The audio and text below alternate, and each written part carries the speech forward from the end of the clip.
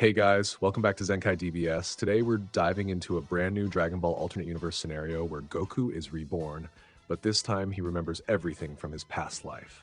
I've kept him balanced, not too overpowered, and steered clear of the usual cliches and predictable storylines. I really hope you enjoy this one.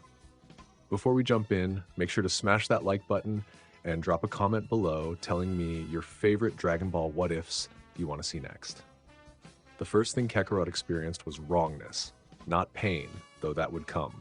Not fear, though his infant body wanted to scream with it. The wrongness was existential, a fundamental violation of how reality should work. He was aware, fully, impossibly, devastatingly aware, and he remembered everything. The darkness around him pulsed with warmth, liquid and confined. A heartbeat thundered in his ears, steady, strong, not his own. His own heart was tiny, rapid, panicked. He tried to move and felt limbs that barely responded, weak and uncoordinated. He tried to speak and managed only a bubble of fluid escaping what might have been his mouth. No, this isn't. The tournament of power. Jiren's final attack. The exhaustion in his bones as Ultra Instinct faded. Frieza's laugh as they pushed the Pride Trooper off the stage together. The stands erupting in cheers. Beerus actually smiling.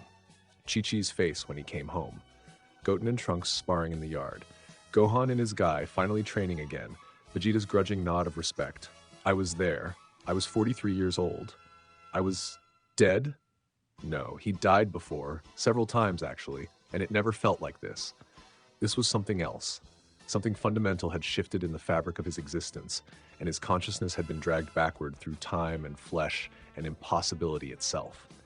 The warmth around him suddenly contracted. Pressure, movement. The world lurching as whatever contained him began to shift and compress. Some deep animal part of his borrowed infant brain screamed birth, and he would have laughed if he could. He was being born. Again. Where? When? Why? The contractions intensified. His undeveloped body was pushed and squeezed through passages too small, and he couldn't even cry out. The helplessness was maddening. He'd fought gods. He'd shaken entire universes with his power. He'd achieved Ultra Instinct, touched the realm of angels, and now he couldn't even control his own fingers. Then, light, harsh and blinding after the darkness. Cold air hit his skin, and his infant lungs gasped reflexively, dragging in oxygen that burned. His body's autonomic systems took over. Breathe, cry again.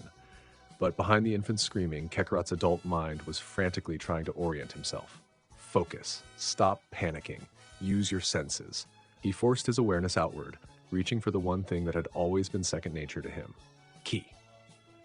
And oh, thank the Kais, it was still there.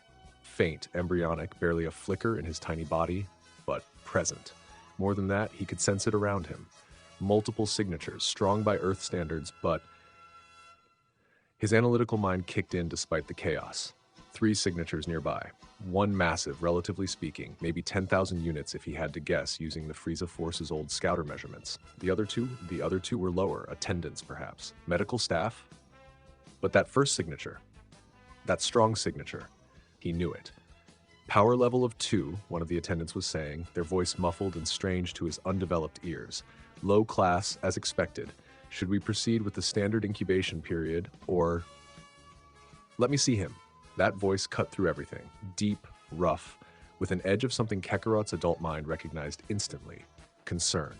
Badly hidden, but there. Large hands, careful hands, lifted him from the medical apparatus. Through blurred, unfocused eyes, he saw a face he'd only seen in scattered visions and Bardock's stories told across years of fighting and training. A scarred face, dark, wild hair, a red bandana, eyes that had seen too many battles and lost too many comrades. Father. The word echoed in his mind with a weight it had never carried before. In his first life, Bardock had been an abstraction, a heroic sacrifice, a vision shown to him by enemies and allies, a genetic legacy. In his adult life, he'd been Goku, the Earthling, son of Grandpa Gohan in every way that mattered. But this was Bardock, alive, holding him, looking down at him with an expression caught between Saiyan stoicism and something almost tender. Kakarot, Bardock said, testing the name.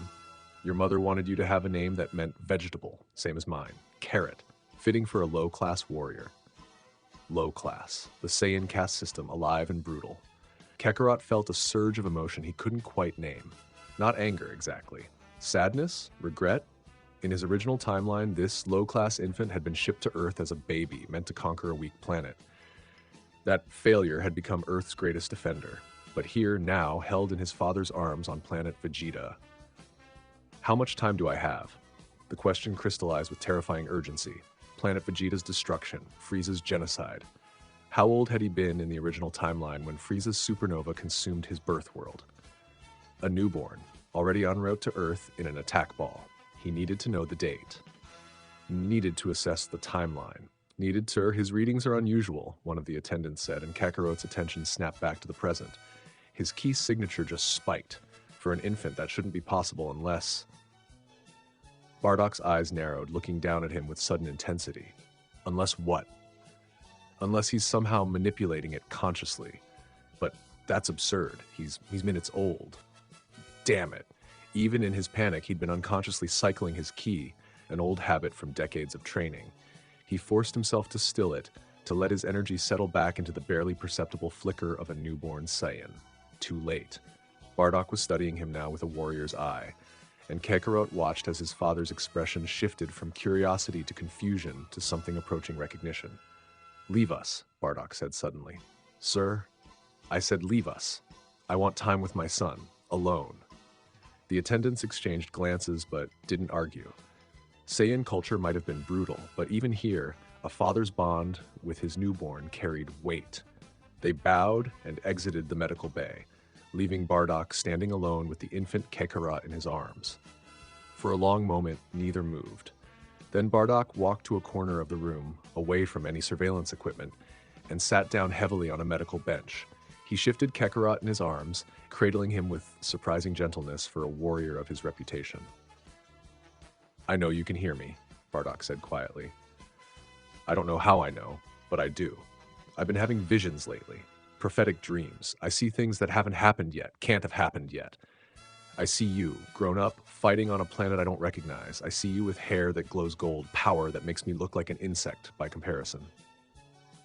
Kakarot's infant heart hammered. This was Bardock's canonical precognitive ability, the one triggered in the original timeline. But enhanced? Amplified by Kakarot's presence?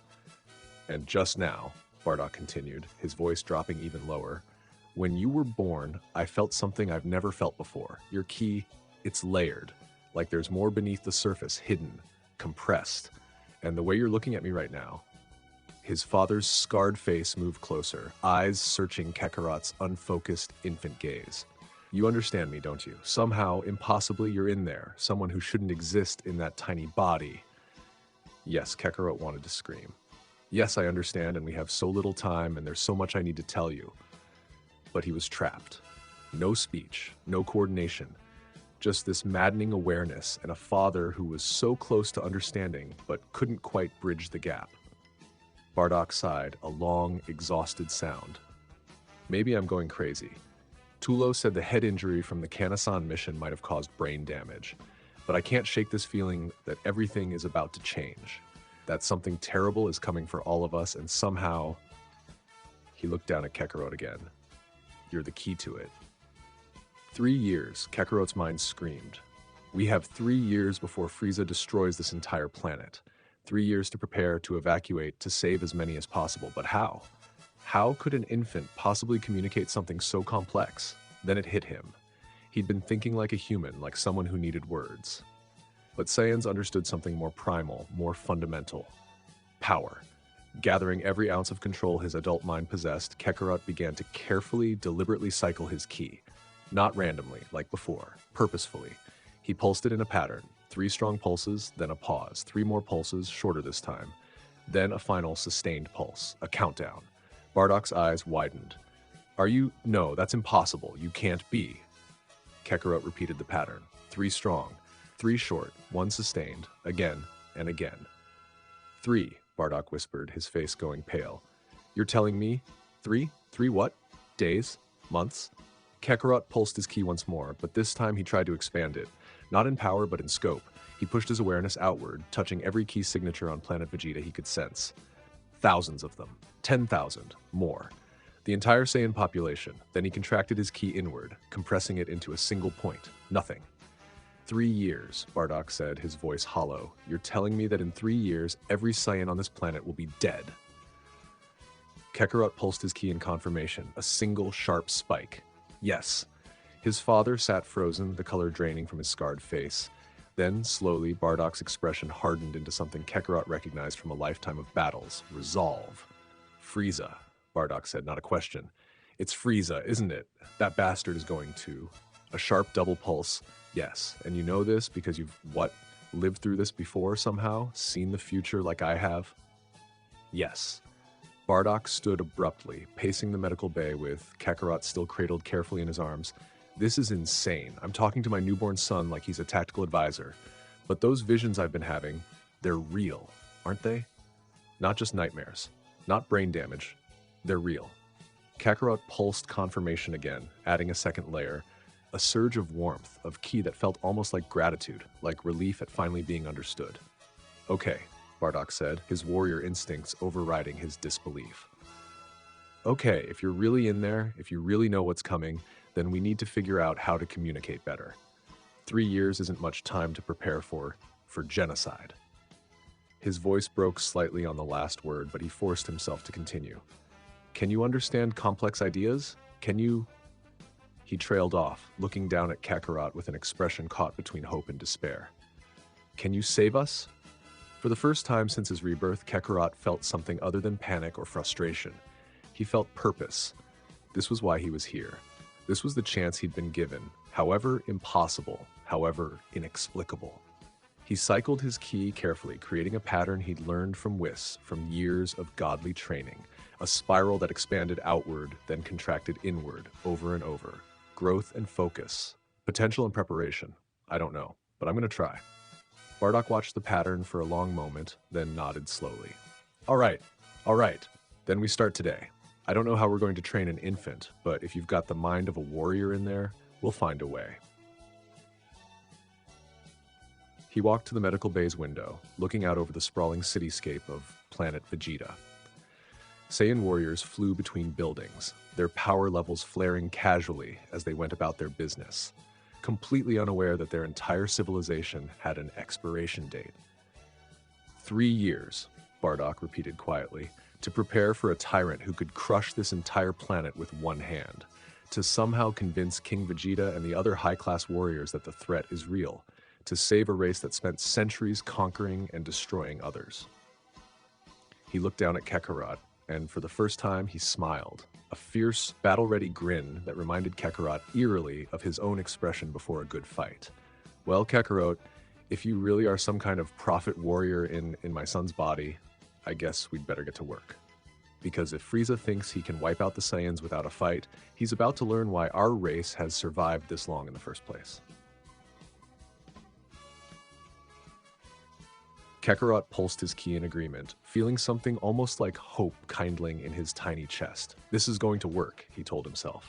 It has to, because this time I'm not going to watch everyone die from the safety of an attack ball.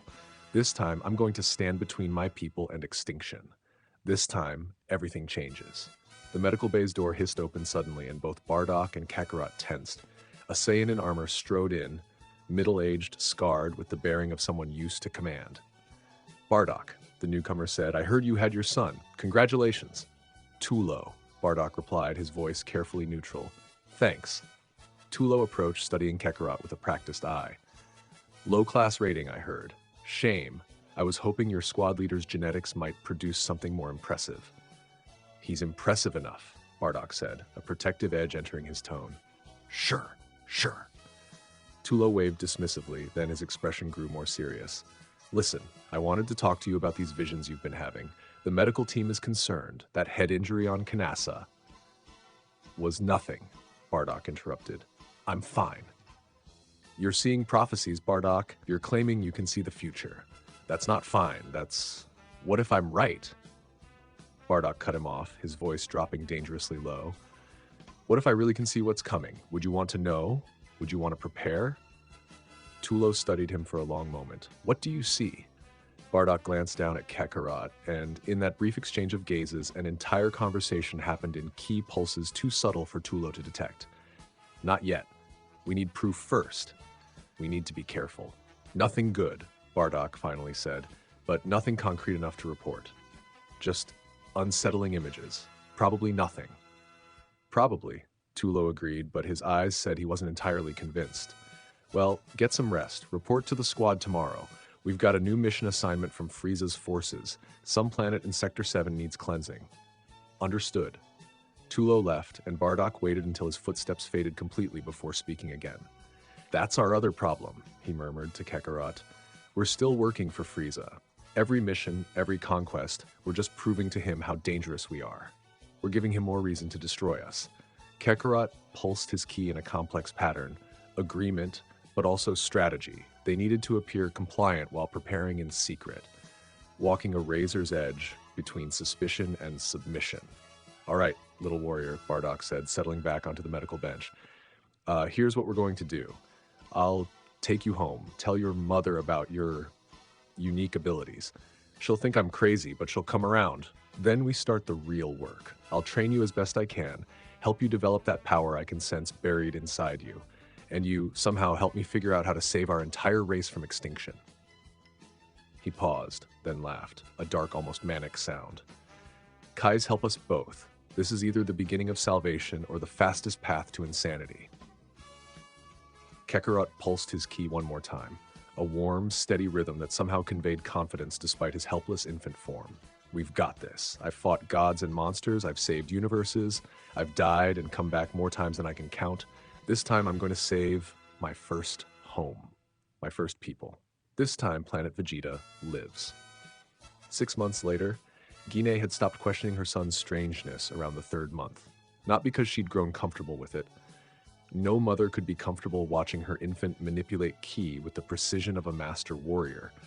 Rather, she'd simply accepted that Kakarot was different in ways that defied Saiyan convention, medical explanation, or maternal instinct. Again, Bardock instructed, his voice carrying across their modest home's training room. Kakarot, sitting upright with the unnatural stability of someone whose motor control far exceeded his physical age, focused his awareness inward. His power level was still pathetically low by adult Saiyan standards, hovering around 150 units after 6 months of careful development. But that number meant almost nothing compared to what he could do with that energy. He raised one tiny hand, and a perfect sphere of blue-white ki formed above his palm. Stable. Controlled. Rotating slowly on 3 axes simultaneously in a pattern that would have taken most Saiyans years to master. Bardock nodded, making notes on a salvaged scouter he'd modified to track more than just raw power levels. Energy efficiency 94%, form stability 99%, rotation pattern complex tier 3. You're getting better. Better, Kakarot thought with frustration, but not fast enough. The sphere dispersed, and he slumped slightly, not from exhaustion, but from the constant gnawing awareness of time slipping away. 6 months gone, 2.5 years remaining, and he was still trapped in an infant's body that could barely walk, let alone fight. Break time, Guinea called from the doorway, carrying a bottle of nutrient formula that Kakarot had learned to tolerate. She settled beside him, her expression soft in a way that reminded him painfully of Chi-Chi. You push him too hard, Bardock. He pushes himself too hard, Bardock corrected, but his tone held affection rather than criticism. I just provide structure. Guinea looked down at Kakarot, studying him with those dark, gentle eyes that had taken months to lose their fear. Sometimes I wonder what you're thinking in there, little one. What thoughts fill that strange mind of yours? I'm thinking about the friends I left behind, Kakarot wanted to say. About Gohan and Goten growing up without me. About Vegeta probably training himself to death trying to surpass my final form. About Chi-Chi at my grave, and whether she's okay, and whether any of them even remember me, or if my entire existence was erased when I was pulled back here. Instead, he reached up with one small hand and touched her cheek gently, a gesture of comfort that made her eyes mist over. He understands, she whispered. Somehow, he really understands. Bardock's scouter beeped, interrupting the moment. His expression darkened as he read the display. Mission assignment. Frieza's forces want my squad on planet Meat. Indigenous population resisting colonization efforts.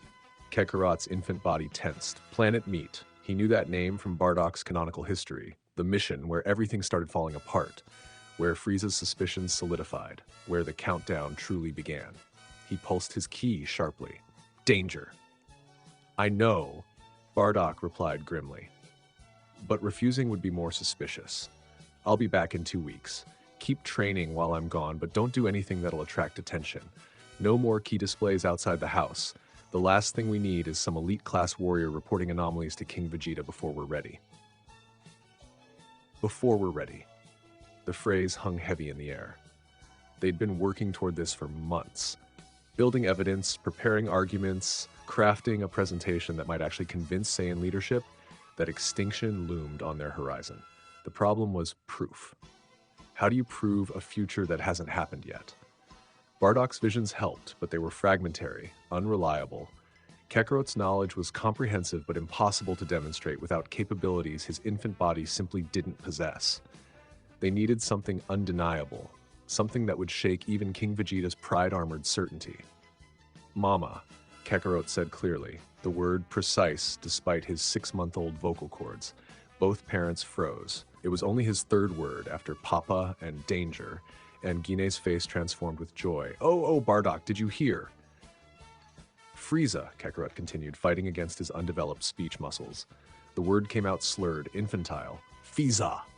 The joy drained from Guinea's face. Bardock knelt beside them, intense. What about Frieza, Kakarot? Kakarot raised his hand and began drawing in the air with ki, a technique he developed over the past months. Glowing blue lines traced shapes, a figure with a tail, horns, a distinctive silhouette that any Saiyan would recognize. Then he made the figure grow larger.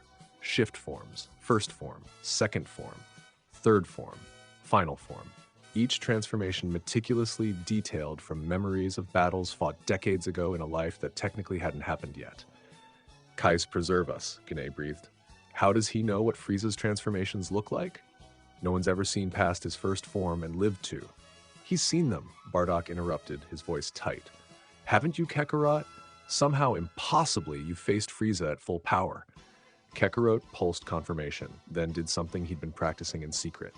He drew another figure beside Frieza, humanoid, spiky hair, unmistakably Saiyan. Then he made that figure's hair stand up and glow golden. The Super Saiyan. Bardock's scouter shattered. Not from power, from his hand clenching involuntarily, crushing the device. He stared at the golden figure with an expression Kakarot recognized from a lifetime of seeing it on Vegeta's face. Desperate, hungry hope. The legend, Bardock whispered. You're saying the Super Saiyan legend is real? Yes, and it's not a legend. It's a transformation, one that requires specific conditions, specific training, specific emotional triggers. One that I've achieved, one that Vegeta achieved, one that our sons achieved, one that even our enemies achieved eventually. But he couldn't say all that, not yet, so he simply pulsed, yes. This changes everything, Bardock said, standing abruptly. If we can prove the Super Saiyan transformation exists, if we can show King Vegeta there's a level of power beyond anything we've imagined, he might actually listen.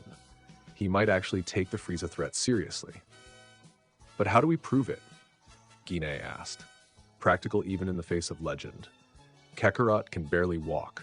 He can't demonstrate Super Saiyan transformation himself, and none of us have ever achieved it. Kakarot had been thinking about this problem for months. He began drawing again, creating a more complex image. A Saiyan surrounded by others. Training, fighting, pushing limits.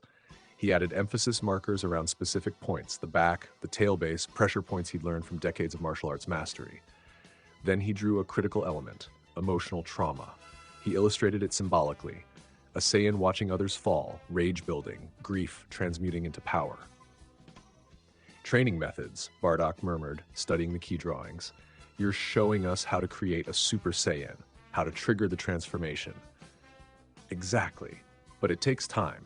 It takes pushing past limits repeatedly. It takes a catalyst, usually watching someone you love die or be threatened. And most importantly, it takes a pure heart, pure good or pure evil. Saiyans can achieve it, but it requires letting go of the middle ground pragmatism your race has cultivated. He couldn't communicate all of that complexity, but he conveyed the essence through patterns, through symbolic representations, through the universal language of ki and combat that any Saiyan could parse. Guinea looked troubled. You're saying someone has to suffer to achieve this power? Kakarot pulsed a reluctant confirmation. It was one of the cruel ironies of Super Saiyan transformation. The most heroic power in the universe often required the most traumatic circumstances to unlock. Then we start training, Bardock decided. Not just you, Kakarot, all of us. I'll teach the squad these techniques before the meet mission. We'll document everything, build a comprehensive training program. When I present this to King Vegeta, it won't just be prophecy and infant prodigy tricks. It'll be a solution, a path to power that could let us challenge Frieza. He paused, his warrior's mind already racing through tactics and strategies. We've got 2.5 years. If we can produce even one Super Saiyan in that time, just one transformed warrior who can demonstrate power levels in the millions, King Vegeta will have to listen. The entire Saiyan race will have to listen. Kakarot felt a surge of hope mixed with dread. This was the gambit, the long-shot play that could save everything or accelerate the catastrophe. Because if Frieza learned that Saiyans were actively trying to achieve the legendary transformation, it might trigger the genocide early. They were walking a razor's edge between salvation and doom. 2 weeks later, Bardock returned from Planet Meat different. Kakarot sensed it the moment his father's key signature appeared on the horizon, sharper, more focused, tinged with something dark and urgent. When Bardock entered their home, his armor was scorched, his face grimmer than usual.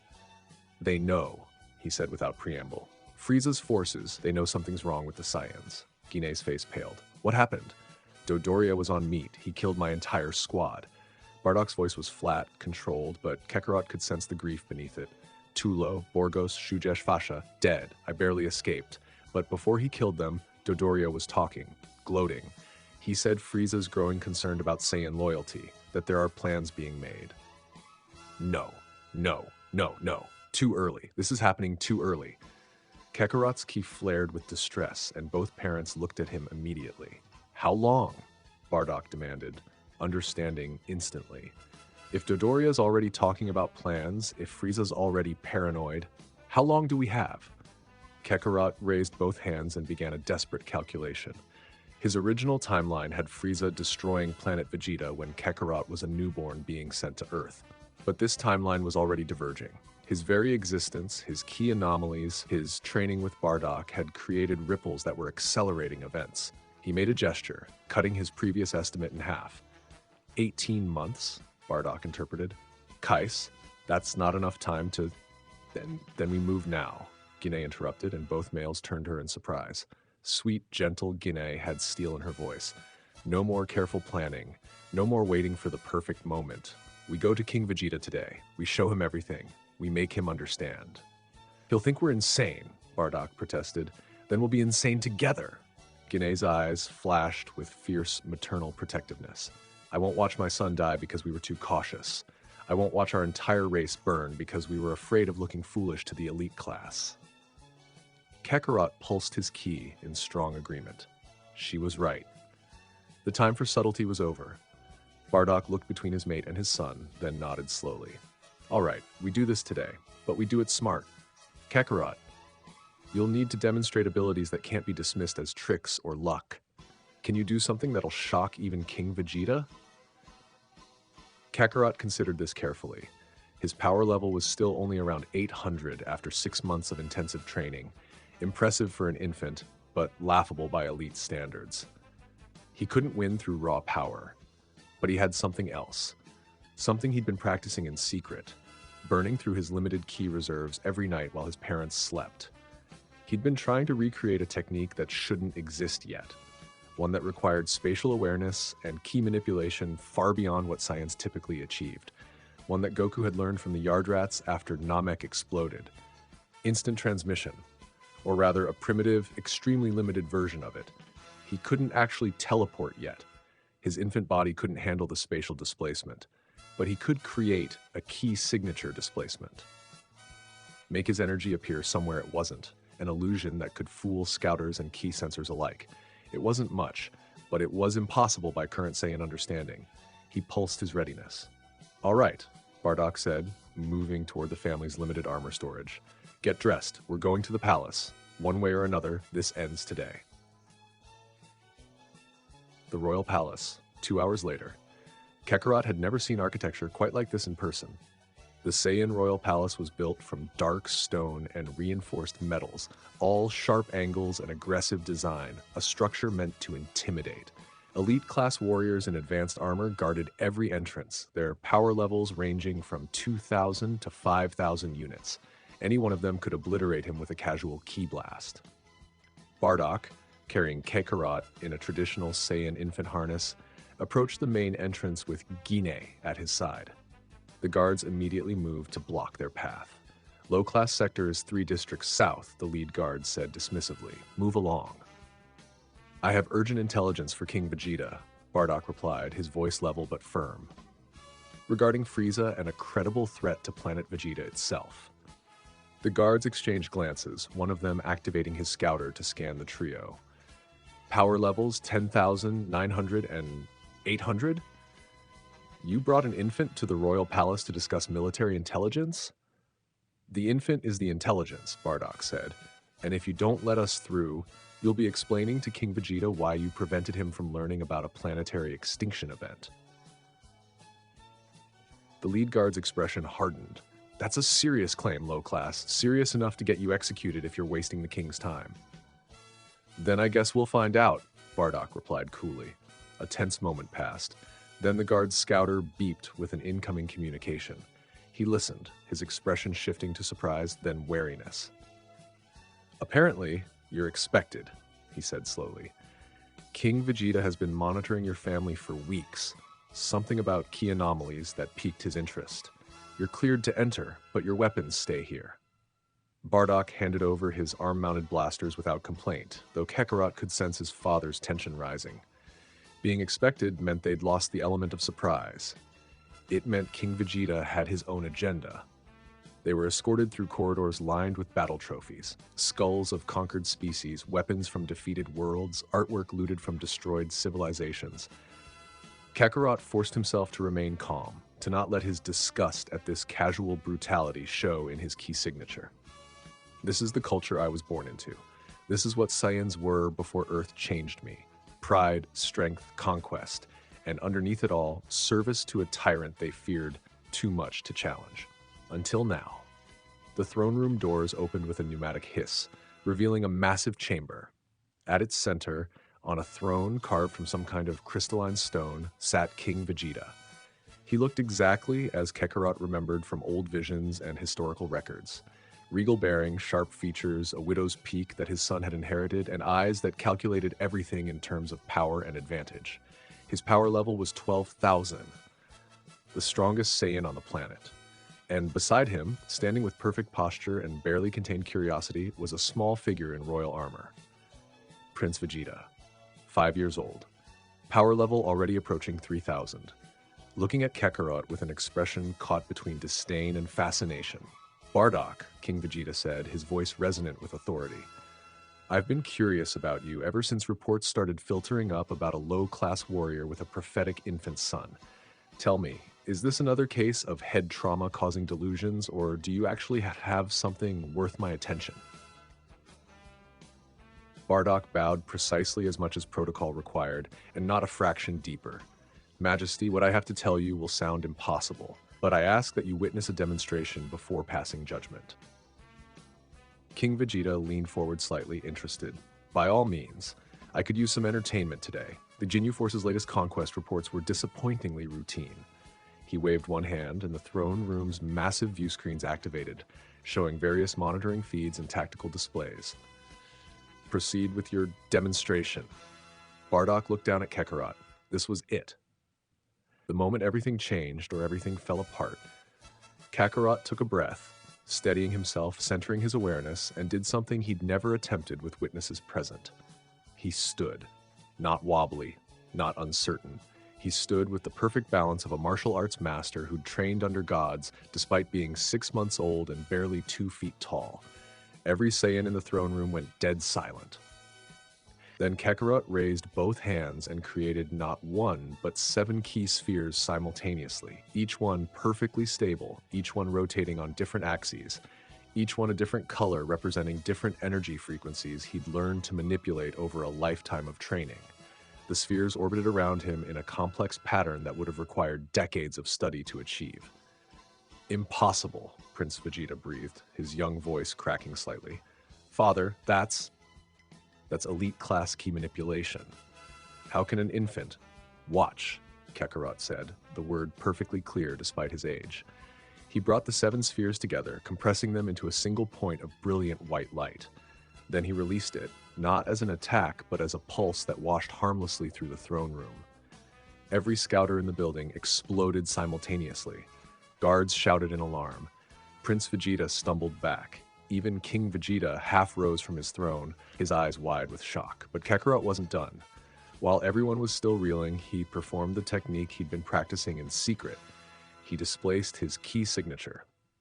To every sensor, to every trained warrior's perception, Kakarot's energy suddenly appeared to be behind King Vegeta, despite his physical body still being held by Bardock at the entrance. It was only for a moment, only a second of maintained illusion before Kakarot's limited reserves gave out and he collapsed, exhausted, into his father's arms. But that single second was enough. King Vegeta spun toward where Kakarot's ki had appeared, battle instincts taking over. Finding nothing there, he whirled back to stare at the infant with an expression Kakarot had rarely seen on any Saiyan's face. Fear. What is that child? The king demanded. He's the future, Bardock said quietly, and he's trying to save us all from Frieza. If you'll listen, Majesty, we'll tell you everything. We'll tell you about the Super Saiyan legend, about Frieza's plan to commit genocide, about transformations that could let us reach power levels in the millions or billions. We'll tell you about techniques that could let Saiyans achieve what only gods should be capable of. He paused, letting the weight of those words settle. But you have to listen, and you have to believe, because we have 18 months before everything you've built, everything your ancestors fought for, everything the Saiyan race is, turns to ash. King Vegeta stared at the unconscious infant in Bardock's arms. Then, slowly, he sat back down on his throne and made a gesture. Clear the room, everyone except Bardock, his family, and Prince Vegeta. What I'm about to hear doesn't leave this chamber. The guards hesitated, then obeyed. Within moments, the throne room was empty except for the royal family and Bardock's.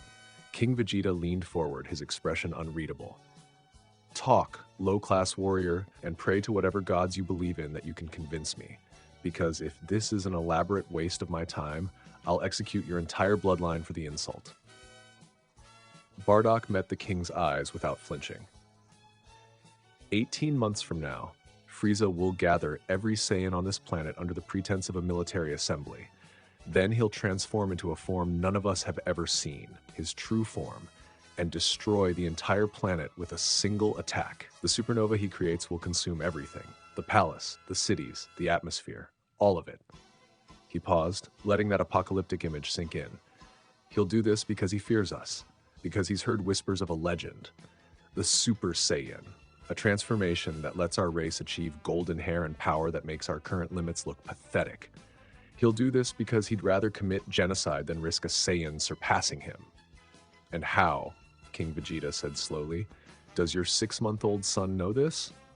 Bardock looked down at Kakarot, unconscious but still radiating that strange, layered ki that felt like decades compressed into an infant form. Because somehow, impossibly, my son has already lived through this. He's already seen Frieza's true form. He's already achieved the Super Saiyan transformation. He's already died and watched worlds burn and fought battles that haven't happened yet. The king's expression was skeptical, but beneath that, Kakarot could sense something else. Curiosity. Hope. The desperate hunger of a ruler who knew his people served a tyrant they couldn't challenge. Prince Vegeta spoke up suddenly, his young voice determined. I want to learn those techniques. If what you're saying is true, if there's a way to become stronger than Frieza, I want to master it. King Vegeta looked at his son, and Kakarot saw something shift in the monarch's expression, paternal fear warring with royal duty. If we pursue this, the king said slowly, if we start training methods meant to unlock this Super Saiyan legend, Frieza's spies will notice, will be accelerating the very threat we're trying to prevent. We're out of time for subtlety, Guinea said, speaking up for the first time. Every male in the room turned to look at her in surprise. Low-class females didn't typically address kings directly, but she continued, undaunted. My son exhausted himself giving you that demonstration because he wanted you to understand. The impossible is possible. The legendary is achievable.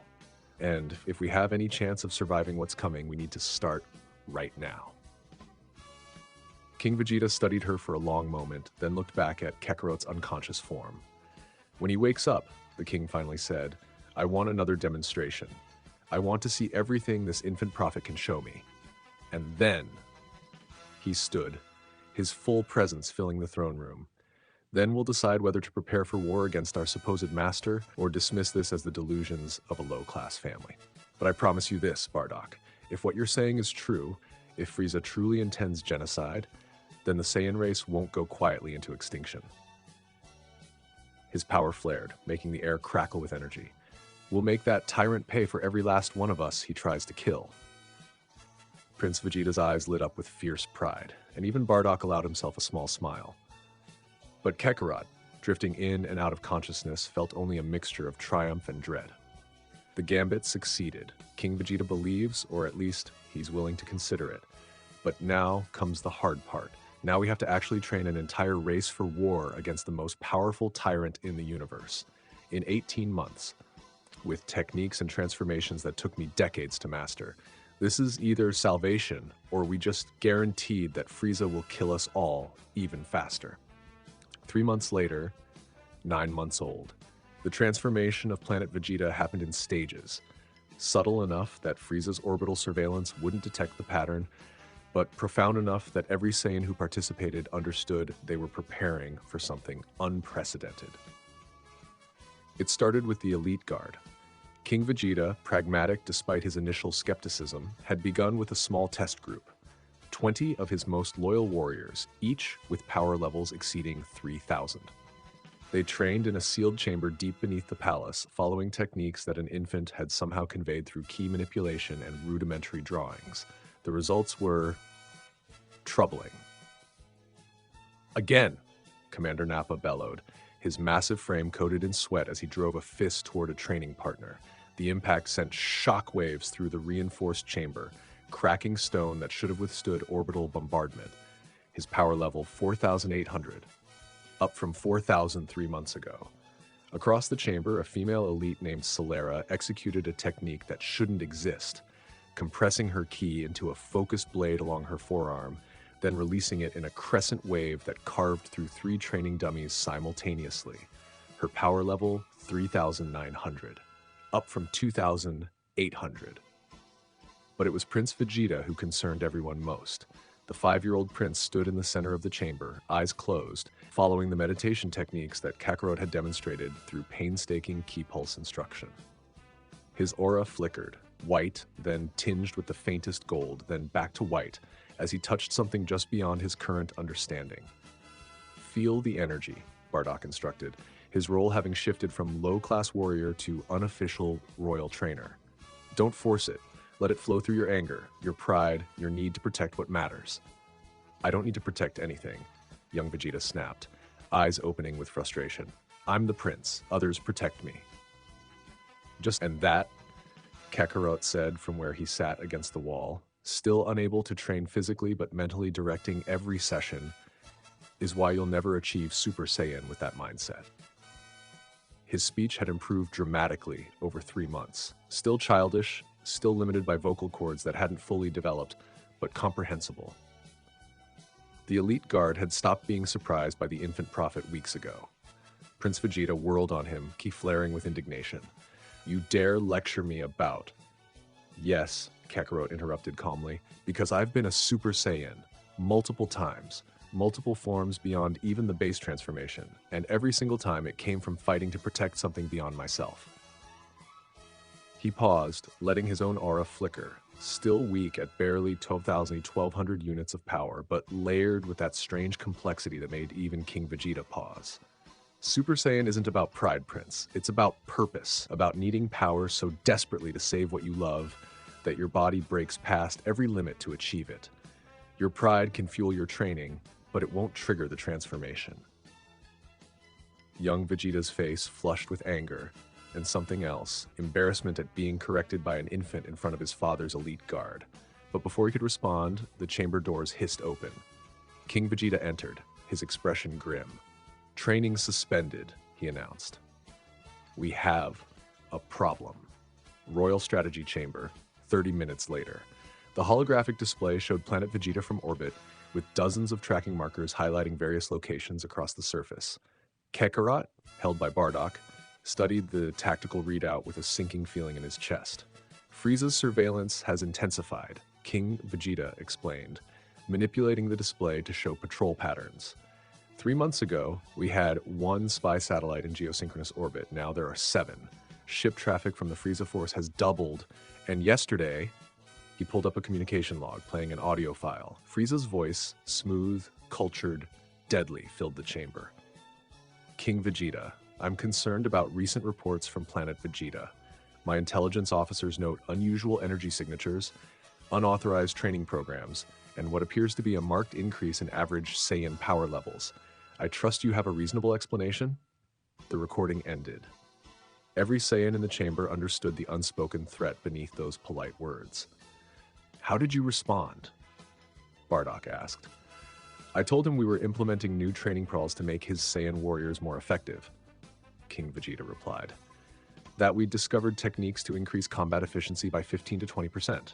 I framed it as loyalty, making ourselves more valuable to the Frieza force." Did he believe it?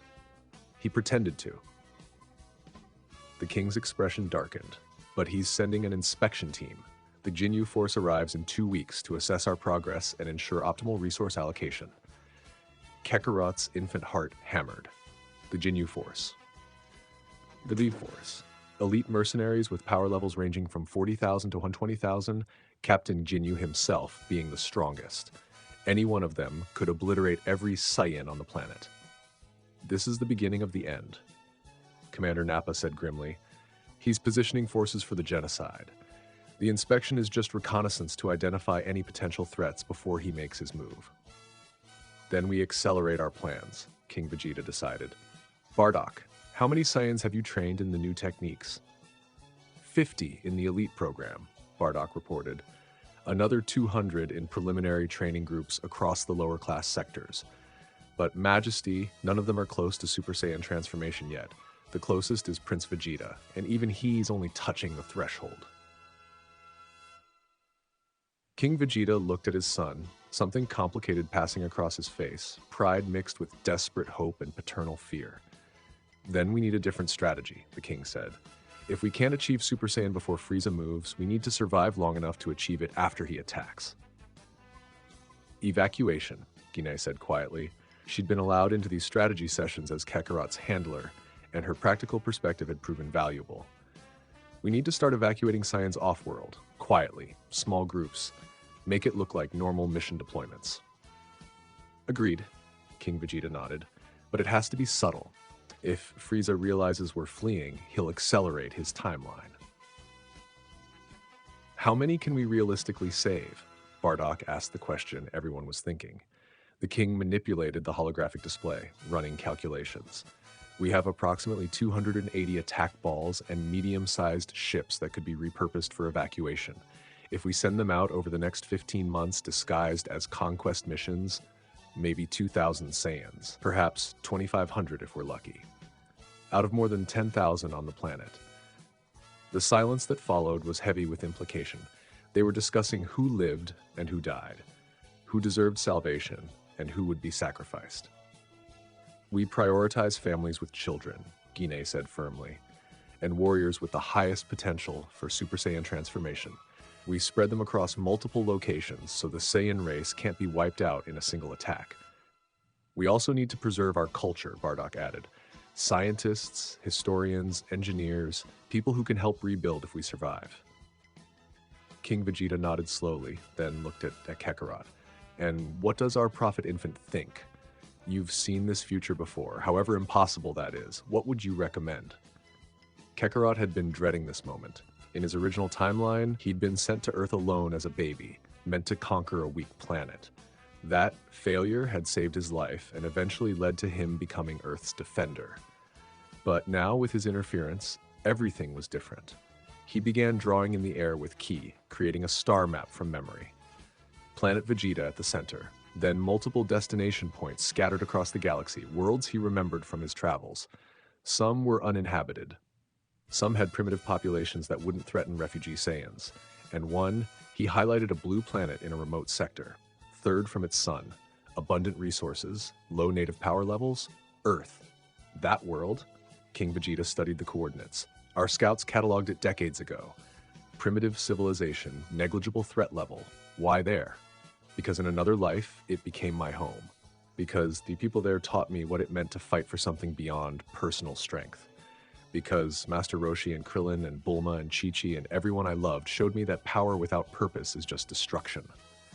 But he couldn't say all that, so he drew another image. Saiyans and humans training together. Cultural exchange. Mutual growth. Sanctuary, Kakarot said simply.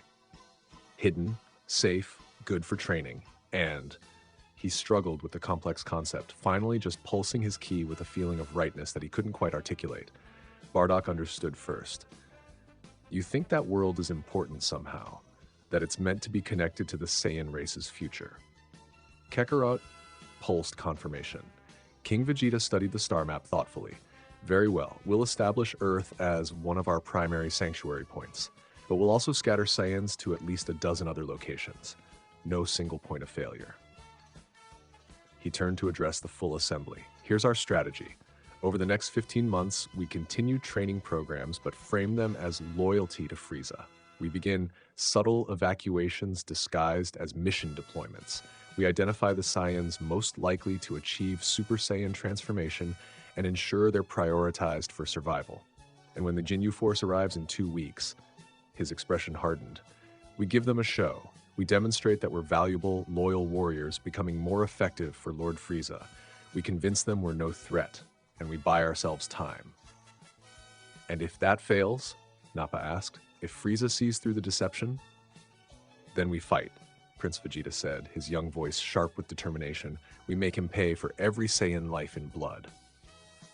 King Vegeta looked at his son with an expression caught between pride and sorrow. If it comes to that, my son, I hope you'll survive to avenge us, but let's pray it doesn't come to that yet. Training chamber. Later that night. Kakarot couldn't sleep.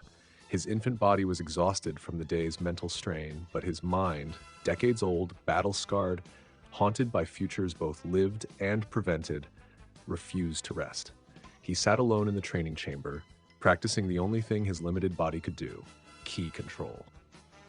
7 spheres orbited him now, each one stable for hours at a time. He was working on 8, trying to manage the mathematical complexity of maintaining that many separate energy constructs while also monitoring their interaction patterns to prevent resonance cascade failures. It was meditation and mathematics and martial arts all woven together, the kind of training that Whis had taught him in another life. Training that focused on control over raw power, precision over destruction. You're always training, a voice said from the doorway. Kakarot turned to see Prince Vegeta entering, still in his training armor despite the late hour. The young prince approached cautiously, studying the orbiting ki spheres with obvious fascination. Can't afford not to, Kakarot replied, his child's voice incongruous with the weight of his words. Every day I don't train is a day wasted. Every hour matters when extinction is counting down. Vegeta sat down across from him, cross-legged, mimicking Kakarot's posture. Teach me that technique, the multiple sphere control. You're not ready. I'm the prince. I'm ready for whatever. You're not ready, Kakarot repeated firmly, because you're still thinking of ki as a weapon. This technique requires thinking of it as an extension of your consciousness. Each sphere isn't a tool. It's a part of you, existing semi-independently while still under your direction. He paused, considering how to explain decades of training insight to a 5-year-old. It's like, imagine your pride, your sense of self. Now imagine splitting that into 8 separate pieces, each one functioning independently but still fundamentally you. That's what this technique requires. Not power, awareness. Vegeta's brow furrowed as he tried to process this. Then, surprisingly, he closed his eyes and attempted it. One sphere formed. Unstable, flickering, but present. Kakarot felt a surge of surprise and respect. The prince might be arrogant, but he had genuine talent. Good, Kakarot said quietly. Now don't force the second one. Invite it into existence. Feel your ki naturally wanting to replicate the pattern. A second sphere began to form, wavering beside the first. Vegeta's face scrunched with concentration, sweat beading on his forehead. Both spheres stabilized. I'm doing it, Vegeta breathed. I'm actually. The spheres exploded. Not violently, they simply dissipated, their energy scattering harmlessly. But Vegeta's eyes snapped open with frustration. Why did they? Because you got excited, Kakarot explained. Your emotional state disrupted your focus. That's the hardest part of this technique, maintaining it even when your feelings are turbulent. It took me years to master. Vegeta looked at him sharply. Years? You're 9 months old. Kakarot realized his mistake, but decided to lean into it. I told King Vegeta I've lived this before somehow, that I have memories and training from a future that hasn't happened. Whether you believe that or not doesn't matter. What matters is that I'm trying to compress decades of learning into months so our race survives. And you think I can learn it? Not just this technique, but Super Saiyan? The vulnerability in young Vegeta's voice caught Kakarot off guard. This wasn't the prideful prince posturing for his father's elite guard. This was a 5-year-old boy terrified that he wouldn't be strong enough to save his people. I know you can, Kakarot said with absolute certainty. In another life, in the future I remember, you were one of the first Saiyans in millennia to achieve Super Saiyan transformation. You surpassed your father, surpassed every expectation, became one of the strongest warriors in the universe. Vegeta's eyes widened. Truly? Truly. But it wasn't because you were born a prince. It was because you trained harder than anyone, pushed past limits that should have broken you, and eventually learned to fight for something beyond just personal strength. I don't understand that last part, Vegeta admitted. Fighting for something beyond strength? What else is there? And there it was, the fundamental difference between the Vegeta sitting before him now and the Vegeta who would eventually become his greatest rival and friend.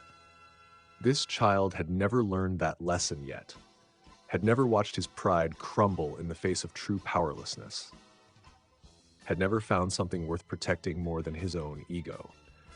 There are people, Kakarot said carefully, friends, family, even strangers who depend on you. When you fight to protect them rather than just prove you're the strongest, that's when you touch something beyond normal limits. That's when transformation becomes possible. But I'm a prince, Vegeta protested. People should depend on me. That's just hierarchy.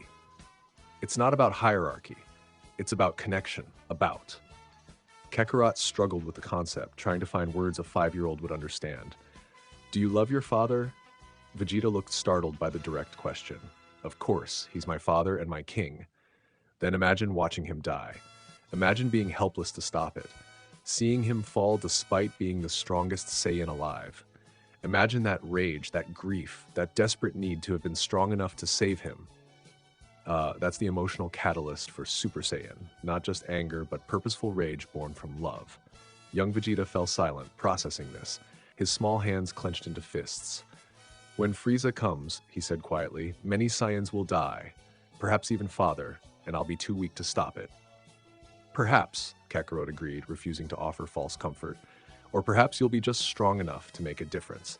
Perhaps that moment, that catalyst, will trigger your transformation. But you can't force it. You can only prepare, train, and hope that when the moment comes, you'll be ready. Vegeta nodded slowly, then stood. Thank you for the lesson, both the technique and the other thing. He started toward the door, then paused. Kakarot? In that future you remember, were we friends? The question hung in the air, weighted with implications neither of them could fully process. We were rivals, Kakarot said honestly, constantly pushing each other to be stronger. You wanted to surpass me, and I wanted to match your drive. We fought together, trained together, saved each other's lives more times than I can count. Were we friends? By the end, yes, I think we were. Vegeta considered this, then nodded once, a gesture of acknowledgement and perhaps acceptance.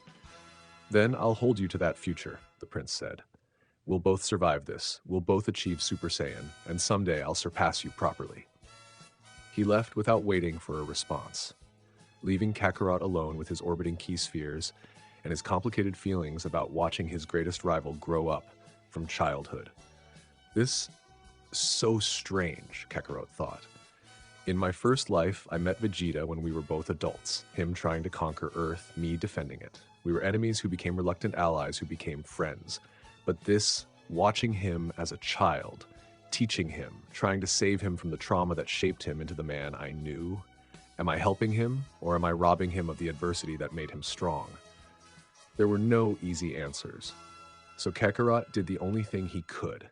He returned to training, pushing his 8-sphere technique toward 9, preparing for a future that grew more uncertain with every choice he made. 2 weeks later, Ginyu Force arrival. The sky above planet Vegeta's capital split open with the distinctive energy signature of a Frieza Force ship entering atmosphere. Every Saiyan within sensing range felt it immediately. 5 presences so powerful they dwarfed nearly everyone on the planet. The Ginyu Force had arrived. Kakarot, held by Bardock in the palace courtyard where the official reception was being held, studied the ship's descent with a mixture of familiarity and dread. He'd fought the Ginyu Force before, in another timeline on Namek. He knew their techniques, their personalities, their weaknesses. But that knowledge meant almost nothing when he was 9 months old, with a power level barely breaking 1,500. The ship landed with theatrical flair. Of course it did. The Ginyu Force loved spectacle, and the boarding ramp extended. 5 figures emerged in their distinctive armor, each one posing dramatically as they descended. Captain Ginyu led them. Purple skin, horns, power level of 120,000. His eyes scanned the assembled Saiyans with calculating intelligence. Rikum followed, massive, orange-haired, grinning stupidly, power level 65,000. Birder moved with supernatural speed, blue-skinned, lankly, power level 68,000. Jace strutted with false confidence, red skin, white hair, power level 64,000. And finally, Goldo, short, 4-eyed, the weakest at 19,000, but with a time-stop ability that made him far more dangerous than his power suggested. King Vegeta, Captain Ginyu announced, his voice carrying across the courtyard. Lord Frieza sends his regards and his elite forces to assess the remarkable progress we've heard so much about. The 5 of them struck a synchronized pose, ridiculous, absurd, but backed by enough power to obliterate the planet if they chose. King Vegeta stepped forward, bowing precisely as much as protocol demanded. Captain Ginyu, we're honored by Lord Frieza's attention. Please allow us to demonstrate our new training protocols. Oh, we intend to observe very carefully, Ginyu replied, his tone pleasant but his eyes cold.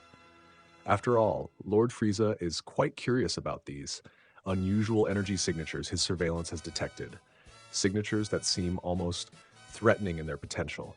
The unspoken accusation hung in the air like a blade. Shall we begin the demonstration? King Vegeta asked calmly, refusing to take the bait. By all means, Ginyu gestured expansively. Show us what the mighty Saiyan race has learned. King Vegeta nodded to Commander Nappa, who stepped forward into the designated combat zone. A training construct, essentially a heavily armored robot with adaptive difficulty, activated across from him. This was the choreographed demonstration they'd prepared. Show improvement, but not too much. Display new techniques, but frame them as refinements rather than revolutionary breakthroughs. Convince the Ginyu Force that Saiyans were becoming better tools for Frieza, not potential threats. Nappa engaged the construct, demonstrating the new Keyblade technique Silera had mastered. His power level reading, carefully suppressed to show only 5,200 instead of his actual 5,800, suggested healthy growth without alarming escalation. The Ginyu Force watched with varying degrees of interest. Rikum looked bored. Birder studied the technique with professional curiosity. Jace sneered dismissively.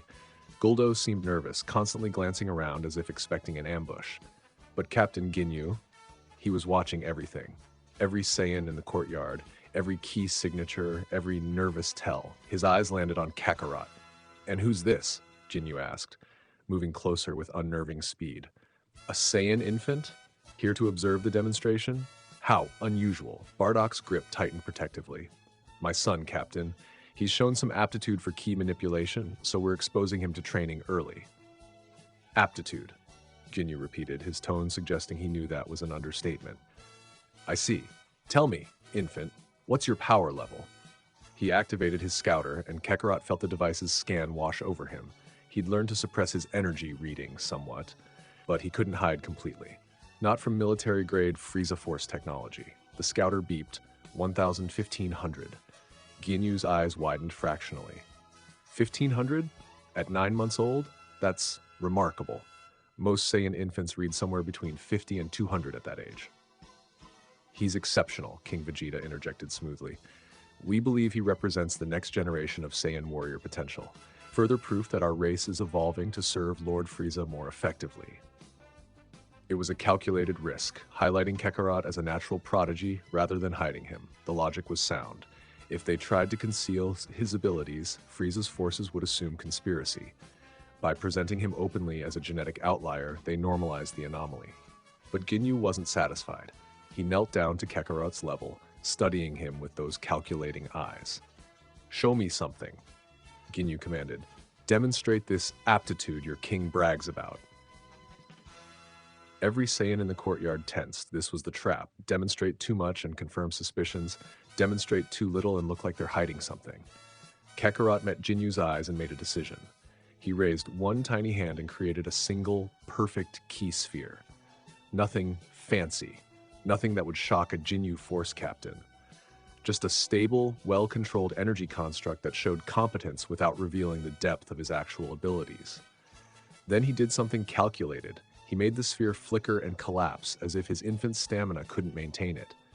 "Impressive control for an infant," Ginyu said, standing, "but clearly limited by age and development. No threat. Not yet, anyway." Not yet. The words carried weight. Ginyu had just revealed Frieza's actual concern, not current power, but potential. The tyrant feared what Saiyans might become given time, which meant they had even less time than Kakarot thought. "Captain Ginyu," Prince Vegeta spoke up suddenly, his young voice cutting through the tension. "If you're evaluating our combat effectiveness, shouldn't you test us properly? Not just watching training constructs, but actual combat?" Every adult Saiyan in the courtyard went pale. What was the prince doing? Ginyu smiled, a predator's expression. "Are you volunteering, young prince?" "I am," Vegeta said firmly, stepping forward. "My power level is 3,800. I want to test myself against a Ginyu force member. I want to understand the gap between us and true elite warriors." King Vegeta looked like he wanted to stop his son, but couldn't without appearing weak or afraid. This was a disaster. If Vegeta fought seriously, he might reveal too much. If he lost badly, it would humiliate the royal family. But Ginyu was already nodding. "Very well. Guldo, you're closest to the prince's power level. Give him a demonstration of true Frieza Force superiority." Guldo stepped forward nervously. At 19,000, he outclassed Vegeta by a factor of 5, but his time-stop ability made him far more dangerous than raw numbers suggested. Prince Vegeta settled into a combat stance, one of the new forms Kakarot had taught, optimized for key efficiency and quick transitions. His aura flared white, controlled, focused. "Begin," Ginyu commanded. Guldo moved first, his 4 eyes glowing as he activated his time-stop technique. Everything froze. The crowd, the air, even Ki itself seemed to hesitate. In this stolen moment, Guldo repositioned, setting up an attack that would hit Vegeta from an unexpected angle. Then time resumed. But Vegeta wasn't where Guldo expected. The prince had somehow shifted position during the time stop, moving on pure instinct before the attack could land. Impossible, impossible, Kakarot thought, even as pride surged through him. He's developing a counter to time stop through sheer battle instinct. That was pure Vegeta, adapting to impossible odds through stubborn refusal to be defeated. Guldo's attack missed. Vegeta counterattacked with a ki-enhanced kick that actually connected, sending the time stopper stumbling back. The crowd gasped. The Ginyu Force members tensed. "Interesting," Ginyu murmured. "Again, Guldo? Stop playing around." The fight continued, and it became clear that Vegeta was losing. His power level simply couldn't compete with Guldo's superior energy reserves, even if his technique was more refined. But he was learning. Every exchange taught him something about fighting opponents far stronger than himself. This was what Super Saiyan transformation required, pushing past limits through desperate need. After 5 minutes of escalating combat, Ginyu called a halt. "Enough, young prince, you've demonstrated admirable technique for your age, but you've also demonstrated that Saiyans, even royal Saiyans, know their place beneath Frieza's elite forces. I trust this lesson in humility will serve you well." Vegeta stood panting, bruised but unbroken. I learned much, Captain. Thank you for the instruction. The words were diplomatic, but Kakarot could sense the prince's aura, humiliation and rage churning beneath the surface, being compressed, focused, stored away as fuel for future growth. That's it, Kakarot realized. That's the seed of Super Saiyan. Every defeat, every humiliation, every moment of powerlessness, Vegeta's storing them all, building the emotional pressure that will eventually explode into transformation. Ginyu seemed satisfied. I believe we've seen enough. King Vegeta, you've demonstrated that your training programs are producing measurably stronger warriors. Lord Frieza will be pleased with your continued loyalty and service. We live to serve, King Vegeta replied, the words tasting like ash. Indeed. Ginyu turned to leave, his team falling in behind him. But at the boarding ramp, he paused and looked back. One more thing, Your Majesty. Lord Frieza requests that within 6 months, you send your strongest warriors, including yourself and the prince, to support a major campaign in Sector 10. He wants to see his improved Saiyan forces in action personally. The trap snapped shut. 6 months. Frieza was moving his timeline forward, positioning the strongest Saiyans away from the planet before the genocide. By the time they returned, if they returned, planet Vegeta would be ash. Of course, King Vegeta said, his voice betraying nothing. We're honored by Lord Frieza's confidence in us. The Ginyu force departed, their ship screaming into orbit and disappearing with a flash of faster-than-light travel. The moment they were gone, the courtyard erupted in urgent conversation. Warriors arguing, strategists calculating, parents clutching children with sudden, desperate awareness. King Vegeta raised one hand, demanding silence. We have 6 months, he said quietly. 6 months to evacuate everyone we can. 6 months to prepare for the end of our world. And 6 months to hope, pray that someone, somehow, achieves the transformation that might let us survive. His eyes found Kakarot, and for just a moment, the king's mask slipped. Behind the royal bearing, behind the strategic calculation, was raw fear. Because if we fail, King Vegeta continued, the Saiyan race dies with planet Vegeta, and the universe will never know we even tried to resist. 4 months after Ginyu Force inspection, the sky above planet Vegeta looked wrong. Not stormy or threatening in any obvious way, just still. Like the planet itself was holding its breath, waiting for something terrible that everyone could feel but nobody wanted to name. Kakarot pressed his tiny hands against the reinforced glass of the palace command center, his infant body trembling despite every attempt at control.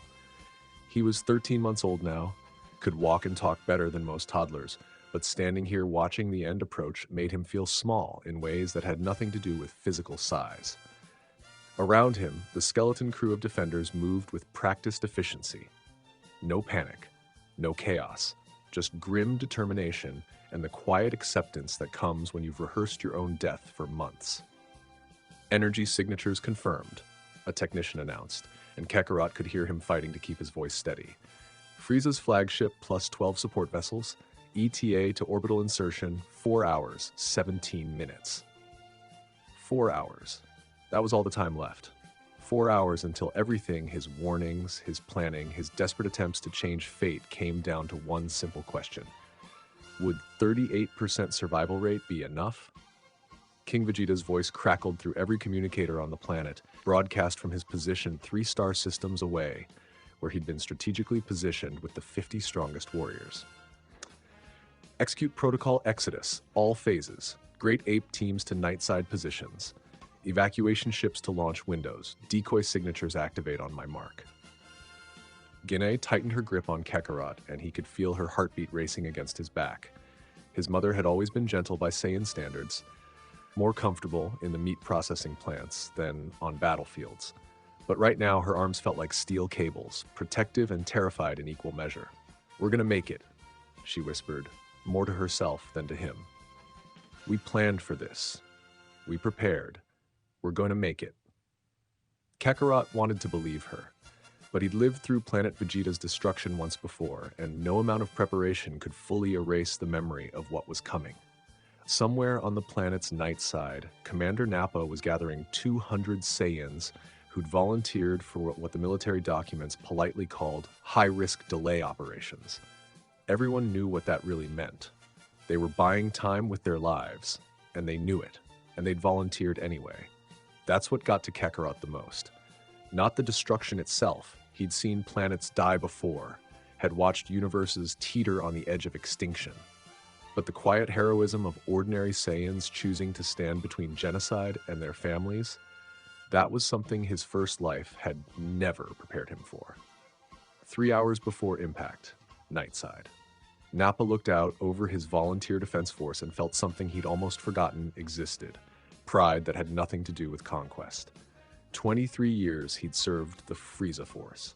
23 years crushing civilizations, breaking populations, being the monster that descended from the stars to remind inferior races why Saiyans were feared across the galaxy. And for what? So Frieza could sleep better knowing his attack dogs were properly leashed? Listen up. His voice carried across the assembled warriors, and Kakarot would have recognized the tone. It was the same one Vegeta used when he was done posturing and actually meant what he said. We all know the score. Frieza's coming to finish what he started. Our job isn't to win. We can't win. Our job is to be the biggest pain in his ass possible while evacuation ships get clear. A ripple of grim laughter from the volunteers. Saiyan humor, dark and fatalistic. We're using pattern Delta 7, scatter formations, decoy signatures, hit and run harassment. Every second we keep that bastard distracted is another second for your families to reach escape velocity. Every minute we survive is another minute the Saiyan race survives. Nappa paused, and when he continued his voice had dropped to something rawer. 23 years I've been a weapon for Frieza. Today I'm a weapon for us, for our children. For the chance that somewhere, somehow, Saiyans become something better than what we were. The full moon was rising over the horizon, and Kakarot felt it even from the command center hundreds of miles away, that primal pull that every Saiyan with a tail recognized. The Ozaru transformation, the Great Ape form that multiplied power tenfold but sacrificed reasoning for raw fury. 200 Saiyans began their transformation simultaneously, and even from orbit, Frieza's forces would have detected that power spike. 200 warriors, power levels jumping from an average of 2,900 to 29,000 each. Combined, nearly 6 million units of raw, destructive power. It still wouldn't be enough. Frieza's final form alone clocked in at 120 million. But that wasn't the point. The point was making him work for it, making him chase them, making every Saiyan life cost him time and effort, and maybe, just maybe, a tiny sliver of the arrogance that made him think genocide was easy. Evacuation Ship 47, underground launch bay. Final boarding call. Totapo, the grizzled pilot, was physically shoving Saiyans into the ship now. We're at 140% capacity, and I don't care. Everyone squeeze in, grab something. We launch in 90 seconds. The ship was designed for 30. There were 57 Saiyans packed into every available space. Some sitting on others' laps, children clutched tight to parents, warriors wedged into storage compartments that were definitely not rated for living passengers. The life support systems were screaming warnings that Totapo was systematically ignoring because what was the alternative? Leave people behind to definitely die, or overload the ship and maybe everyone dies? Easy math. Ginyu pressed Kakarot against her chest hard enough that he could barely breathe.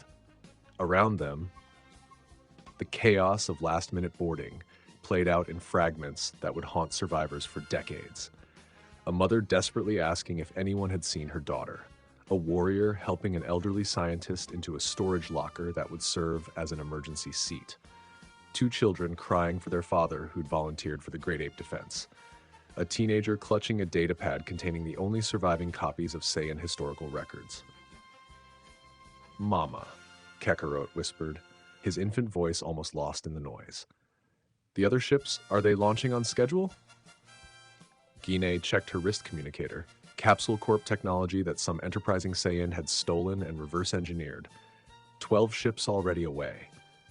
Another 8 launching within the hour, if the Great Ape Defense holds for even 30 minutes. She didn't finish the sentence. Didn't need to. They both knew the math. 30 minutes meant maybe 3,500 survivors instead of 3,000. 30 minutes was the difference between preserving a culture and watching it dwindle to scattered remnants. Kakarot stretched his senses as far as they could go, his infant body's limitations frustrating but not crippling. He could feel them. Every Saiyan still on the planet. Thousands of key signatures, each one a life, a story, a future that might or might not survive the next few hours. And above them all, descending through the atmosphere like a meteor made of malice, he felt Frieza. Upper atmosphere, Frieza's arrival. You know what really gets me about Frieza? It's not the power, though, yeah, 530,000 in his first form is absolutely obscene. It's not even the casual cruelty, though that's pretty high on the list. It's the boredom. The tyrant floated in the vacuum of space, his ship settling into low orbit, and he was bored. Genocide of an entire race, and he couldn't even muster enough interest to care beyond making sure it got done properly. Saiyans, his voice broadcast across every communication frequency the planet had. I've grown tired of your usefulness. Time to take out the trash. No dramatic speech, no villain monologue, just announcing extermination like he was scheduling a maintenance appointment. But then his scouter started going crazy. Power signatures spiking all over the planet, not just increasing, but multiplying. The night side was lit up with energy readings, 200 Saiyans transforming into Great Apes simultaneously. For the first time in years, Frieza looked actually interested. Oh? He checked the readings again. Combined power approaching 1 million, and they seemed to be coordinating. How un-Saiyan-like. When did these monkeys learn to think tactically? He transformed, first form to second form, in a ripple of power that sent atmospheric shockwaves across 3 continents. 530,000 becoming over 1 million in seconds, his body elongating and gaining those distinctive horns that made him look even more like the demon he was. Very well. Let's see how long this entertaining resistance lasts before I lose patience. Nightside battlefield. The Great Apes didn't charge. That's what would have happened in the old Saiyan culture. Just rush the enemy with overwhelming fury, trusting in power to carry the day. But Kakarot's training had changed things. Nappa's strategic mind had refined things. And desperation had made things ruthlessly efficient. The moment Frieza descended toward their position, all 200 Great Apes scattered, not retreating, dispersing.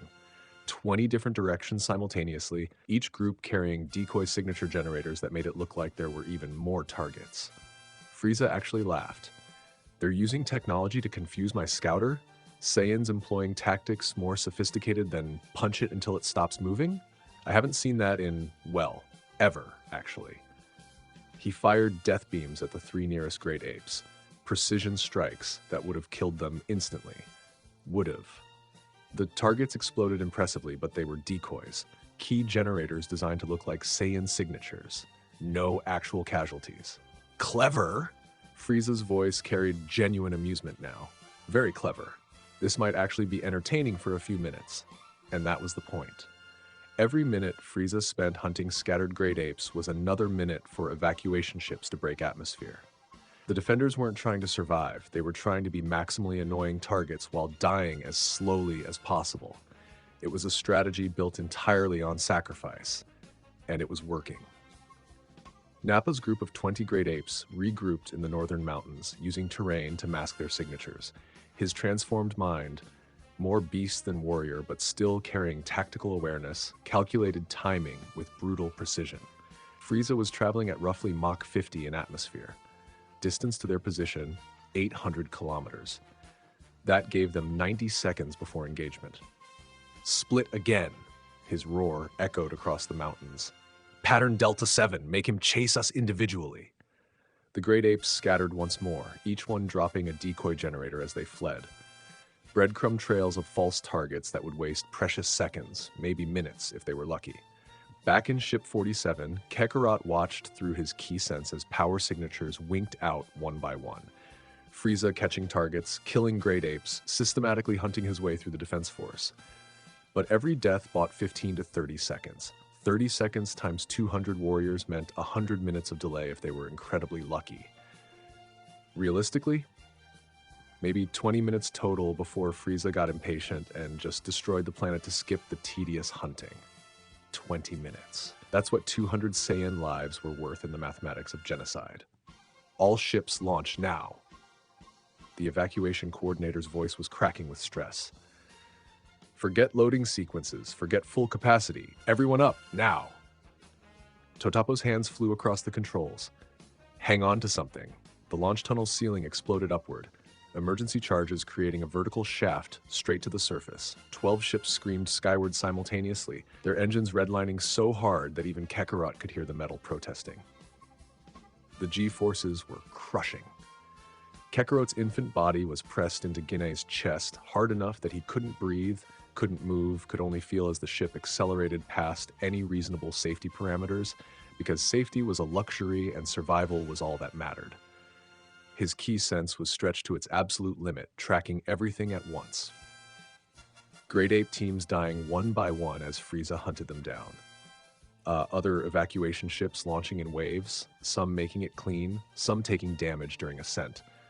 Frieza's energy signature transforming again, third form now, power level jumping to 2.5 million because apparently 200 desperate warriors warranted actually trying. King Vegeta's distant strike force holding position, ready to scatter the moment planet Vegeta's destruction was confirmed. Bardock's squad recording everything from orbit, bearing witness so that someone would remember exactly how this happened. And then, a new signature. Massive, golden. Rising from the planet's southern continent, someone had achieved Super Saiyan. Southern continent, Silera's last stand. Her name was Silera, and she'd never been anyone special. Elite class warrior by birth, sure, but barely. Power level of 4,900 when most elites were pushing 8,000. Competent, but not exceptional. Married to a low-class warrior who'd been funny and kind and dead for 20 minutes now, caught by Frieza during the Great Ape Defense. She'd watched her daughter board an evacuation ship 6 hours ago. Watched her mate volunteer for the defense knowing he wouldn't survive. Watched her entire world burn while she stood on a cliff overlooking the capital, officially on the evacuation list. Officially supposed to be running for a ship right now. But her mate was dead, and her daughter was safe, which meant Silera had nothing left to lose and one final contribution to make. The thing about Super Saiyan transformation, it's not just about power. Kakarot had tried to explain this in his training sessions. You need the physical strength, yeah, but more than that, you need a catalyst. Some moment where your emotions crack through every limit you've ever known and rewrite your biology at the cellular level. Grief did that. Rage did that. Desperate love for someone who was escaping while you stayed behind to buy them seconds. That definitely did that. Silera thought about her daughter's face, about her mate's final transmission, just static and screaming, then nothing. About 6,000 Saiyans who would die in the next half hour because some tyrant decided their potential was threatening. Something inside her didn't just break, it transcended. Her aura exploded golden, hair standing on end, power multiplying by 50 in a heartbeat. 4,900 becoming 245,000, lightning crackling around her transformed body as reality itself seemed to bend. The legends were real. Super Saiyan was real. And she had maybe 10 minutes before her unprepared body burned itself out trying to sustain power it wasn't built to handle. 10 minutes. She could work with 10 minutes. Frieza! Her voice carried across continents, amplified by power that shouldn't exist. Face me, you bastard! Up in the atmosphere, Frieza paused mid-execution of his 47th Great Ape victim. That signature. Golden. Fierce. Impossible. No, he whispered, and for the first time in decades his voice carried genuine shock. It can't be. The legend is real? He descended towards Silera's position like a meteor, abandoning the Great Ape hunting entirely. This required personal attention. This required understanding whether his paranoia about Saiyan potential had been justified or if he was chasing myths. When he found her standing on that cliff, golden aura blazing, eyes teal with barely contained fury, Frieza actually smiled. Incredible. The legendary Super Saiyan actually exists. And here I thought I was just being paranoid when I ordered your genocide. He transformed to his final form as he spoke, compact, smooth, power level jumping to 120 million. Turns out I was perfectly justified after all. Silera didn't waste breath on words. She moved, Super Saiyan speed covering kilometers in eye blinks, and her first punch actually connected with Frieza's jaw. His head snapped back. Genuine surprise flashed across his features. She'd hurt him. Not damaged him significantly, but hurt him. When was the last time anything had managed that? Marvelous. Frieza laughed, genuine delight replacing surprise. You actually managed to strike me. That hasn't happened in, decades at least. The fight was brutal and short. Silera had power, had the legendary transformation, had grief-fueled rage pushing her past every limit, but Frieza had 120 million units of power, backed by decades of combat experience and zero emotional investment in the outcome. Every exchange taught her something about fighting opponents far stronger than herself. Every second she survived was another second for evacuation ships to climb toward escape velocity. She wasn't trying to win, just like the Great Ape Defense. She was trying to be maximally annoying while dying as slowly as possible. It worked for 8 minutes. 8 minutes of desperate combat, of Silera pushing her unstable Super Saiyan form past every breaking point, of Frieza toying with her like a cat with a mouse, while also taking her seriously enough that he couldn't just casually dismiss her. 8 minutes meant 3 more evacuation ships reached minimum safe distance. 8 minutes meant her daughter's ship cleared the potential blast radius. 8 minutes bought with her life, her transformation, and her absolute refusal to die without making it cost something. The final exchange came when Silera's Super Saiyan form flickered, her body finally giving out, unable to sustain legendary power without the training to support it. Frieza's tail whipped out faster than she could track, catching her across the ribs. Multiple bones shattered, internal organs ruptured. She crashed through 3 mountains and didn't get back up. Was it worth it? Frieza floated down to where she lay dying, genuine curiosity in his voice. Achieving your race's legendary transformation, only to realize it still leaves you an insect before me? Tell me, was the hope worse than ignorance would have been? Silera's vision was fading, blood filling her mouth, Super Saiyan transformation guttering like a dying star. But through the haze, she saw it. Ship 23, her daughter's ship, breaking atmosphere successfully. She smiled through blood-stained teeth, worth everything. And then she was gone, her key signature winking out like a candle in wind. Frieza studied her corpse for a moment, then looked up at the evacuation ships now distant enough to potentially escape. His expression shifted from curious to irritated. Oh, I see. All of this, the Great Ape Defense, the decoys, even the Super Saiyan, was just stalling tactics. How annoying. He rose back into the upper atmosphere, tracking the fleeing vessels. Some were already entering FTL coordinates, others were still vulnerable. Well, can't let all of them escape. That would defeat the entire purpose of genocide. He began charging his signature technique, the one that had destroyed planets before would destroy planets again. The supernova. Orange-red energy gathering around his fingertip, compressed to impossible density, growing larger by the second. Ship 47, breaking atmosphere. He's doing it, Kakarot whispered, sensing the massive energy gathering above planet Vegeta. The supernova. He's actually... Can we reach FTL before it hits? Someone in the crew compartment shouted. No. Totapo's response was pure desperate calculation. We need another 90 seconds to charge the FTL drive, and that supernova will detonate in approximately 60 seconds, Kakarot finished quietly. The ship's view screen showed planet Vegeta below, his birth world, cities he'd never walked in, training grounds he'd never used, mountains and oceans, and 6,000 Saiyans who'd stayed behind to buy time for those evacuating. Guinea held him tighter. Around them, 57 Saiyans held their breath, and Frieza released the supernova. The thing about planet-killing techniques? They're not just big explosions. Frieza's supernova was precisely calculated to target a planet's core, use gravitational compression to amplify force, create a chain reaction that turned the planet's own mass into additional destructive energy. When you applied that to planet Vegeta, a super-dense world with 10 times Earth's gravity, you got something that didn't just destroy a planet, you erased it. The supernova descended like a miniature sun, orange-red energy compressed to impossible density, impact in 10 seconds. Kakarot pressed his infant face against the viewport and watched his birth world die. Reality screamed. Not metaphorically, there was an actual sound as fundamental forces of nature were violated, as matter was converted to energy on a planetary scale, as 10,000 years of civilization ceased to exist in 8.7 seconds. Mountains vaporized, oceans boiled into plasma. The planetary crust cracked like an eggshell, revealing the molten core beneath for one terrible instant before that too disintegrated into expanding debris. 6,000 Saiyan key signatures, every single one that Kakarot could still sense on the planet, vanished simultaneously. Not died slowly, not fought to the end. Just ceased to exist, erased from reality as thoroughly as if they'd never been born. The shockwave expanded at relativistic speeds, fast enough that light itself seemed slow. It caught the 7 trailing evacuation ships like a tsunami made of fire and hate.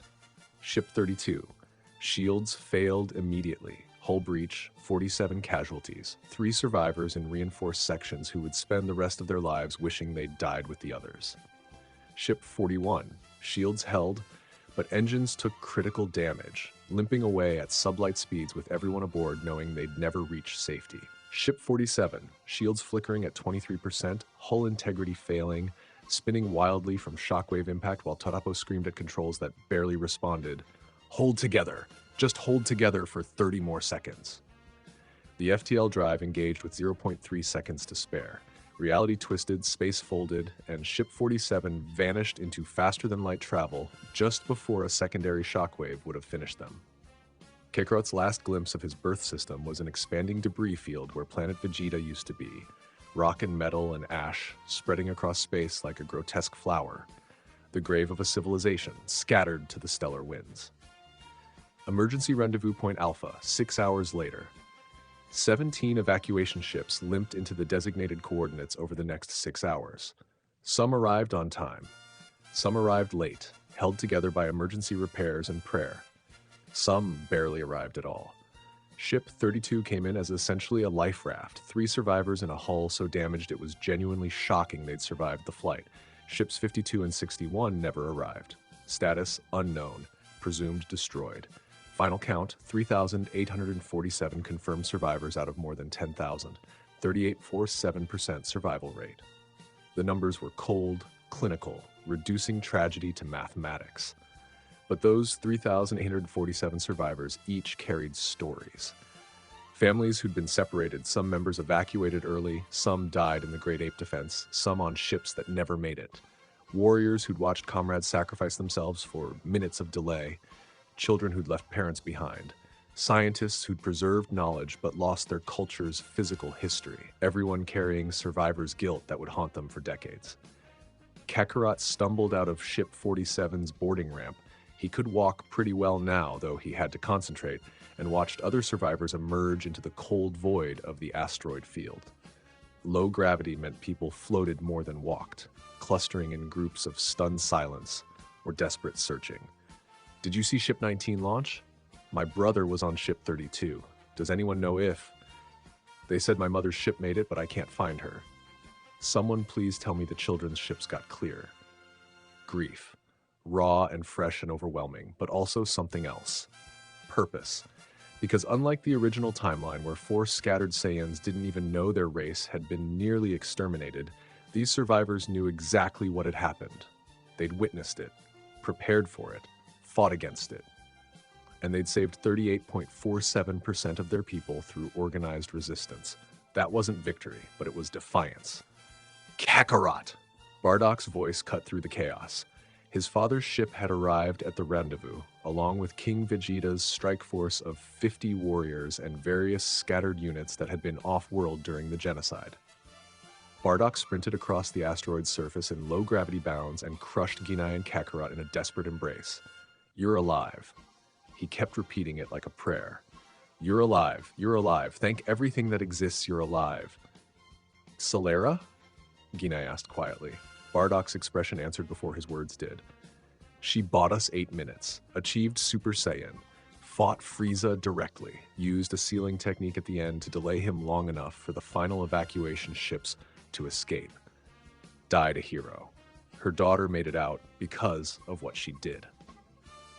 He pulled up a holographic recording, grainy and distant, but showing Silera's golden transformation and final stand. Every Saiyan who watched it would remember the image for the rest of their lives. Around the asteroid field, variations of that conversation repeated hundreds of times. Did they make it? I'm sorry, but they were on the priority list. The ship took damage. They didn't. No.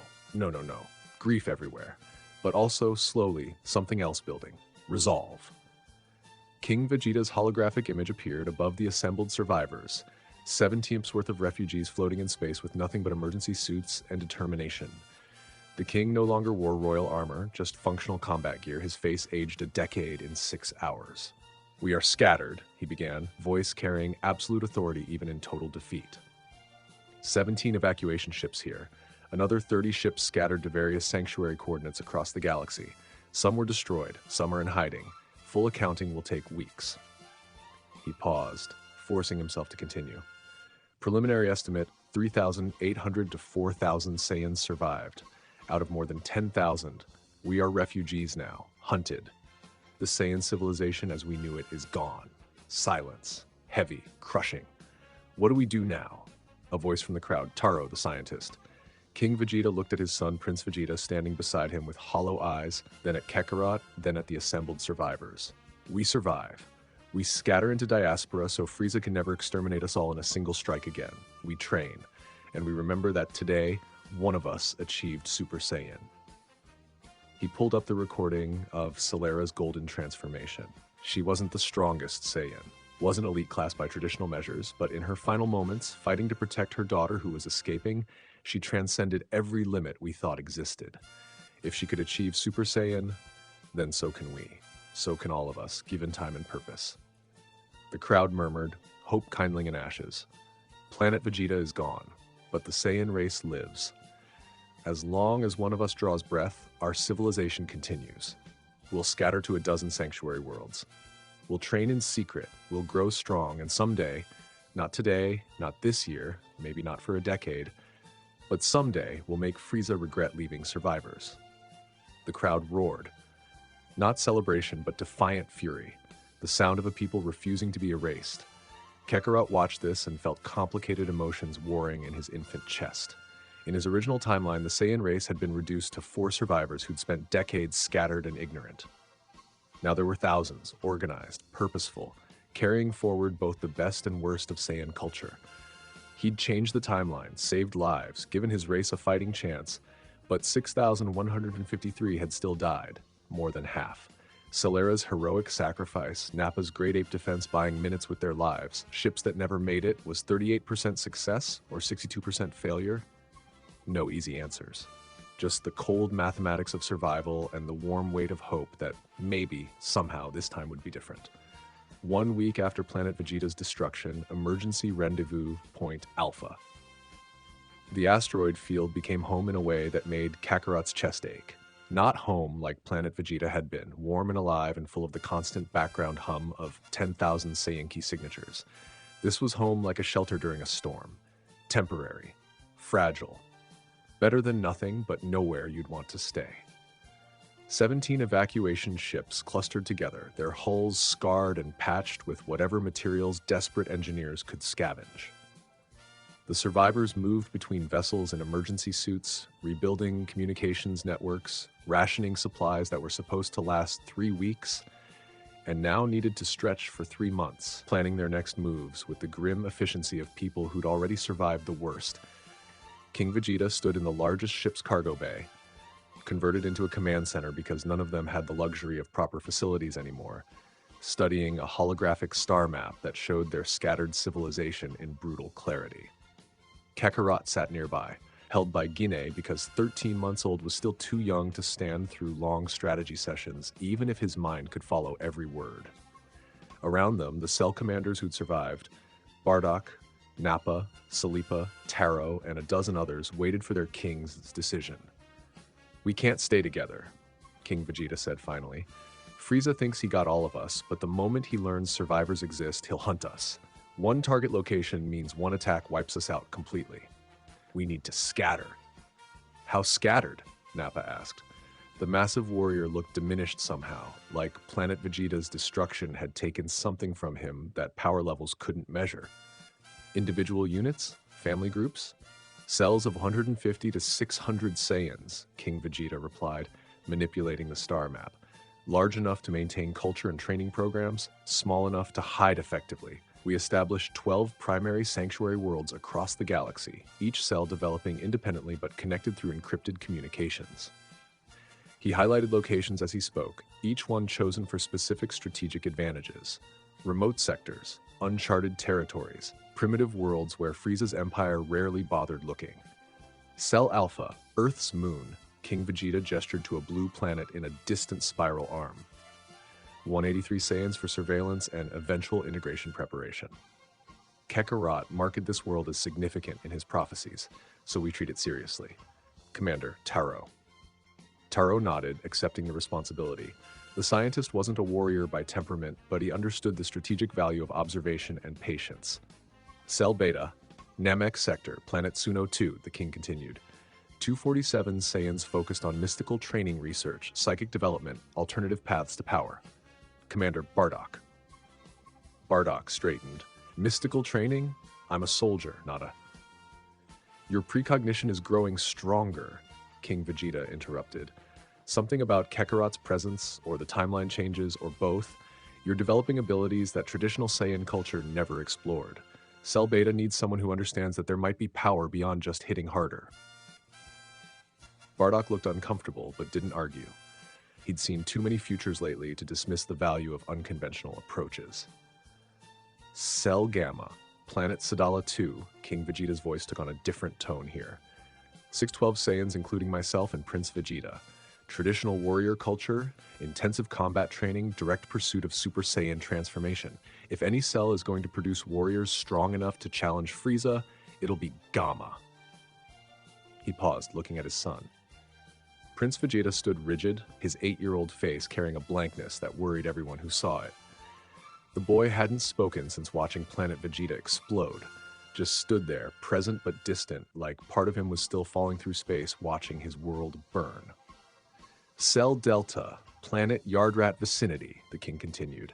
412 Saiyans under Commander Nappa. Mission, Technique Acquisition, Spatial Manipulation Study, Instant Transmission Mastery. The Yardratians are peaceful but possess abilities we need to learn. Nappa grunted acceptance. Babysitting mystics wasn't his first choice, but if it meant learning techniques that could give them an edge. Cells Epsilon through Lambda, various frontier worlds, 2,393 Saiyans total, independent commanders, experimental approaches. King Vegeta highlighted 8 more locations: farming, science, trade, integration with primitive species, whatever works for survival and development. The map showed it all, a civilization scattered across the galaxy like seeds thrown by desperate hands, hoping some would take root and grow. We scatter in 3 days, King Vegeta announced. Each cell receives survival supplies, communications equipment, and training protocols.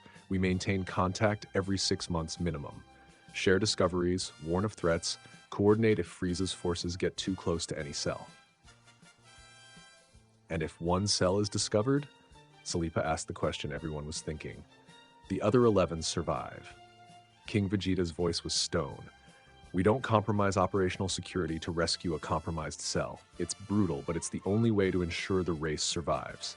One cell dying is tragedy. All cells dying is extinction. Silence. Heavy and uncomfortable, but nobody argued. They'd all watched 6,000 Saiyans die, buying time for 3,847 to escape. Hard math was the only math that mattered now. What about communication with Kakarot? Bardock asked, looking at his son. Cell Alpha will have him on Earth eventually, but he's still an infant. How do we coordinate prophecies and warnings if he's years away from being able to communicate effectively? Kakarot squirmed in Guinea's arms, wanting to speak, but knowing his infant vocal cords could barely handle complex sentences. Finally he managed. Moonbase, monitor me. I'll signal if something important, and when older, can communicate proper. His voice was still that high-pitched toddler sound that made serious tactical discussions feel surreal. But everyone in the room had learned to look past the packaging and hear the adult warrior underneath. Cell Alpha maintains a monitoring station on Earth's moon, King Vegeta confirmed. Kakarot descends to the surface when his physical development allows proper integration, probably in the next year or 2. Until then, Taro's team observes, gathers intelligence on Earth's population, and prepares for eventual first contact. And the Super Saiyan problem? Nappa's question brought everyone back to the core issue. Silera proved the transformation is real and achievable, but she burned out in minutes because her body wasn't prepared. How do we train for something that requires genuine emotional trauma to trigger? King Vegeta pulled up Silera's battle recording, and they all watched again that golden light, that transcendent moment, that desperate 8 minutes that saved 3 ships. It was beautiful and tragic and frustrating all at once, because it showed them exactly what they needed, but not how to get there sustainably. "We don't force it," King Vegeta said finally. "Silera achieved Super Saiyan through authentic grief and rage. Trying to manufacture that trauma artificially didn't work. We tried in the months before the genocide, remember? It just produced partial transformations that destabilized. So we train our bodies to be ready, develop our power sustainably, and trust that when the catalyst comes, when we face a moment that breaks us the way Planet Vegeta's destruction broke Silera, we'll be prepared to channel that into transformation." "That could take years," Salipa pointed out. "Then it takes years. We have time now. Frieza thinks we're dead. That buys us space to train properly instead of desperately." 3 days later, the scattering. Watching the cells separate was like watching a family break apart, knowing you'd probably never see most of these people again.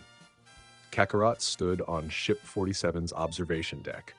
Guinea held him up to the viewport because he was still too short to see properly on his own, and watched 11 other clusters of ships prepare for departure.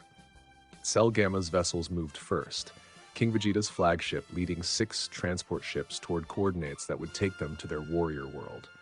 Prince Vegeta was on that flagship, still silent, still distant. Kakarot wondered if the boy would ever recover from what he'd witnessed, or if watching your planet explode was the kind of trauma that just permanently changed you. Then Cell Beta departed, Bardock's group heading toward the Namek sector. Ginyu pressed against the viewport glass like she could somehow follow her mate through vacuum by sheer will. "Be safe," she whispered, knowing he couldn't hear her. "Come back to us. Cell Delta, Cell Epsilon." One by one, the clusters broke away, their FTL drives engaging, ships disappearing into the spaces between spaces where faster-than-light travel happened. Each departure felt like losing family, even though they'd see each other again through holo communications.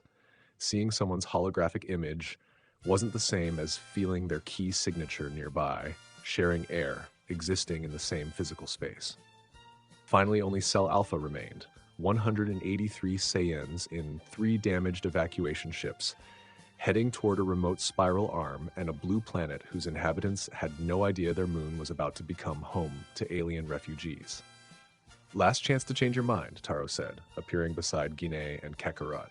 "You could join Bardock and Cell Beta. Stay together as a family. Earth surveillance doesn't require you specifically." Guinea looked at Kakarot, and he knew what she was thinking. Safety versus purpose. Staying with Bardock versus positioning her son where he claimed he needed to be. "We go to Earth," Guinea said firmly. "Kakarot's been right about everything else. If he says Earth matters, then Earth matters." Taro nodded and returned to the command deck. The coordinates locked in, and Ship 47, along with Ships 33 and 51, engaged their FTL drives and headed toward humanity's home solar system. 6 months later, Earth's moon, Cell Alpha Base. They built the base inside a crater on the moon's far side, hidden from Earth's primitive observation technology and shielded from casual scans by Frieza Force patrols. Prefabricated habitats from the evacuation ships, powered by fusion generators that would run for decades, connected by pressurized tunnels and protected by stealth fields that bent light around the installation. It wasn't pretty. It wasn't comfortable. But it was home. Kakarot was 19 months old now, walking without help, talking in mostly complete sentences when he focused, and desperate to begin actual training instead of just the key control exercises his infant body could handle. His power level had grown to 4,200, impressive for a toddler, pathetically weak by warrior standards. Again, Salipa instructed, watching Kakarot attempt to maintain 3 key spheres simultaneously. She'd become his primary combat instructor, a role she'd taken on with grim dedication after losing her entire family during the evacuation. Teaching the prophet infant gave her purpose when grief threatened to consume everything else.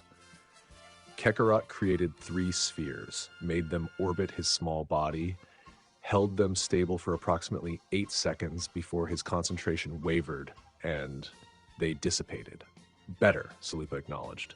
"Last week, you could only maintain 2. Your control is improving even if your power level development is limited by physical age."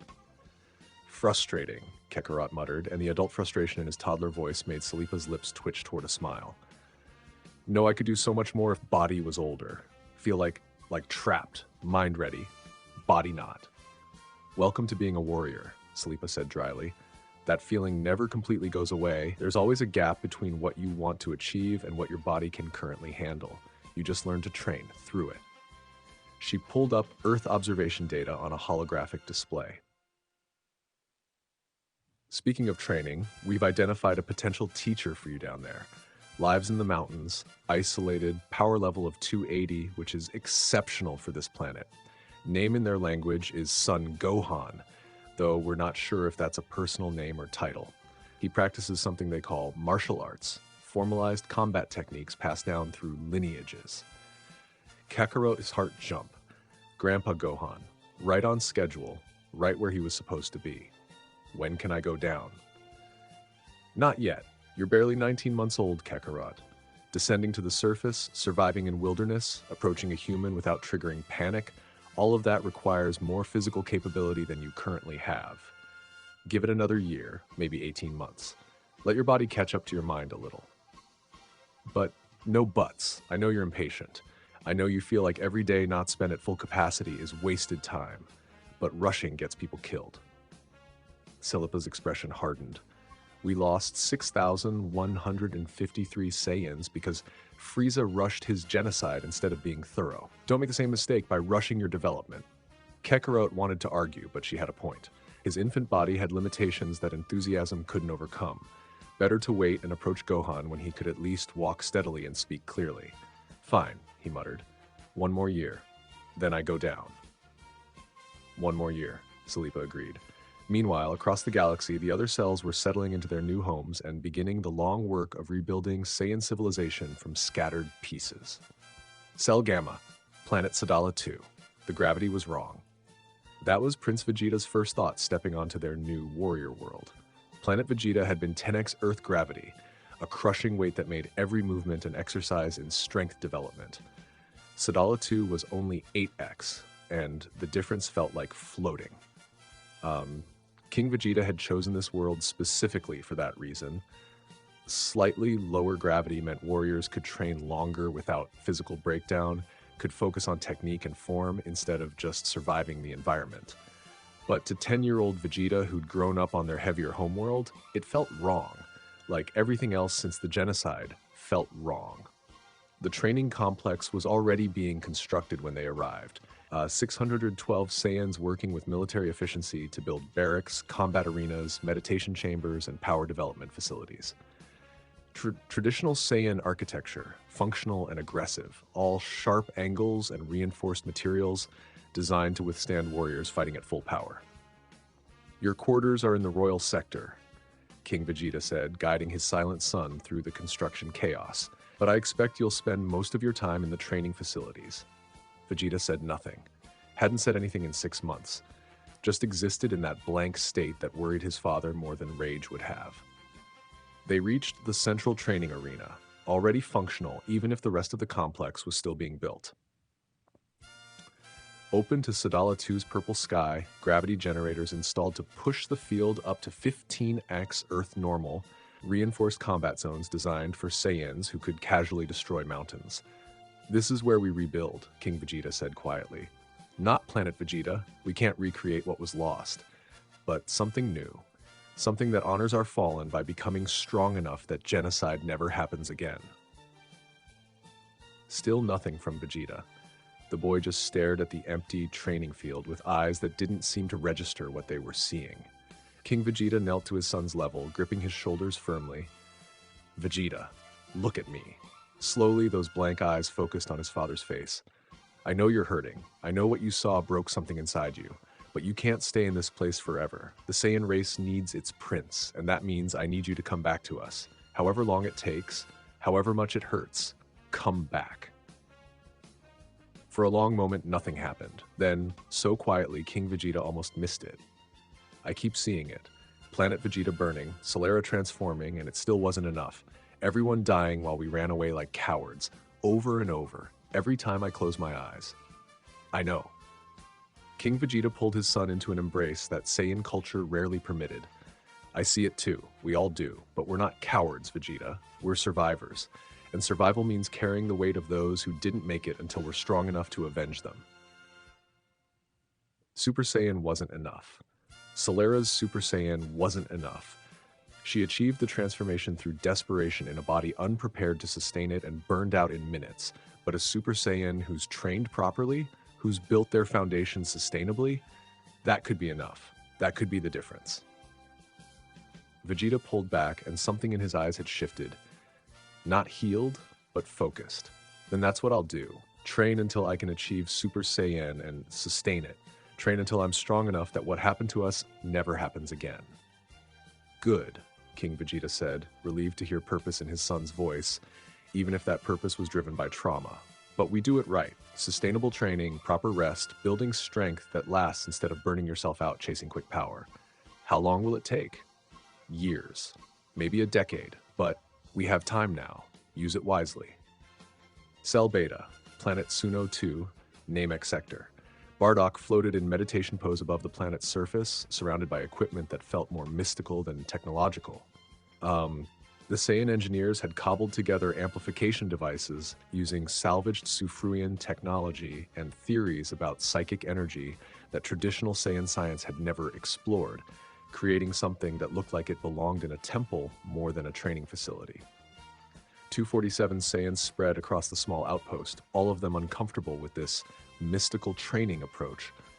Ginyu was here, practicing energy control techniques that emphasized efficiency over raw power. Her base strength remained low at 2,100, but her control ratings were exceeding warriors twice her level. "You're getting better at the precognition," she called up to Bardock. "How many timelines can you track now?" 7 simultaneously, Bardock replied, eyes still closed. "I see branching futures like a tree. Same trunk, different paths depending on choices we make. It's disorienting but useful." "What do you see?" "Futures where Frieza finds us within 2 years. Futures where we stay hidden for decades. Futures where Earth becomes a battleground between multiple factions, and futures where Kakarot integrates peacefully and Earth never knows we exist." He opened his eyes, troubled. "The one constant is that Earth matters. In 89% of timelines I can perceive, Earth becomes significant to the Saiyan race's future. Because of Kakarot. Partly. But also because Earth itself is special somehow. I can't see why yet. Just that in the brightest futures, the ones where we don't just survive but thrive, Earth's involvement is crucial." Ginyu joined him in the air, her ki control allowing her to levitate effortlessly despite her low power level. "The others don't understand what we're doing here. They think mystical training is a waste of time compared to Cell Gamma's traditional approach. Let them think that. If Cell Gamma's approach produces Super Saiyans through traditional methods, excellent. If our approach discovers alternative paths to power, also excellent. That's the point of the diaspora, trying everything and seeing what works. And if none of it works, then we adapt and try something else. But giving up isn't an option." Cell Delta, Yardrat vicinity. Nappa stood on the observation deck of their ship. They hadn't found a suitable planet yet, just maintained orbit around Yardrat itself while negotiating with the peaceful species that lived there, and tried to figure out how the hell you taught spatial manipulation to Saiyans who thought technique meant punch harder. The Yardratians were frustrating, friendly, certainly, helpful even. But their entire approach to ki manipulation was so fundamentally different from Saiyan methods that translation became almost impossible.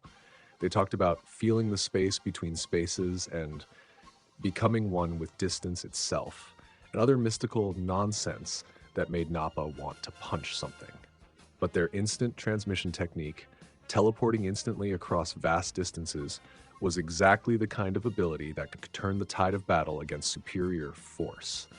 If Frieza attacked one cell and they could teleport reinforcements from other cells instantly, that changed everything. So Nappa gritted his teeth and tried to learn patience from species whose idea of intensive training was sitting very still and thinking about space. "Commander," one of his warriors approached, young Saiyan named Kabaz, barely 20 years old, who'd shown unusual aptitude for the strange spatial techniques. "The Yardratians have agreed to begin teaching us tomorrow. But they say it'll take years to master instant transmission and decades to truly understand spatial manipulation." Of course it will, Nappa muttered. Nothing about rebuilding our civilization is fast or easy. Tell them we accept their terms and will begin training with whatever timeline they recommend. Kabaz hesitated. Sir, some of the warriors are getting restless. They want to train like Cell Gamma, traditional combat, power development, pursuing Super Saiyan transformation. They think learning tricks from peaceful aliens is beneath us. Nappa turned his full attention on the young warrior, and Kabaz took an involuntary step back from the intensity in his commander's eyes. Beneath us? We're refugees, Kabaz, survivors of genocide scattered across the galaxy, living in ships and makeshift bases. Nothing is beneath us anymore. Pride is what got planet Vegeta destroyed, thinking we were too strong to need anything but our own power. Well, our power wasn't enough. So now we learn everything we can from anyone willing to teach us, and we survive long enough to become the kind of threat Frieza should have been afraid of. Yes, sir. Dismissed. And spread the word. Anyone who thinks technique training is beneath them can request transfer to Cell Gamma. We only want warriors here who are willing to learn. 18 months later, Mount Paozu, Earth. Kakarot was 3 years old now, could walk and run with decent coordination, spoke in complete sentences that only occasionally slipped into that high-pitched toddler voice, and had finally convinced Cell Alpha to let him descend to Earth's surface. The small pod touched down in a remote mountain valley during a meteor shower that Cell Alpha had carefully calculated to mask any surveillance detection. Kakarot emerged on wobbly legs, his body still frustratingly limited by age, and stood on Earth soil for the first time in this timeline. It felt like coming home and going somewhere completely new simultaneously. Behind him, the pod's hatch sealed and activated camouflage protocols. It would stay hidden here. A beacon he could reach if things went catastrophically wrong. But the plan was simple. Integrate slowly, find Grandpa Gohan, learn Earth's martial arts and philosophy while maintaining his Saiyan identity in secret. He began walking toward the valley settlement he'd observed through moon-based surveillance. A small house with smoke rising from its chimney. An old man training in the yard with movements that showed decades of disciplined practice. Grandpa Gohan. The old master noticed him quickly, hard not to notice a 3-year-old walking alone through wilderness that should kill any unprepared human. Gohan approached cautiously, his power level of 280 making him naturally wary but also curious. Child?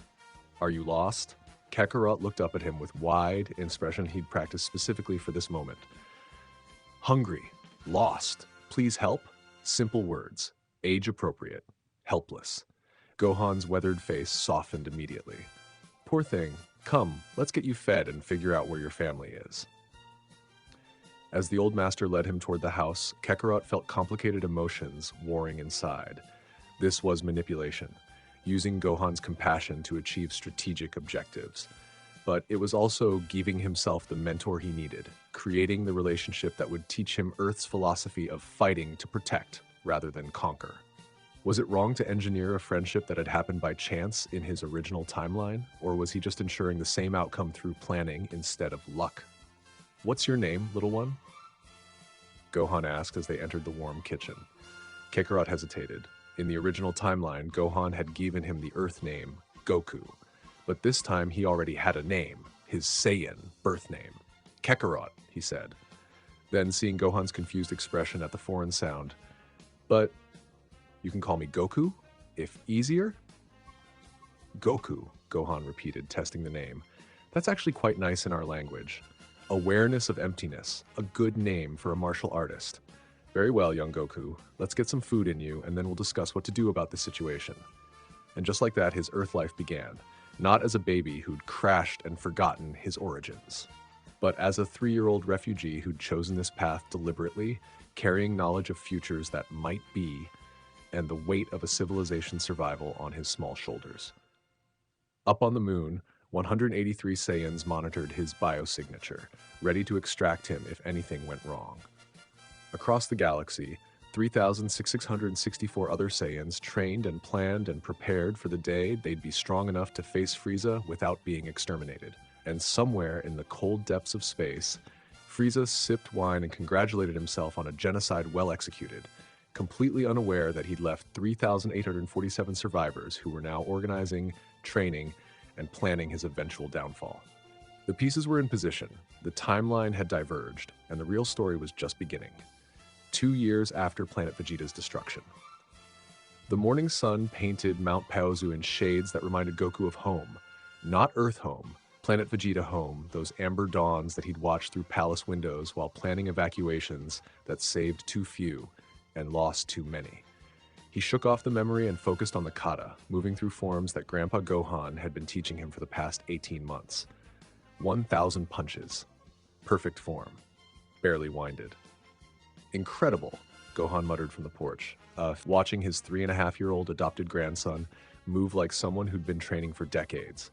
Because he had been, just not in this body, not in this life. Most students take years to achieve that level of precision. You're doing it in months. Goku settled into a ready stance, his tail, still attached, still functional, carefully controlled so he'd never accidentally look at the full moon, swishing behind him with unconscious expression of mood. Ready for sparring, Grandpa! But Gohan didn't stand up, just sat there with his teacup, studying Goku with that look he'd been getting more often lately. The one that said he was seeing past the cheerful child exterior to something deeper and stranger underneath. Before we spar, Gohan said carefully, we need to talk about something that's been troubling me. Goku's expression shifted. Less eager student, more attentive listener.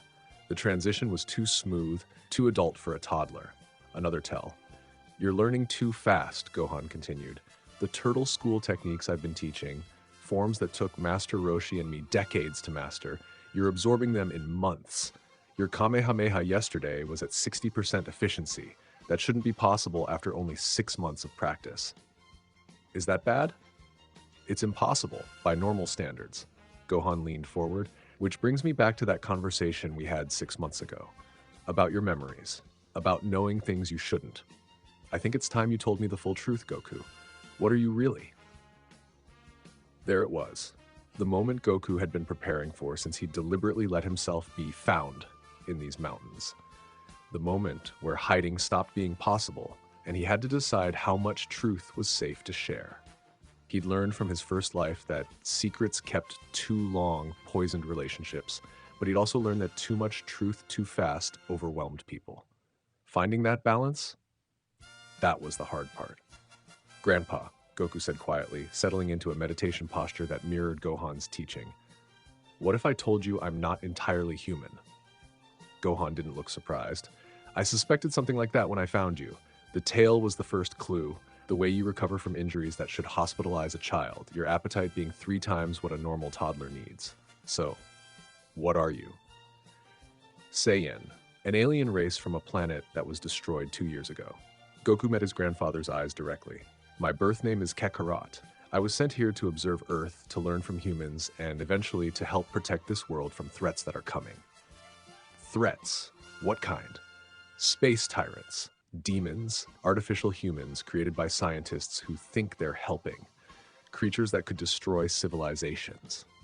Goku paused. I know this sounds insane, but I have memories, knowledge of futures that might happen. Things I've lived through before, somehow. And Earth is going to need defenders who understand both human compassion and warrior strength. Gohan absorbed this with remarkable composure, decades of martial arts training, giving him emotional control that let him process impossible information without panic. And you're one of these defenders? A 3-year-old alien learning martial arts in the mountains? Eventually. Right now, I'm just a 3-year-old trying to grow strong enough to matter. But yes, eventually. The old master was quiet for a long moment, staring into his tea like it held answers. Then he looked back at Goku with an expression that was part concern, part compassion, and part something that looked like understanding. Your planet was destroyed, which means you're a refugee, a survivor. Gohan's voice was gentle. And survivors carry weights that nobody else can see. How old are you really, Goku? Not your body, your mind. Goku felt something crack in his chest. Nobody had asked him that before. Not his parents in this timeline, not the Cell Alpha commanders, not King Vegeta. They'd all focused on what he knew, what he could do, how his knowledge could save them. But Gohan was asking about him, the person underneath the prophecies and tactical advantages. I don't know exactly, Goku admitted, his voice small. My memories are from someone who lived to be 43, who fought gods and saved universes and died and came back more times than I can count. But I also remember being a baby again, being helpless, watching my birth world burn while I couldn't do anything. So, am I 43? Or 3? Or something in between? You're a child carrying an adult's trauma, Gohan said firmly. And that means you need more than just martial arts training. You need to be allowed to be young sometimes, to play, to make mistakes, to not carry the weight of saving worlds every moment of every day. But the threats will still be there in 5 years, or 10, or whenever they arrive. Gohan's tone left no room for argument. You can't compress decades of preparation into months without destroying yourself. I've seen warriors try that path. They burn out, break down, lose everything that made them worth saving in the first place. He stood up and moved to sit beside Goku, placing a weathered hand on the boy's small shoulder. So here's what we're going to do. I'll continue teaching you everything I know. Techniques, philosophy, the turtle school way of fighting to protect rather than conquer. But we're also going to make sure you have a childhood, friends your age, normal experiences, time to just be a kid. I've never been normal, Goku said quietly. Then we'll figure out what normal means for a time-displaced alien warrior prophet, Gohan replied with the hint of a smile. Together, because you don't have to carry this alone anymore. Something released in Goku's chest that he hadn't realized he'd been holding tight. Permission. Permission to be young. Permission to not have all the answers. Permission to trust someone else to help carry the weight. Thank you, Grandpa. Now then, Gohan stood, settling into a combat stance. Let's see that Kamehameha at full power. No holding back this time. I want to see what you're really capable of. Goku grinned, pure and genuine, probably the first truly childlike expression he'd shown in months. You're going to regret saying that. Cell Alpha Command Center, Earth's moon. Taro watched the biometric readouts from Goku's monitoring implant with scientific fascination and something that might have been relief. The conversation with Gohan had gone better than any of their projections suggested. Full disclosure of alien heritage, accepted with remarkable composure. Emotional support offered without conditions. Permission to be young while also training for future threats. He told him, Taro announced to the command staff. Partial truth. Saiyan heritage, destroyed planet, future knowledge. Gohan accepted it. More than that, he's providing exactly the kind of guidance Kakarot needs. Silippa leaned over his shoulder, studying the data. Risk assessment? Minimal. Gohan's psychological profile indicates high personal loyalty, low institutional compliance. He's not going to report to authorities. More importantly, he's balancing warrior training with emotional development. Taro pulled up Goku's recent metrics. Power level growth is steady at 5,800. Combat technique acquisition is accelerating, but his stress hormones are down 34% since that conversation. He's sleeping better, eating better, the support structure is working. Good, Silippa straightened, because he's going to need that stability. I'm recommending we facilitate peer interaction soon. He needs friends his own age, not just an elderly mentor. You want to arrange a playdate for the warrior prophet? I want to give a 3-year-old carrying civilization's weight a chance to make a friend, Silippa corrected. There's a difference. She pulled up surveillance data on West City. There's a child there, daughter of Dr. Brief, founder of Capsule Corporation. Name, Bulma. Age, 4 years old. Intelligence quotient testing off their human scales. Strong personality, scientifically minded, exactly the kind of person who wouldn't be intimidated by Goku's unusual abilities. How do we arrange contact without revealing our presence?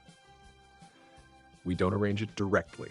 We plant information about Gohan's location with Dr. Brief through channels that look like academic networks. He's been corresponding with other martial artists about training methodologies.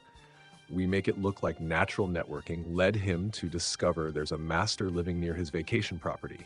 He brings his daughter. She meets Goku. Friendship develops organically. Taro considered this. Manipulation. Strategy. We're not forcing the friendship, just providing opportunity. If they don't get along naturally, fine, but I think they will, and Kakarot needs that. Approved. Set it up. Cell Gamma, Planet Sadala 2. Prince Vegeta moved through the 15x gravity chamber like a machine built for violence, executing combat forms with mechanical precision that should have been impressive but somehow wasn't. It was too perfect, too controlled, too empty of anything resembling passion or joy or even anger. Just movement for movement's sake, training as routine rather than purpose. King Vegeta watched from the observation deck and felt worry eating at his gut like acid. 18 hours straight, Nappa reported, having returned from Cell Delta specifically to discuss the prince's condition. He's been training at that pace for 3 months now. Barely sleeps, barely eats unless we force him, and his psychological assessments. He pulled up the data, and King Vegeta didn't need to read it to know what it said. He'd been watching his son slowly disappear into training like it was armor against trauma, and all the royal authority in the universe couldn't order someone to heal. He's going to kill himself, Nappa said bluntly. Not through combat, through exhaustion, through pushing past what his body can sustain. I know. King Vegeta's voice was hollow. Every time I try to make him rest, he argues that Silera achieved Super Saiyan in moments of desperation. That suffering produces transformation. That comfort is the enemy of progress. He's not wrong. He's not right either. There's a difference between pushing limits and self-destruction. King Vegeta stood. I need to intervene before he crosses a line he can't return from. He descended into the gravity chamber, the increased weight pressing on him immediately. His own power level had grown to 21,000 over the past 2 years. Impressive development for someone in their 40s. But it felt inadequate watching his son train himself to death. Vegeta. Stop. The prince didn't pause, just transitioned into the next form. 2,000 more repetitions, then I said stop. King Vegeta's command voice, the one that had ordered armies, ruled planets, made warriors twice his size obey without question, filled the chamber. Vegeta froze mid-punch, trembling with suppressed energy. Look at yourself. King Vegeta gestured to a reflective surface. You're bleeding, exhausted. Your power level is fluctuating because your body is eating itself for energy. This isn't training, son. This is self-harm. I'm getting stronger. You're getting damaged. There's a difference. King Vegeta moved closer. Silera achieved Super Saiyan in her final moments, and it killed her. She burned out completely because her body wasn't prepared to sustain that power. Is that what you want? To follow her path right into an early grave? If it means becoming strong enough to protect our people. You can't protect anyone if you're dead. King Vegeta grabbed his son's shoulders, forcing eye contact. Listen to me. You are 10 years old. You have time. Decades ahead of you. There's no deadline, no countdown, no reason to destroy yourself chasing power that will come naturally if you just train sustainably. But Frieza isn't hunting us. Our intelligence shows no indication he's even looking for survivors. He thinks he succeeded, which means we have time to do this right. To build strength that lasts instead of burning bright and dying fast. Vegeta's eyes were wet, and that scared King Vegeta more than any training obsession could. The boy hadn't cried since Planet Vegeta exploded. Just shut down, went blank, poured everything into training like emotion itself was an enemy to overcome. I keep seeing it, Vegeta whispered finally. Planet Vegeta burning, Silera transforming and still failing. All of us running like cowards while our world died, over and over, every time I close my eyes. And I think, if I'd been stronger, if I'd achieved Super Saiyan, maybe I could have. Maybe nothing would have changed, King Vegeta said firmly. Frieza's power is 120 million. Even multiple Super Saiyans working together couldn't match that. Your strength wouldn't have saved our world, Vegeta. It just would have gotten you killed alongside everyone else. He pulled his son into an embrace that Saiyan culture rarely permitted, but King Vegeta had learned that sometimes being a father mattered more than being a king. You don't have to be perfect, you don't have to save everyone, you just have to keep moving forward, one day at a time, building strength that will last long enough to actually matter when the time comes. Vegeta stood rigid in his father's arms for a long moment. Then something broke. And the 10-year-old boy who'd been pretending to be an adult warrior finally let himself cry. I'm scared, he admitted, that we'll never be strong enough, that Frieza will find us and finish what he started, that I'll fail everyone again like I failed them before.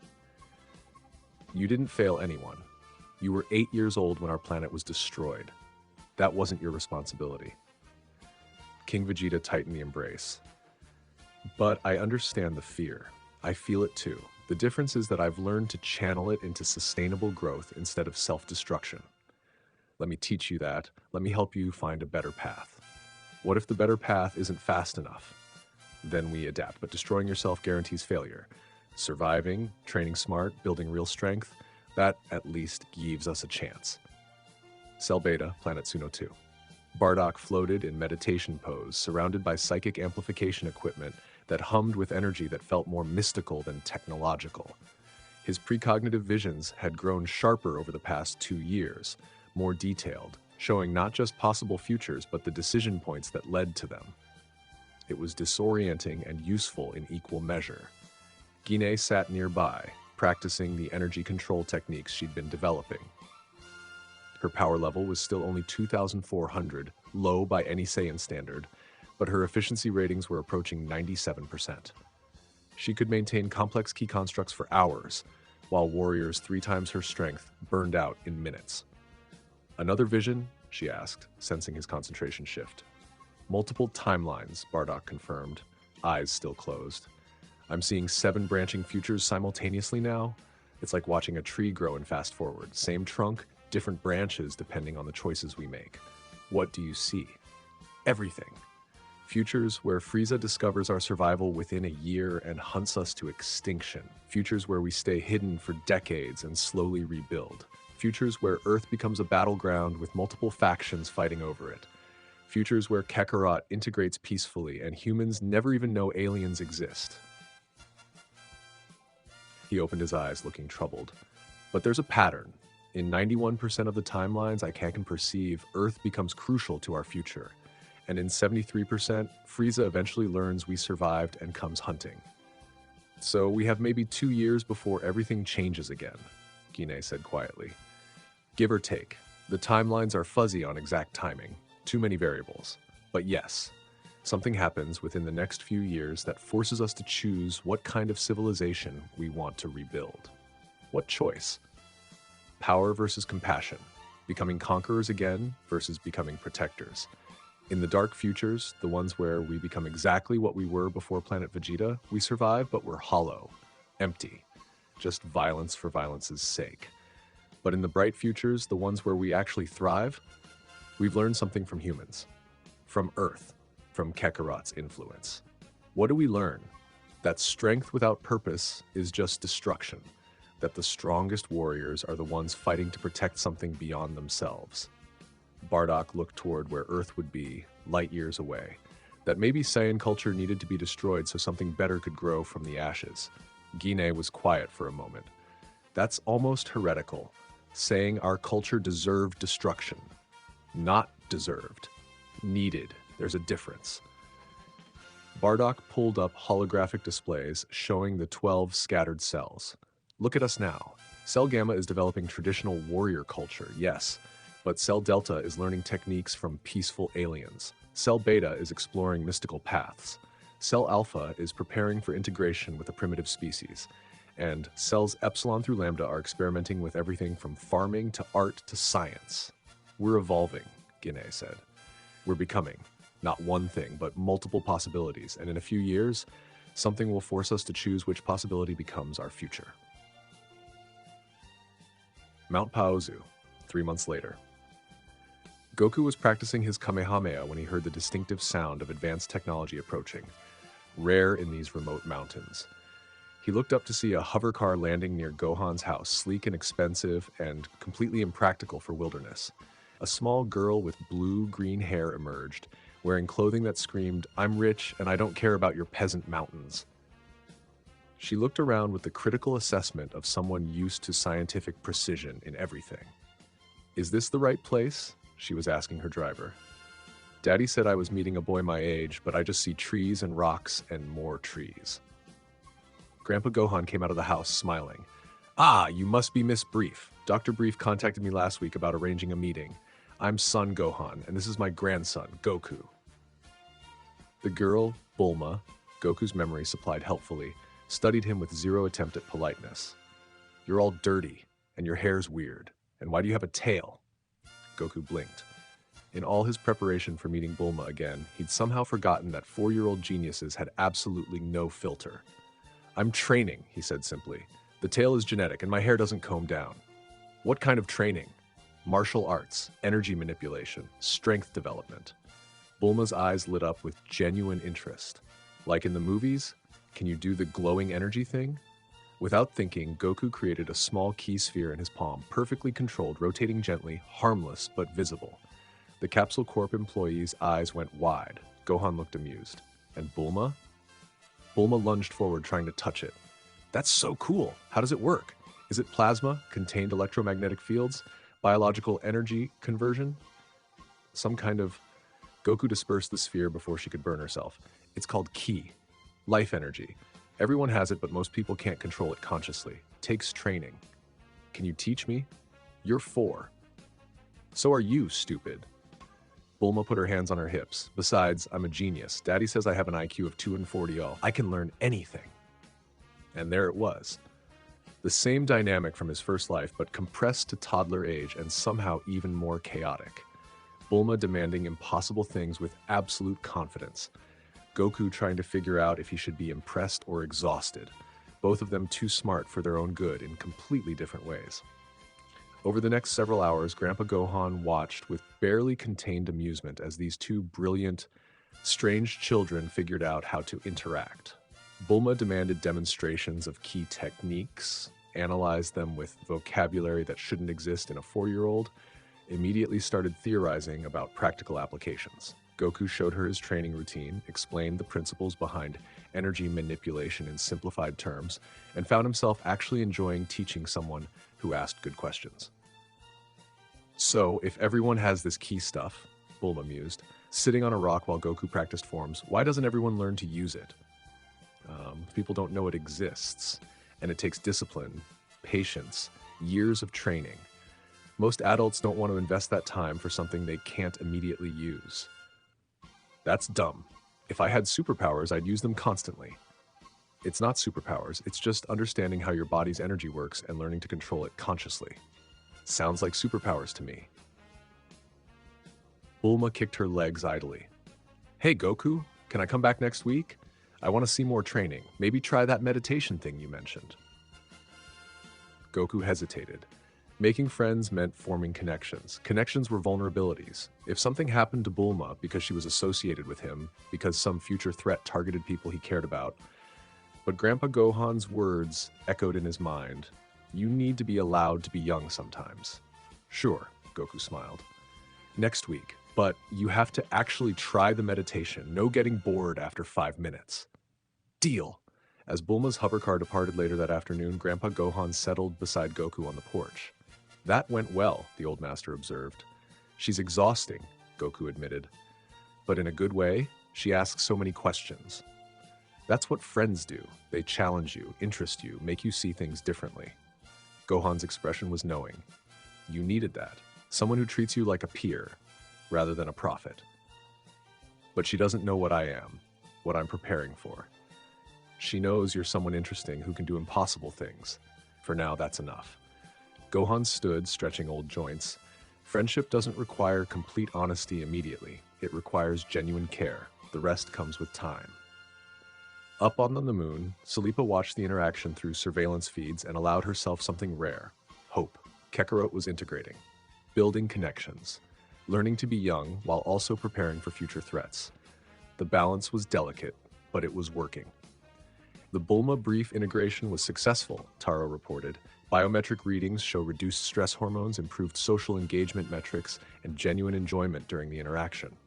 Good. Salipa closed the feed. He deserves that much. Even warrior prophets deserve friends. 2 months later, the detection. Goku was mid-kata when he felt them. 3 key signatures descending from orbit, each one reading around 1500. Not strong by Saiyan standards, barely worth noticing compared to the warriors he'd known. But they were here, on Earth, scanning. Frieza Force scouts. Grandpa, Goku said urgently, abandoning his form. We have visitors from space, potentially hostile. Gohan's expression sharpened immediately, the warrior underneath surfacing. How far? descending toward West City. 3 signatures, relatively weak. But if they're Frieza Force, if they report Earth has interesting energy signatures, more would come. Stronger ones. And Earth wasn't ready. Can you handle them? Goku assessed honestly. His power level was 8,900 now, more than enough to handle 3 1,500 level scouts easily. But handling them meant revealing himself, meant showing a Saiyan child with advanced capabilities existed on Earth, meant compromising Cell Alpha's entire operation. I can handle them, but it'll expose us. Cell Alpha will have to decide whether to eliminate them before they can report, or let them investigate and hope they don't notice anything unusual. Up on the moon, Cell Alpha's command center erupted in controlled chaos. 3 Frieza Force scouts entered Earth's atmosphere. Do we engage? If we kill them, Frieza sends investigators. If we don't, they might detect Kakarot. Taro made the decision with the cold calculation that came from surviving genocide. We observe. If they approach within 10 kilometers of Kakarot's location, we intervene. Otherwise, we let them complete their routine survey and leave. Earth is registered as a primitive world with no strategic value, unless we give them reason to think otherwise. Down on Earth's surface, the 3 scouts were scanning West City with professional detachment. Power levels mostly between 5 and 15, Scout 1 reported. Primitive civilization, early industrial age, no strategic resources detected, classification recommendation, non-priority development world. Agreed, Scout 2 confirmed. Standard survey completion in progress, we should be done within... Wait, anomalous reading. His scouter pinged, then again, then started climbing rapidly. Power level spike detected. Location, mountainous region, 800 kilometers east of current position. Reading is 8,900 on a primitive world? All 3 scouts turned their attention toward Mount Paozu, toward Goku. That's impossible, Scout 3 said. Reconfirm reading. Confirmed. 8,900 units, stable, definitely biological source. Could be indigenous life form, but that power level... Investigate, Scout 1 decided. If there's a high-power indigenous species, Lord Frieza needs to know about it. Up on the moon, Silera was already moving toward the launch bay. We're going down. Taro coordinates Cell Alpha combat teams. If those scouts get within visual range of Kakarot, we eliminate them before they can transmit data. Understood. All teams to combat ready. Goku stood in Grandpa Gohan's yard, watching the sky where 3 key signatures were approaching rapidly. His power level was suppressed as low as he could manage without losing combat readiness, but apparently it wasn't enough. They were coming, and whatever happened in the next few minutes would determine whether Earth remained hidden and safe, or became another battleground in the Saiyan diaspora's desperate flight from extinction. Grandpa, Goku said quietly, things are about to get complicated. Mount Paozu, minutes before contact. Goku could feel them getting closer. 3 key signatures dropping through the atmosphere at speeds that would have been impossible for Earth technology, but were routine for Frieza Force scouts. They'd be visible in the sky within minutes, their armor reflecting sunlight, scouters scanning everything within range. This was it, the moment where careful planning met reality, and you found out if your preparations were worth anything. How do we handle this? Grandpa Gohan asked, and Goku appreciated that he didn't panic, didn't question, just accepted that space soldiers were coming and focused on tactical response. Depends on what they want. Goku's mind raced through possibilities. Best case, they scan the area, find nothing interesting because I suppress my power completely and leave. Worst case, they detect me anyway, report back to Frieza, and Earth becomes a target. What's the middle case? I talk to them, convince them I'm just an anomaly, a lone survivor with amnesia who crashed here years ago. No threat, no organization, nothing worth reporting. Can you lie convincingly enough for that? Goku thought about it. In his first life, lying had never been his strength. He'd been the guy who announced his battle plans to enemies because keeping secrets felt wrong. But that was adult Goku, who'd grown up naive and honest. This Goku had watched Planet Vegeta burn, had helped plan evacuations, had learned that sometimes survival required deception. I can try. Up on the moon, Silera was in a combat ship with 15 Cell Alpha warriors, engines hot and ready to launch. Taro, what's the call? Taro stared at the tactical display showing 3 scouts converging on Mount Paozu, Every instinct screamed to launch now, eliminate the threat before it could report. But launching meant revealing their presence, meant confirming that Saiyans not only survived, but were organized and hiding on Earth. Hold position, he decided. We let Kakarot handle first contact. If it goes wrong, we have 60 seconds to intercept before they can transmit off-world. But we give him a chance to resolve this peacefully first. And if they don't believe his story, then we make sure they don't live long enough to report otherwise. The three scouts landed in Grandpa Gohan's yard with the casual arrogance of people who knew they were the most powerful things on any primitive world. Their armor was standard Frieza Force issue, white and purple, scouters integrated into the helmets, energy weapons holstered but easily accessible. Scout 1, who seemed to be the leader, looked around the simple mountain home with barely concealed disdain. Primitive architecture. No visible technology. Power level reading originated from this location, but I'm not seeing. His scouter beeped, tracking to Goku standing on the porch next to Grandpa Gohan. There, power level 8,900. Scout 1 approached slowly, hand drifting toward his weapon. You. What species are you? Goku made himself look young and confused. Not hard when you actually were a toddler, regardless of mental age. I don't really know. I crashed here a long time ago. Don't remember much before that. The scouts exchanged glances. Scout 2 was studying Goku's tail with sudden interest. That physical feature, enhanced musculature despite small frame, could he be? Saiyan, Scout 1 confirmed, his voice going cold. But that's impossible. Lord Frieza destroyed planet Vegeta 2 years ago, confirmed total extinction. Apparently not total, Scout 3 said, raising his weapon. Lord Frieza will want to know about this. And there it was. The moment where everything could go wrong. Goku raised his hands in what he hoped looked like a peaceful gesture. Wait, please. I don't know anything about Planet Vegeta or Lord Frieza or any of that. I was just a baby when my pod crashed here. I don't even remember where I came from. Your power level says otherwise. 8,900 units at your age? That's advanced development. Someone's been training you. The old man teaches me martial arts, Goku gestured to Gohan. But that's just local stuff. I don't know anything about space or other planets or... Enough, Scout 1 interrupted. Whether you're lying or genuinely memory impaired doesn't matter. A surviving Saiyan is intelligence Lord Frieza needs to know about. You're coming with us. Grandpa Gohan stepped forward and Goku felt his power level spike from 280 to 320. Not nearly enough to matter against Frieza Force soldiers, but the old master was trying anyway. The boy isn't going anywhere with you. Scout 2 laughed. And you're going to stop us? Old man, your power level is 320. I could sneeze and accidentally kill you. Maybe.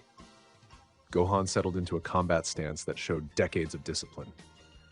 But I'll make enough noise dying that you'll have to explain why you were fighting primitives instead of completing your survey. Seems like the kind of thing that would complicate your report. It was a good bluff. Not good enough to work, but good enough to buy a few seconds while the scouts considered their options. Up on the moon, Taro was counting down. 45 seconds until their ship's automated transmission window. If they're going to report, it'll be then. Salipa, prepare to launch. Understood. Weapons hot. Back on Earth, Scout 1 was calculating. You could see it in his body language, weighing the value of capturing a random Saiyan child against the hassle of explaining why he deviated from a routine survey. He probably would have decided capturing Goku was worth it. Except, Sir, Scout 3 interrupted, his scouter pinging frantically. Multiple high-power signatures just appeared in orbital position, reading between 4,000 and 7,000 units each. 15 distinct sources. Scout 1's face went pale. What? Show me. The scouter display projected holographically, showing Cell Alpha's combat ships in clear view. Not attacking, not approaching, just there, visible. A threat that didn't need to be spoken aloud. That's not possible, Scout 2 whispered. This is a primitive world. There shouldn't be any. They're not from this world, Scout 1 said quietly. Those energy signatures, the ship configurations, those are Saiyan vessels, modified, but still recognizable. The math was suddenly very different. 3 scouts, power levels around 1,500 each, versus 15 Saiyan warriors in the 4,000-7,000 range, backed by ship-mounted weapons. It wasn't even a fight, it was a massacre waiting to happen. We're leaving, Scout 1 decided. Now. Immediate departure. But the Saiyan isn't worth dying over. Move. They took off so fast they left scorch marks on Gohan's yard, scrambling for their ship with the desperate speed of people who suddenly realized they were wildly outmatched.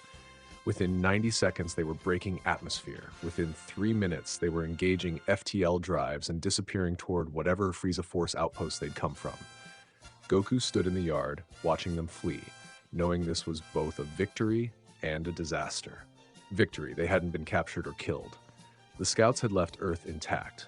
Disaster, those scouts now knew Saiyans had survived. Organized Saiyans with ships and warriors and enough power to make Frieza Force think twice about casual capture attempts. The secret was out. Goku?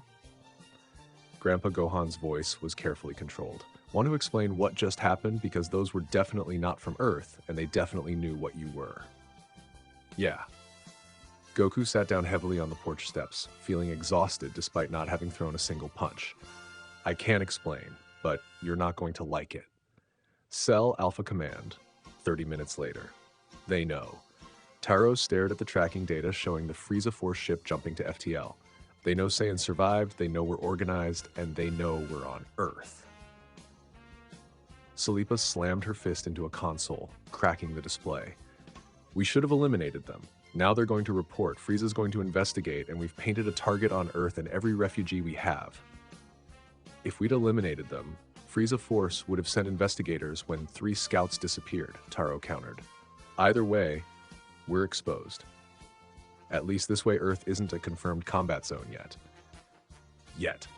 That's a great comfort when Frieza shows up with a death squad. Taro pulled up communications with the other cells, broadcasting an emergency signal that would reach all 12 sanctuary worlds within hours. All cells, priority alert. Frieza Force has confirmed Saiyan survivors exist. They detected Cell Alpha on Earth. Status, exposed, but not directly engaged. Recommend all cells increase security protocols immediately. Earth is now a known location. We need to assume Frieza will investigate within 6 months to 2 years. King Vegeta's hologram appeared first, his expression grim. What happened? Taro explained quickly. The scouts, the detection, the standoff, the retreat. King Vegeta listened without interrupting, his tactical mind clearly processing implications. Options, the king said when Taro finished. Option 1, we evacuate Earth completely. Abandon Cell Alpha, scatter those 183 Saiyans to other cells, leave Earth empty when Frieza investigates. Pros and cons. Pros, protects human population, removes Saiyan presence. Cons, loses our observation post, wastes 2 years of integration work, abandons Kakarot's strategic positioning. Option 2, we stay. Enhance defenses, prepare for possible Frieza Force investigation, use Earth as a deliberate trap, let Frieza send investigators, eliminate them quietly, make it look like accidents or primitive world hazards. That's risky. If we fail to eliminate investigators cleanly, we're right back to confirming Saiyan presence. Option 3. Bardock's hologram joined the conference, his expression carrying that distant look that meant he was seeing multiple futures simultaneously. We accelerate Earth integration, make formal first contact with human authorities, explain the situation, recruit Earth fighters to defend their own world. If Frieza investigates and finds Earth defended not by Saiyans, but by empowered humans, it changes his calculations. You want to turn a primitive species into warriors strong enough to matter? Nappa's hologram appeared, skeptical. In less than 2 years? Kakarot's been training under an Earthmaster who has power level of 320, exceptional for humans. If we can identify others with potential and accelerate their training using Saiyan techniques. Bardock trailed off, clearly seeing timelines branch and recombine. I see futures where Earth's defenders surprise everyone, where humans achieve power levels in the thousands within years instead of decades. It's possible. It's insane, Salipa muttered. So was surviving planet Vegeta's destruction, King Vegeta said quietly. And we did that. Very well, we pursue all 3 options simultaneously. Cell Alpha maintains presence on Earth but reduces visible profile. Move deeper underground, literally and figuratively. Begin careful integration with select humans, warriors, scientists, people who can handle the truth, and prepare contingencies for evacuation if everything fails. He looked directly at Taro through the holographic connection. You have 18 months, maybe 2 years before Frieza sends serious investigators. Use that time to make Earth defensible, because once he comes, we're going to need every advantage we can create. Mount Paozu, evening. Goku sat on the porch with Grandpa Gohan, watching the sunset paint the mountains in colors that reminded him painfully of planet Vegeta's last dawn. The old master hadn't said much since Goku finished explaining everything, and by everything he'd meant everything this time. The evacuation, the 3,847 survivors, the 12 scattered cells, Cell Alpha on the moon, the approaching threat of Frieza Force investigation, all of it. So, Gohan said finally, you're not just an alien refugee, you're the advanced scout for a civilization of warrior refugees hiding on our moon, and you've been training with me specifically to learn how to blend Saiyan power with human philosophy. Yes. And now space tyrants might come to Earth looking for you and your people. Yes. Within 2 years. Probably. Gohan was quiet for another long moment. Then he started laughing. Not hysterical laughter, but the kind of laugh that came from realizing the universe was even stranger than you'd imagined. I'm 83 years old, he said when the laughter faded. I've trained under Master Roshi, fought in tournaments, lived through wars and disasters and personal tragedies. I thought I'd seen everything life could throw at me, and then an alien toddler crashes into my world and tells me space tyrants are coming. I'm sorry, Goku said quietly. I know this is a lot. Don't apologize. This is... Gohan paused, searching for words. This is important. Maybe the most important thing I'll ever be part of. Earth has no idea what's coming. No concept that there are civilizations in space that could destroy our entire planet casually. If you hadn't come here, if your people hadn't warned us, we'd be completely unprepared when that threat arrived. He stood, settling into a ready stance. So here's what we're going to do. We're going to train harder. We're going to contact people I trust. Master Roshi, some of his other students, warriors and martial artists who might be able to handle this truth. And we're going to prepare Earth to defend itself. You believe me? Just like that? Goku, I watched space soldiers land in my yard and flee when more space soldiers showed up to defend you. That's pretty convincing evidence. Gohan smiled. Besides, I've spent 2 years watching you move like someone who's fought gods. I suspected you were carrying secrets bigger than just being an alien refugee. Now I know what they are. So we're preparing for war. We're preparing to survive. There's a difference. Gohan's expression was serious. You said your people learned that power without purpose is just destruction. That the brightest futures are the ones where Saiyans learn compassion alongside strength. Well, Earth's about to learn that strength without awareness is vulnerability. Time to wake up the planet. West City, 3 days later. Dr. Brief was many things. A genius inventor, founder of Capsule Corporation, loving father to a daughter who might be even smarter than he was. But prepared for aliens wasn't on his list of accomplishments. At least not until Grandpa Gohan appeared in his office with a 3-year-old child who could create glowing energy spheres and a story that sounded completely insane but was backed by enough evidence that Dr. Brief couldn't dismiss it. Let me make sure I understand this correctly. Dr. Brief said, adjusting his glasses for the 3rd time in 5 minutes. You're telling me that aliens exist. They destroyed their own planet 2 years ago. Approximately 3,800 of them survived and scattered across the galaxy, and roughly 183 are currently hiding on our moon? That's accurate, Gohan confirmed. And this child, Goku, is one of them, specifically positioned on Earth to learn our martial arts philosophy and prepare for eventual integration. Also accurate, and space tyrants who destroyed the alien planet might come to Earth within 2 years looking for survivors, at which point we'll need to defend ourselves against technology and power we can barely comprehend. Unfortunately accurate. Dr. Brief stared at Goku, who waved awkwardly. Hi, sorry about the whole bringing galactic war to your planet thing. We're trying to minimize that. Well? Dr. Brief set down his coffee cup very carefully. I suppose I should start designing weapons then. Do these space tyrants have any particular vulnerabilities I should know about? Goku blinked. He'd expected panic, disbelief, demands for proof, not immediate pivot to tactical planning. You believe us? Son, I've spent 40 years inventing impossible things and being told they couldn't work.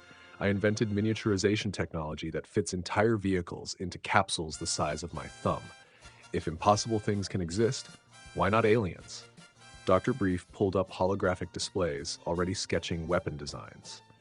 Now, you mentioned these soldiers had power levels around 1500 and fled when confronted with multiple fighters in the 4000 to 7000 range. That suggests energy-based combat with quantifiable power measurements. Can you explain how that works? And just like that, they were in a technical discussion about key manipulation, energy output measurements, and how Earth science might interface with Saiyan combat techniques. Dr. Brief took notes like he was attending a fascinating lecture rather than learning his planet was in danger. Bulma burst into the office halfway through, clearly annoyed at being excluded. Daddy, why didn't you tell me Goku was here? We were supposed to. She stopped, processing the holographic displays of energy weapons and alien ship configurations. What's going on? Aliens exist. Roughly 183 are hiding on our moon, and we might need to defend Earth from space tyrants within 2 years, Dr. Brief said casually. Want to help design weapons? Bulma stared at her father, then at Goku, then at the holograms. Awesome! She grabbed a tablet and started sketching her own designs. I've got so many questions. First, can we visit the moon base? Second, what's the power-to-weight ratio on Saiyan pod engines? Third, are there other alien species or just Saiyans? Fourth, Goku felt something release in his chest. This was Earth. This was why his first life here had mattered so much. Humans who, when told space tyrants were coming, didn't panic or despair. They started building weapons and asking questions about engine specifications. We should contact Master Roshi, Gohan said, and probably Korin. If we're assembling Earth defenders, we need the best martial artists the planet has. Who's Korin? Goku asked. Ancient master who lives in a tower so tall it takes days to climb. Legend says he's got training methods that can multiply a warrior's power in weeks instead of years. I trained under him for a while in my youth, but I never completed his full program. Gohan smiled. If we're preparing Earth for war, we're going to need every advantage we can find. Cell Gamma, Planet Sadala 2, same time frame. Prince Vegeta moved through combat forms in the 15 Dykes gravity chamber, but something had changed. He wasn't training with that mechanical self-destructive obsession anymore. His movements carried purpose now, focus, the kind of determination from having a goal beyond just get stronger. King Vegeta watched from the observation deck and felt relief so profound it was almost painful. He's different, Nappa observed. After your talk with him 3 days ago. Calmer, more focused. We had a good conversation, a necessary one. Now, King Vegeta didn't elaborate. What happened between a father and son in their worst moments wasn't for public discussion. He's still training intensively, but now there's sustainability to it. Rest periods, proper nutrition, listening to his body instead of just pushing through damage. And his Super Saiyan attempts? Fewer, but more controlled. He's building the foundation properly instead of trying to force the transformation through desperation. King Vegeta pulled up Vegeta's power progression chart. Power level has grown from 42,000 to 48,000 in 3 days. That's exceptional progress achieved through smart training rather than self-destruction. Think he'll achieve it? Super Saiyan? Eventually. He's got the potential, the drive, and now the methodology. Give him another year, maybe 2. King Vegeta's expression was complicated, pride and fear mixed together. But I don't want him to need the same catalyst Silera did. Watching someone die, experiencing that level of loss, I'd rather he achieve it through mastery than through trauma. Might not be a choice we get to make. Frieza Force knows survivors exist now. When they come hunting, trauma might be inevitable. Then we prepare him to be strong enough that he doesn't break when it happens. That's all any father can do. Down in the gravity chamber, Prince Vegeta completed his final set and powered down the gravity generators. His body was exhausted but not damaged, pushed but not broken. He looked up at the observation deck where his father watched, and for the first time in 2 years, he smiled. Small smile. Barely there, but genuine. King Vegeta smiled back. Cell Beta, Planet Suno 2. Bardock's precognitive vision was showing him something that made no sense. Multiple futures were converging on a single point. a decision that would be made approximately 18 months from now that would determine everything that followed. In some timelines, Earth became a fortress. Humans and Saiyans training together, building defenses, creating a coalition strong enough that when Frieza sent investigators, they were repelled. Those futures were bright but fragile, dependent on perfect execution and a dozen variables aligning correctly. In other timelines, Earth fell. Frieza's forces overwhelmed the scattered defenders, killed most of Cell Alpha, and turned Earth into an example of what happened to planets that harbored Saiyan refugees. Those futures were dark and ended with scattered survivors fleeing once again. But there was a third branch. Smaller than the others, harder to see, but possible. In those timelines, something unexpected happened. A catalyst that changed all the calculations. Someone achieved a transformation that shouldn't be possible yet, or discovered a technique that broke conventional power scaling, or made an alliance that brought new forces into play. Those futures were the brightest he could see. Also the most uncertain. What do you see? Gine asked, sensing his concentration. Choice point, 18 months from now, maybe less. Something happens on Earth that forces us to decide what we really are. Warriors? Refugees? Protectors? The decision we make determines whether we survive the next decade or get hunted to extinction. Can you see what the catalyst is? What forces the choice? No, too many variables. But I see Kakarot at the center of it, and humans, and something about Earth itself. There's a power there we don't understand yet, something old and patient and waiting. Earth's Dragon Balls, Gina said quietly. They exist in this timeline too, don't they? Like they did on Namek. Bardock's eyes widened. He'd been so focused on key signatures and combat power that he hadn't considered mystical artifacts. But Gine was right. If Namek had Dragon Balls that could grant wishes, and Earth was somehow connected to Namek through ancient migration, then Earth might have them too. If Earth has wish-granting artifacts and Frieza learns about it, he'd come for them regardless of whether Saiyans were there or not. Gine's voice was grim. Which means Earth is already a target. We're just accelerating the timeline, or giving Earth a chance to defend itself before Frieza comes for other reasons. Bardock looked toward where Earth would be, light years away but not impossibly distant, through FTL. Kakarot was right. Earth matters. We just didn't understand why yet. Mount Paozu, 1 week after Scout encounter, Goku stood in the yard watching the sunset and thinking about timelines. In his first life, Earth had been relatively peaceful for years before Saiyans arrived searching for Kakarot. Piccolo had been the first major threat, then his brother Raditz showing up created the Saiyan invasion, then everything spiraled from there. But this timeline was already wildly different. Frieza Force knew survivors existed. Earth was aware of aliens. Cell Alpha was preparing the planet for war. And they had maybe 18 months before serious threats arrived instead of the comfortable years his first life had enjoyed. Everything was compressed, accelerated. The threats were coming faster, but Earth had more warning. Was that better or worse? Goku? Bulma's voice interrupted his thoughts. She'd started visiting almost daily since learning about the alien situation, fascinated by the technology and science behind key manipulation. I've been thinking about your energy attacks, the Kamehameha that Grandpa Gohan taught you. What about it? You said it takes years for most people to master, but you learned it in 6 months because you had perfect ki control from your previous life. What if we could teach that control to other people faster? Use technology to help them perceive and manipulate their own energy? Goku blinked. In his first life, ki training had been entirely manual. Meditation, physical conditioning, master-to-student instruction over years or decades. But combining Earth's technology with Saiyan training methods? You mean like training equipment that visualizes ki flows? Helps people see what they're doing? Exactly. Bulma pulled up sketches on her tablet, and these were genuinely impressive for a 4-year-old showing understanding of concepts that shouldn't be possible. Daddy and I have been working on it. Scouters that measure power levels are one thing, but what if we made devices that showed you how to improve your power level? Real-time feedback on technique efficiency, energy circulation, optimization of movement? Goku thought about it. In his first life, fighters had developed through brutal trial and error. But with technological assistance helping them understand what they were doing, that could accelerate Earth's defenders by years, decades even.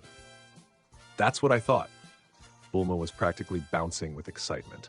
And if we combine it with gravity training, like your people use, and maybe some of that hyperbolic time chamber thing you mentioned, we could turn regular humans into warriors strong enough to matter in like 5 years instead of 50. Wait, I mentioned the hyperbolic time chamber? Last week, you said something about training where time moved differently. I've been trying to figure out if that's even physically possible or if it's some kind of mystical thing. Goku made a mental note to be more careful about which future knowledge he casually mentioned around the 4-year-old super genius. But she wasn't wrong about the potential. Earth had resources his first life had never fully utilized because nobody knew they were preparing for galactic threats. This time they knew, and they had time to prepare. Not much time, but some. "Show me these designs," Goku said. "Let's see if we can make them work." As Bulma launched into technical explanations that were somehow both childish and brilliant, Goku felt something he hadn't felt since Planet Vegeta's destruction. Hope. Not certainty. Not guarantee of success. Just the possibility that maybe, somehow, they could build something strong enough to survive what was coming. That would have to be enough. 6 months after Scout Encounter, Goku stood at the base of Korin Tower and craned his neck back, trying to see the top. He couldn't. The tower just kept going up and up until it disappeared into clouds so high they might as well have been in space. His 4-year-old body protested the very idea of climbing that far. But his warrior's mind knew what waited at the top. Korin, the immortal cat who'd trained some of Earth's greatest fighters. Senzu beans that could heal any injury instantly. Training methods that could multiply someone's strength in days instead of years. And most importantly, for right now, someone who might actually know where Earth's Dragon Balls were. "You sure about this?" Grandpa Gohan asked. The old master had made the journey himself decades ago and knew exactly how brutal the climb was. "You're 4 years old, Goku. Your body isn't ready for this kind of endurance challenge." "My body's never going to be ready for anything if I keep waiting for it to catch up to my mind," Goku replied. He'd had this argument with himself 1,000 times over the past 2 years. Always feeling trapped in a toddler's frame while knowing what he should be capable of. Besides, we need information. If Earth really has Dragon Balls like Namek does, we need to find them before Frieza's investigators do. And you think this Korin will just tell you? I think he'll test me. Probably make me do something impossible first. But yeah, eventually he'll help. He's one of the good guys. Goku paused. At least he was in my other life, assuming he exists the same way here. That was always the uncertainty now. How much of his first life's Earth matched this timeline? Korin Tower was here, exactly where he remembered it. But did that mean Korin himself existed? Did it mean the Dragon Balls were real and not just Namekian legend? Did it mean Kami was watching from even higher up and Mr. Popo and the whole mystical infrastructure that had supported Earth's defenders? Only one way to find out. "I'm climbing," Goku announced, and started up before Gohan could argue further. And the thing about Korin Tower that nobody really appreciates until they're actually doing it. It's not just tall, it's sadistically tall. The stones are smooth enough that you can't rest properly. The wind picks up after the first hour and tries to peel you off like old paint. And there's something about the tower itself that makes your ki feel sluggish, like you're fighting through invisible resistance. Goku's power level was 12,000 now after 6 months of intensive training with Earth's best martial artists. He could have flown up the tower in minutes if he wanted, but that would miss the point. Korin Tower wasn't about power. It was about persistence, endurance, proving you had the dedication to keep climbing even when everything hurt and your body screamed for rest. So he climbed, one handhold at a time, one foot above the other. Hours blending together until his muscles burned and his small hands bled, and he'd long since lost track of how far he'd come or how far remained.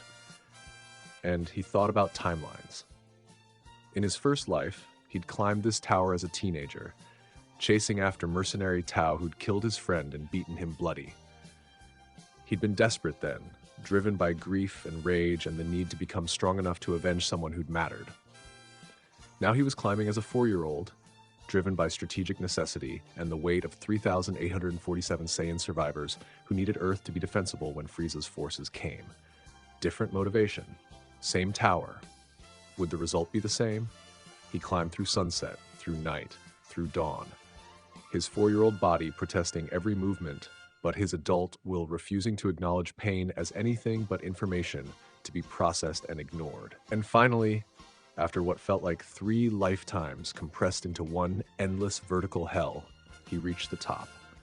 The platform at Korin Tower's peak was exactly as he remembered. Simple wooden construction, open to the sky, with a small shrine-like building in the center. And sitting in front of that building, casually licking his paw like he hadn't been waiting for someone to climb an impossible tower, was Korin. White cat, walking staff, eyes that looked ancient and amused in equal measure. "Well, well," Korin said, his voice carrying that same tone Goku remembered, playful but with steel underneath. "Haven't had a climber in, 3 years and never one so young. What's your name, kid?" Goku stood on shaking legs, every muscle screaming, and managed something between a bow and a collapse. "Goku, Son Goku, I need your help. Most people who climb my tower need help.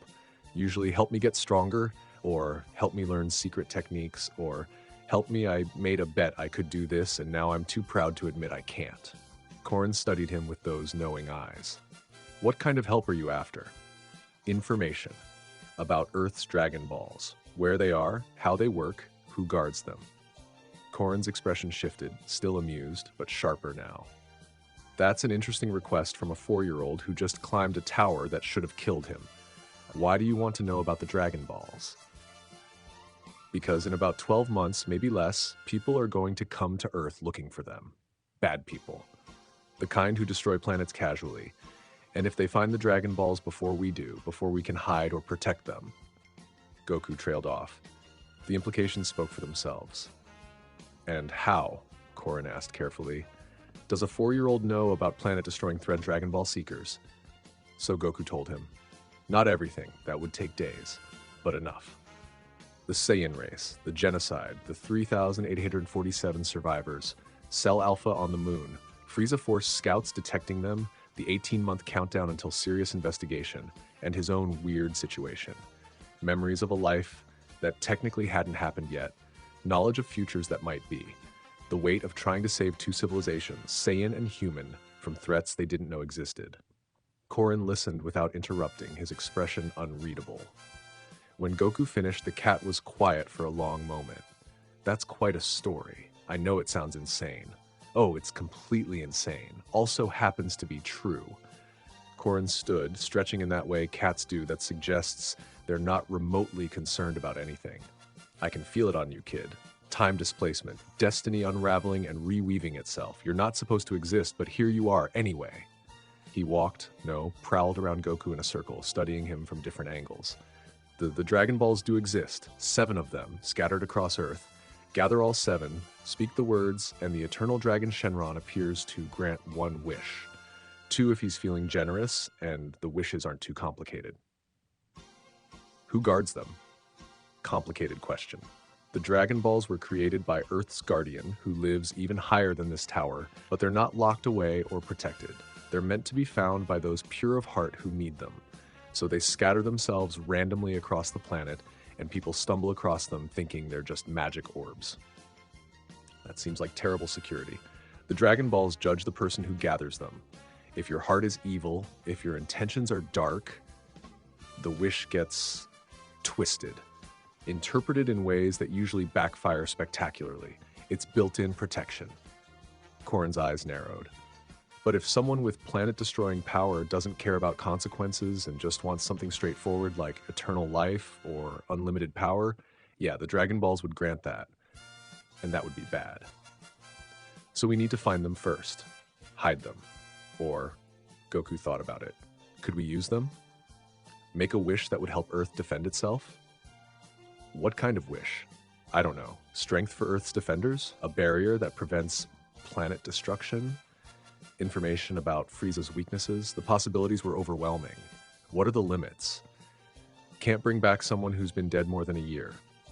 Can't kill someone who's significantly stronger than the dragon itself. Shenron's powerful, but he's not god tier.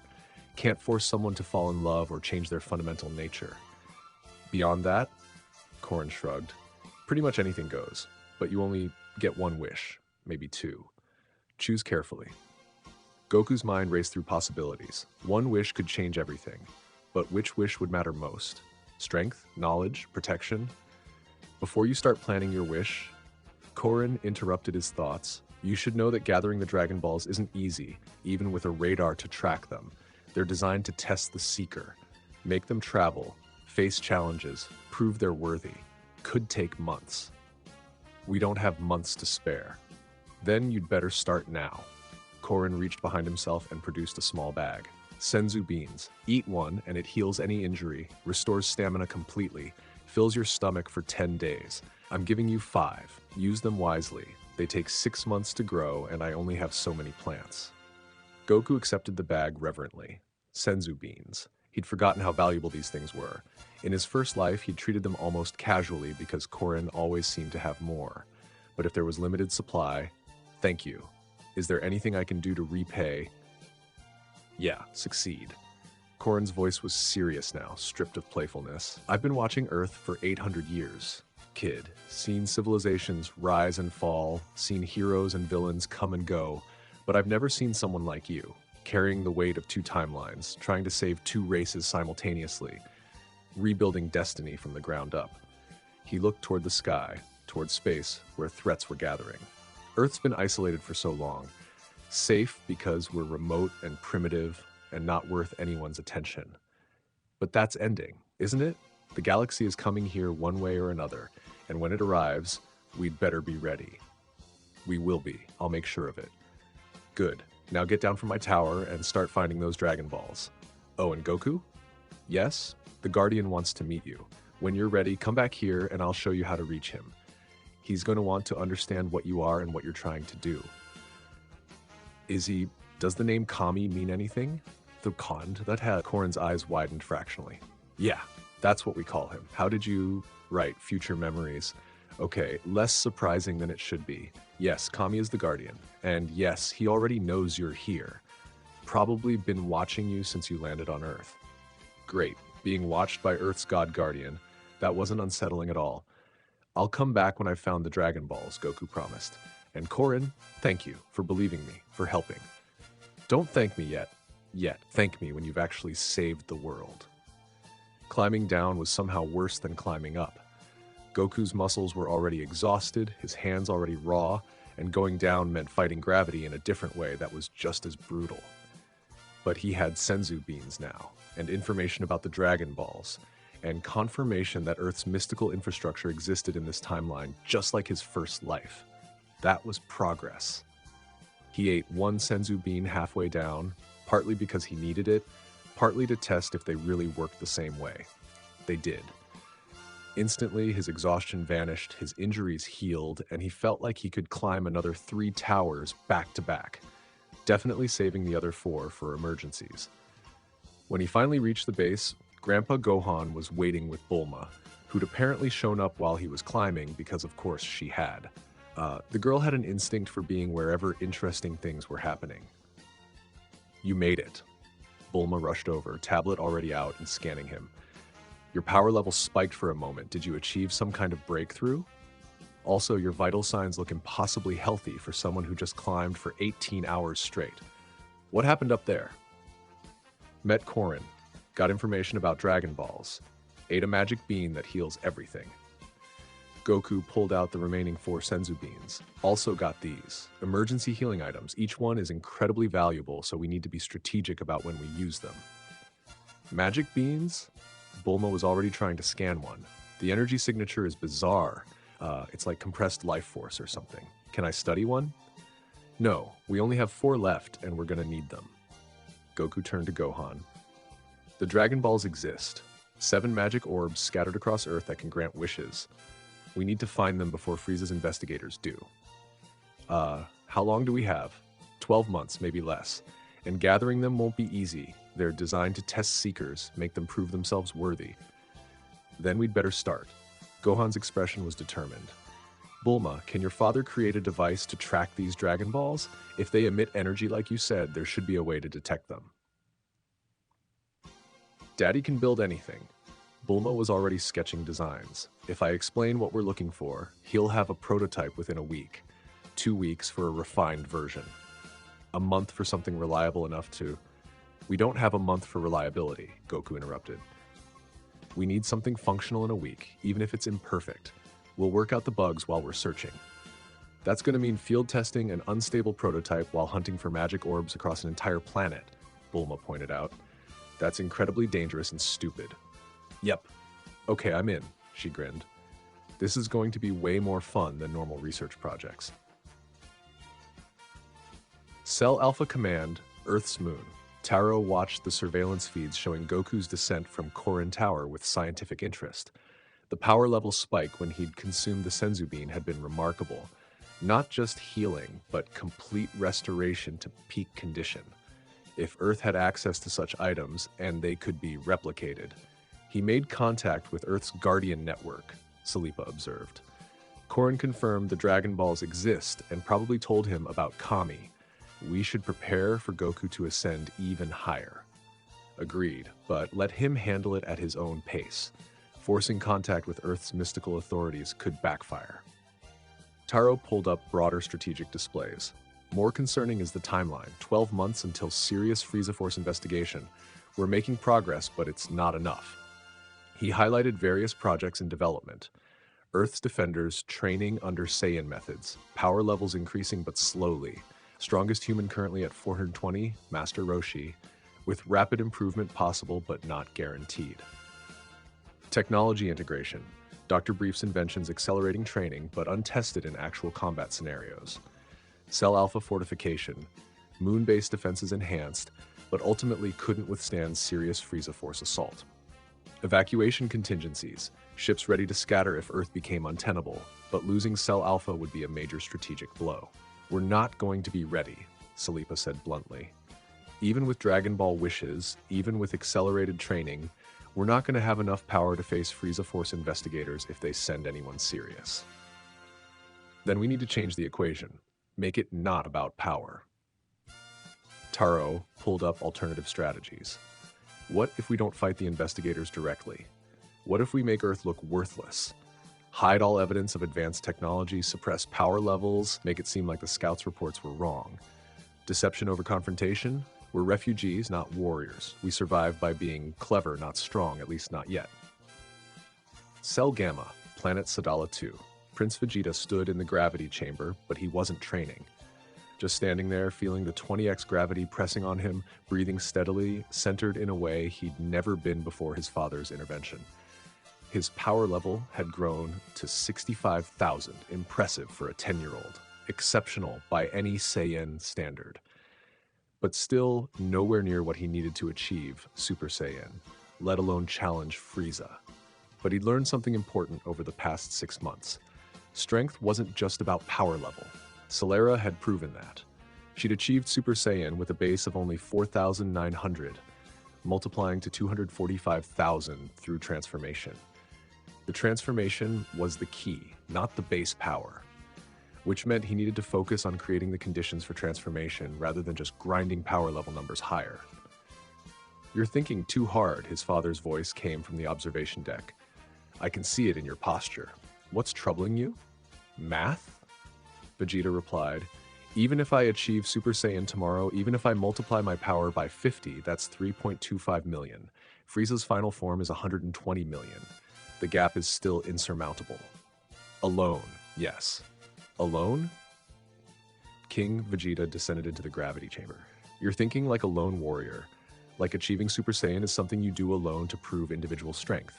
But what if it's not? What if the real power of Super Saiyan is that multiple warriors can achieve it? Vegeta stared at his father. You mean, if 5 Saiyans achieve Super Saiyan transformation, each one at 50x base power, fighting as a coordinated unit, that changes the mathematics considerably.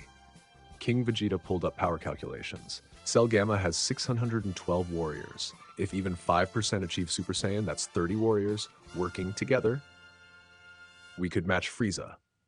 Vegeta's voice was quiet, processing this new framework. Not individually, but as a force.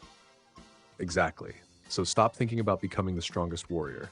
Start thinking about becoming the best teammate. Learn to fight cooperatively.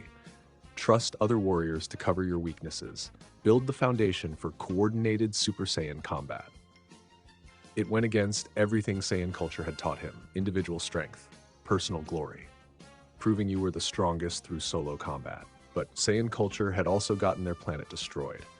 When do we start? Vegeta asked. Now. King Vegeta gestured to the training arena where other warriors were gathering. Team combat exercises. You'll lead a squad of 5 warriors with power levels similar to yours. Learn to fight as a unit. Learn that victory through cooperation isn't weakness. West City, Dr. Brief's laboratory. This is impossible, Dr. Brief muttered, adjusting the prototype Dragon radar for the 47th time. The energy signature I'm tracking is barely perceptible. It's like trying to detect a candle from orbit, and there are supposedly 7 of these scattered randomly across the planet? Can you make it work? Bulma asked, helping with the calculations despite being 4 years old because apparently genius ran deep in the Brief family. I can make anything work. Question is whether I can make it work in a week. He pulled up global energy scans. The Dragon Balls emit a unique frequency that's almost mystical. Not quite electromagnetic, not quite gravitational. It's like they exist slightly outside normal physics. So, we need a detector that scans for things that shouldn't be possible to detect?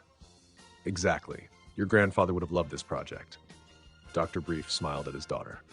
Okay, here's the plan. I build a prototype that can detect Dragon Ball energy within a 50-kilometer radius. We mount it on a hover car, and you and Goku fly around systematically scanning the planet until you found all 7. That's going to take months. Then you'd better be efficient about flight patterns. He activated the prototype, and immediately it started beeping.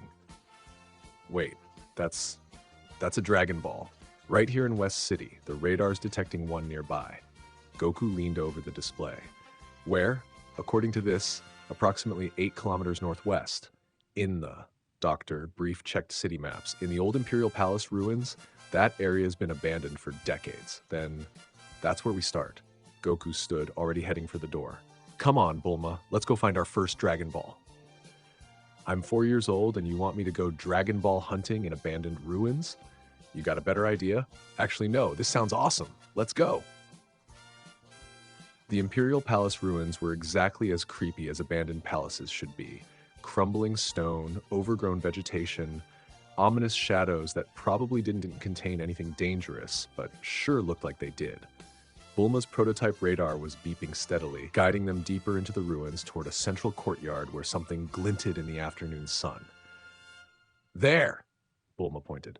Sitting in the middle of the courtyard, just resting on cracked stone like it was the most natural thing in the world, was a perfect orange sphere about the size of a baseball. And inside it, clearly visible, were 5 stars arranged in a distinctive pattern. The 5-star Dragon Ball.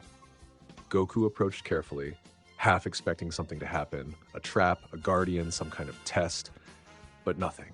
The Dragon Ball just sat there, radiating that unique energy that felt both ancient and patient. He picked it up. It was warm to the touch, and the moment his fingers wrapped around it, he felt something. Like the Dragon Ball was assessing him, judging whether he was worthy, his intentions, his heart, whether he deserved to wield wishes. Then the moment passed, and it was just a sphere in his hand. 1 down, Goku said. 6 to go, and we have 12 months to find them all before Frieza's investigators arrive. Then we'd better start searching. Bulma was already plotting flight patterns on her tablet. If we systematically scan in a grid pattern, prioritizing areas where mystical artifacts might naturally settle. As they headed back to the hover car, Goku looked at the 5-star Dragon Ball in his hand and thought about wishes. About what one perfect wish might accomplish, about whether it was better to wish for strength, knowledge, protection, or something else entirely. In his first life, he'd never really thought strategically about Dragon Ball wishes. Usually they were used to revive people who died in battle, quick fixes for immediate problems, but now, with advance warning of threats, with time to plan, one wish could change everything. He just had to figure out what that wish should be. 3 months into Dragon Ball Hunt, West City outskirts. You know what nobody tells you about hunting for magic wish-granting orbs? It's boring, like incredibly, mind-numbingly boring, punctuated by brief moments of excitement and danger. Goku and Bulma had been crisscrossing the planet for 3 months now, following the Dragon radars beeping and scanning every likely location within 50 kilometers. They'd found 2 more Dragon Balls, the 3-star in a mountain cave guarded by an angry bear that Goku had to politely relocate, and the 6-star at the bottom of a lake that required Bulma to invent diving equipment on the spot. 3 down, 4 to go. 9 months until Frieza Force investigation. The math was tight, but doable. Except the remaining Dragon Balls were being difficult. One was moving, someone had it and was traveling, making it hard to pin down. 2 others were in locations that made no sense, one reading from the middle of the ocean, another from what should have been solid mountain. "I don't understand this reading," Bulma muttered, tapping the radar. They were hovering over a dense forest, the radar insisting a Dragon Ball was directly below them, but scans showing nothing. It's like the signal is there, but also not there. Phasing in and out. Could someone be hiding it? Using technology or key to mask the signature? Maybe. Or it's underground, or in another dimension, or... Oh no. Bulma's face went pale. "Goku, what if one of the Dragon Balls is in the stomach of an animal? The reading would move with the animal, and the signal would be dampened by biological matter." "That's disgusting and also probably exactly what happened," Goku sighed. "Okay, new plan. We track this moving signal, figure out what ate it, and convince the animal to give it back." "How do you convince an animal to give back something it swallowed?" "Very carefully." They'd been doing this for 3 months now, and honestly, it was kind of fun. Frustrating, yes. Urgent, absolutely. But also fun in a way that Goku's first life had never quite captured, because in his first life, he'd been a naive 12-year-old stumbling into adventure. Now he was a 4-year-old with adult awareness, deliberately engineering that adventure, with a 4-year-old genius inventor as his partner who kept coming up with solutions to problems that shouldn't have solutions. Like right now. Bulma was already designing a device that could remotely induce vomiting in animals from a safe distance. "That seems unethical," Goku observed. "So is letting space tyrants destroy Earth because we couldn't get a Dragon Ball out of a dinosaur's stomach. Pick your ethics." Fair point. But while they were hunting Dragon Balls, other things were happening, because the galaxy doesn't pause just because you're busy with your own problems. Frieza Force Outpost Gamma 9, same time frame. Commander Kui stood in the communications center, reviewing reports with growing concern. 3 months ago, 3 scouts had returned from a routine survey of a primitive world called Earth with a story that should have been impossible. Saiyans. Multiple Saiyans. Organized, armed, with ships and warriors. Lord Frieza had been interested. Not concerned, exactly. Frieza never showed concern. But interested in a way that meant people were going to die, and Kui really hoped it wouldn't be him. "Analysis complete," the intelligence officer reported. "Cross-referencing energy signatures from the Earth survey with known Saiyan profiles. We have a match. The ship's detected match modified Planet Vegeta evacuation vessel designs. The energy signatures are consistent with Saiyan key patterns." So they did survive. Kui felt his stomach drop. Lord Frieza had been so sure the genocide was complete. Finding out he'd missed survivors would make the tyrant displeased. How many? Based on ship configurations and detected signatures, estimated 150 to 200 individuals at the Earth location. Unknown how many more are scattered elsewhere. Recommendation? Send an investigation team. Class B threat assessment. Power levels detected ranged from 4,000 to 7,000, significant but manageable with proper force deployment. Kui made the decision that would change everything. Assemble a strike team. 20 soldiers, power levels 3,000 minimum. Commander Zarbon to lead. Mission: investigate Earth, confirm Saiyan presence, eliminate survivors if possible, capture one for interrogation if tactical situation allows. He sent the order and tried not to think about what would happen if this went wrong. Cell Alpha Command, 6 months until investigation. The alert came at 300 hours local time, screaming through every communication channel Cell Alpha had. Incoming transmission from Cell Delta. Priority maximum, Frieza Force activity detected. Taro was at the command center within 90 seconds, Salipa right behind him. They pulled up the transmission and felt their blood freeze. Nappa's face appeared holographically, his expression grim. Strike team departed Frieza Force Outpost Gamma 9 approximately 6 hours ago. 20 soldiers, led by Commander Zarbon. Estimated power levels: soldiers at 3,000 to 4,000, Zarbon at 23,000. Destination Earth, ETA, 4 days. 4 days, not 12 months. 10 minutes later, Roshi was staring at holographic displays showing Frieza Force ship configurations, power level readouts, and tactical projections that painted a very clear picture. Space soldiers were coming to Earth in 3 days, and unless Earth's defenders worked together, everyone was going to die. So let me make sure I understand, Roshi said slowly. Aliens destroyed their planet 2 years ago. Roughly 4,000 survived and scattered across the galaxy. About 180 are hiding on our moon, and now space tyrants are sending a hit squad to investigate? That's accurate, Salipa confirmed. And you want me to help fight them? We need Earth's strongest fighters to make a unified stand. Show Frieza Force that Earth is defended, dangerous, not worth the trouble. Goku leaned forward. Master Roshi, I know about your true power level. I know you've been suppressing it for decades, pretending to be a dirty old man to avoid attention. But we need the warrior underneath. We need the Master Roshi who trained under Mutaito and fought King Piccolo. Roshi was very still. That's a name I haven't heard in a long time. King Piccolo, the demon who nearly destroyed the world before Mutaito sealed him away. He's going to break free eventually. In this timeline or another, Piccolo's reincarnation is coming. But before that, we have this threat. And I need to know if you'll fight with us. Roshi studied the 4-year-old who talked like a general planning war. Then he stood, and suddenly the lecherous old hermit was gone.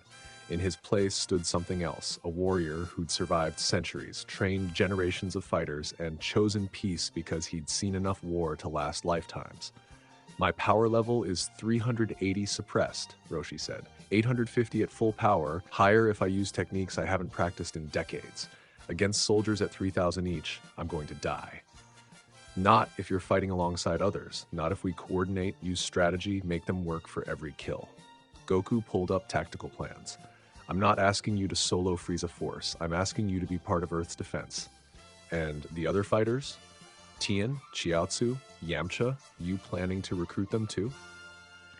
Already working on it, but you're the key. You're the legend that other fighters respect. If Master Roshi says Earth needs defending, people listen. Roshi was quiet for a long moment. Then he smiled, not the lecherous grin, but something genuine and a little sad. All right, I'm in. Let's show these space bastards that Earth isn't as primitive as they think. Over the next 3 days, Goku and Salipa assembled Earth's defense force. It was smaller than he'd hoped, larger than he'd feared. Master Roshi, power level 850 full power. Grandpa Gohan, power level 320. Tien Shinhan, power level 290, young but talented. Chiaotzu, power level 180, psychic abilities more valuable than raw power. Yamcha, power level 250. Launch, power level 160, blonde, 15, blue. 6 humans. Plus Goku at 12,000. Plus 15 Cell Alpha warriors ranging from 4,000 to 7,000.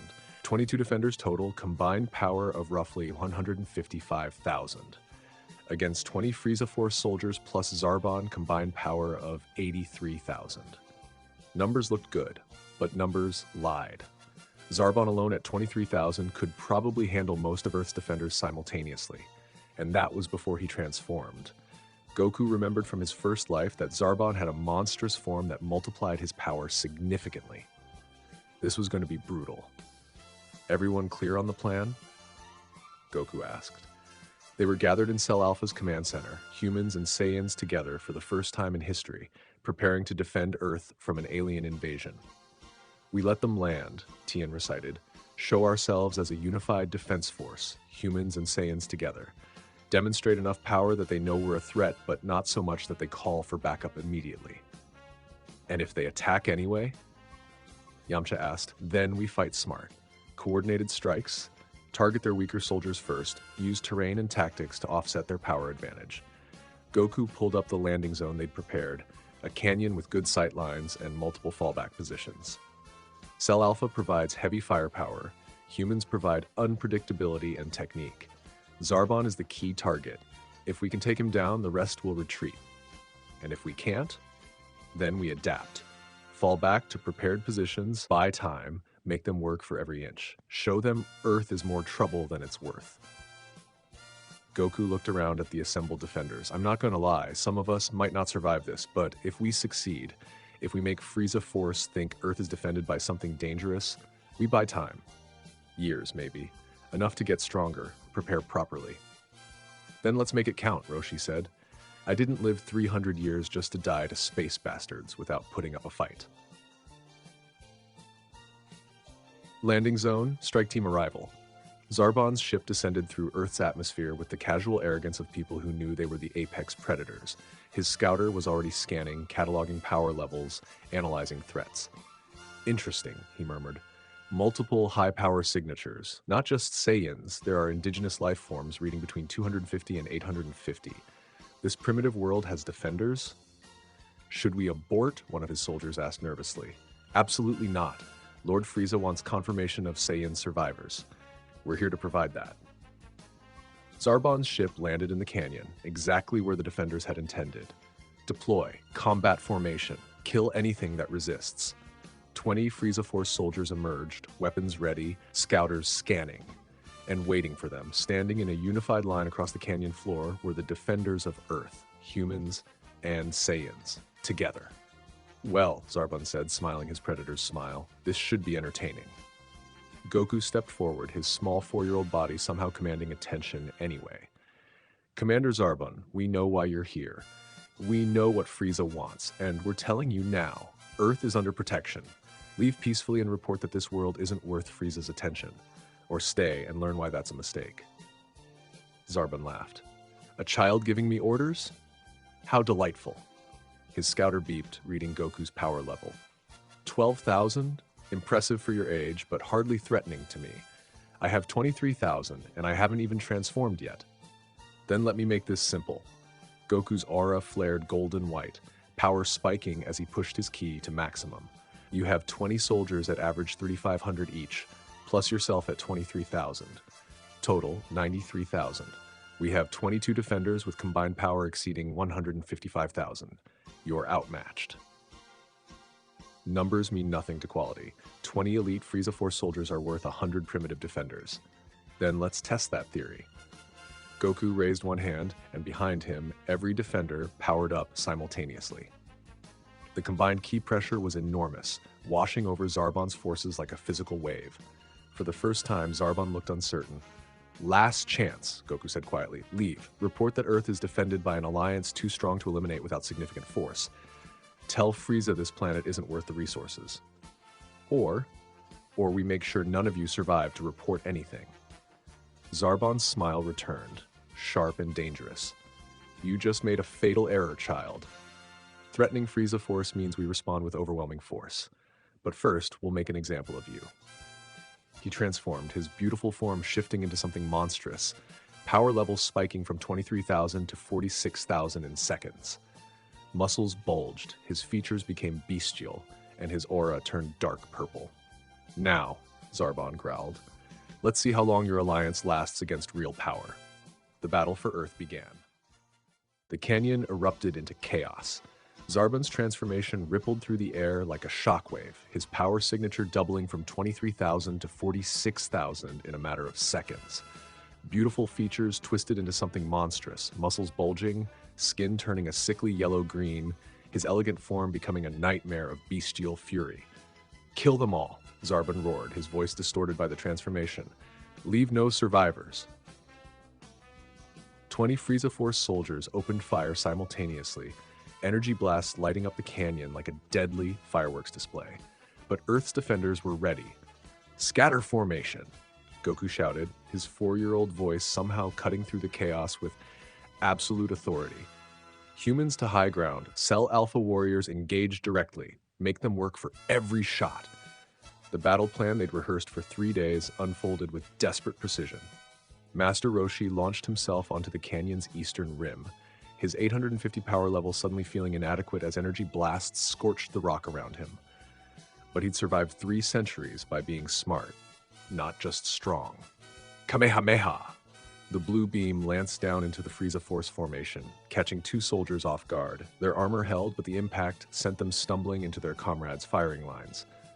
"Nice shot, old man," Yamcha called out, using his wolf fang fist to drive 3 soldiers back, while Tien and Chiaotzu coordinated a psychic assault that disrupted their targeting systems.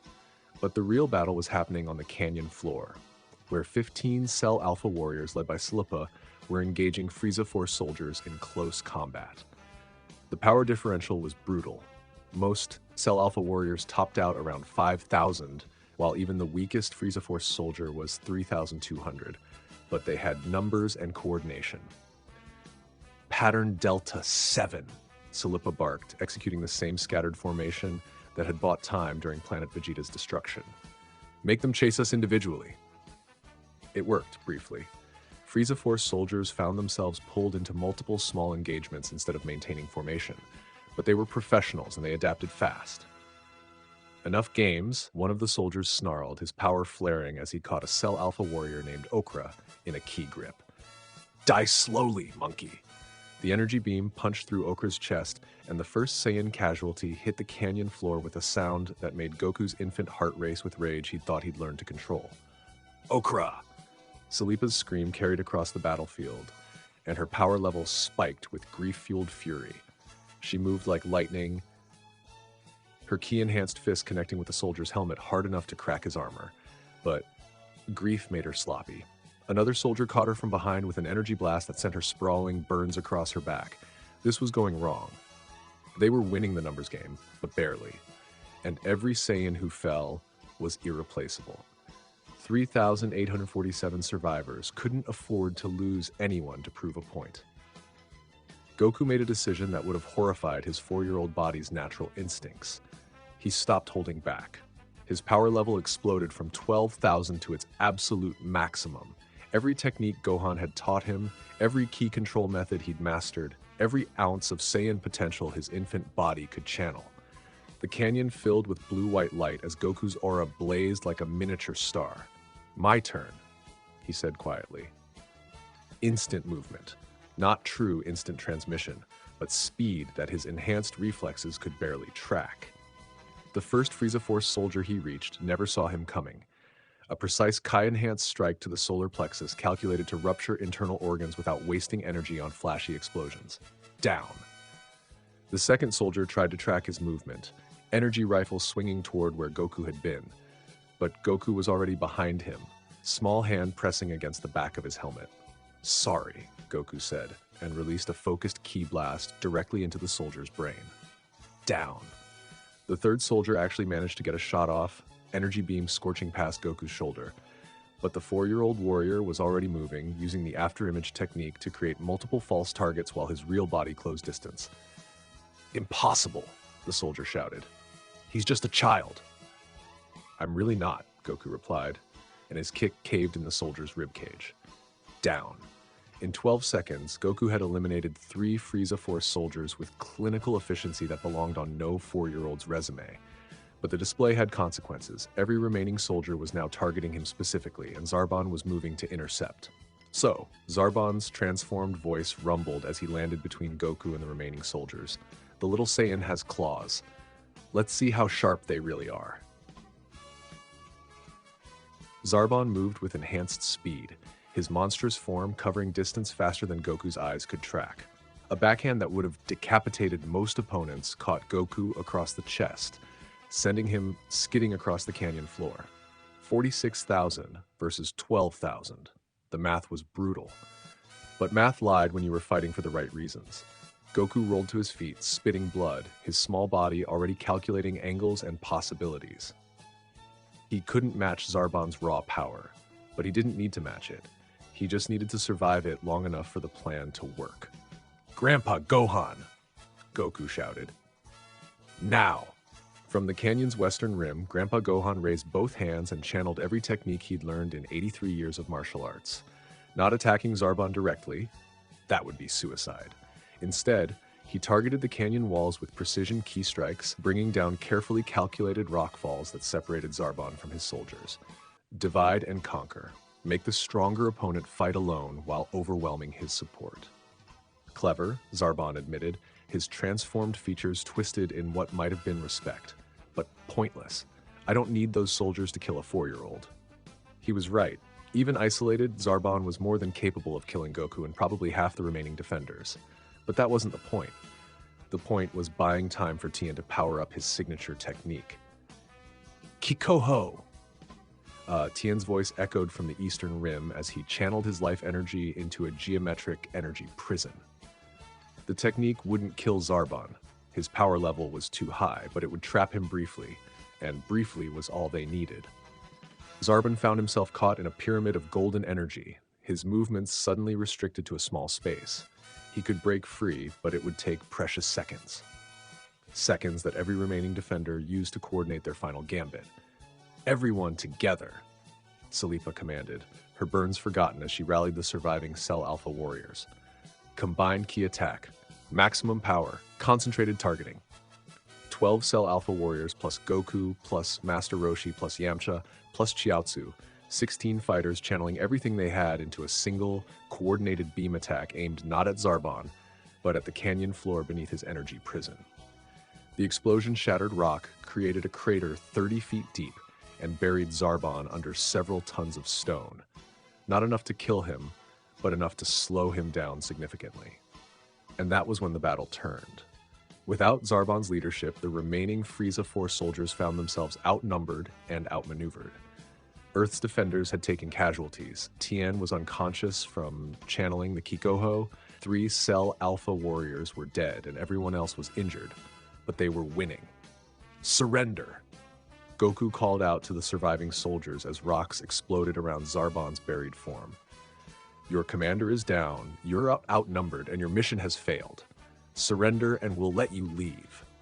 Some of them actually considered it. You could see the calculation in their body language. Was loyalty to Frieza worth dying in a canyon on a primitive world? But before they could respond, Zarbon erupted from the rubble. His transformation was even more monstrous now, enhanced by rage and humiliation. Power level pushing past 50,000 as fury drove him beyond normal limits. His eyes found Goku across the battlefield, and the hatred there was personal. Enough, Zarbon snarled. I'll kill the child first, then every other defender on this pathetic planet. Frieza will have his confirmation written in your blood. He moved like a guided missile. All that enhanced power focused on eliminating the 4-year-old who'd orchestrated his humiliation. Too fast for Goku to dodge, too powerful for anyone to intercept. But someone tried anyway. Get away from him. Tien appeared between Zarbon and Goku, still weak from the Kikoho but moving on pure determination. His power level was only 290, utterly inadequate against Zarbon's enhanced form, but he planted himself like a mountain and refused to yield. Zarbon's claws raked across Tien's chest, opening wounds that sprayed blood across the canyon floor. But the three-eyed fighter held his ground just long enough for Goku to counterattack. Kamehameha! Goku's beam struck Zarbon point blank, not enough power to kill, but enough to send him stumbling backward.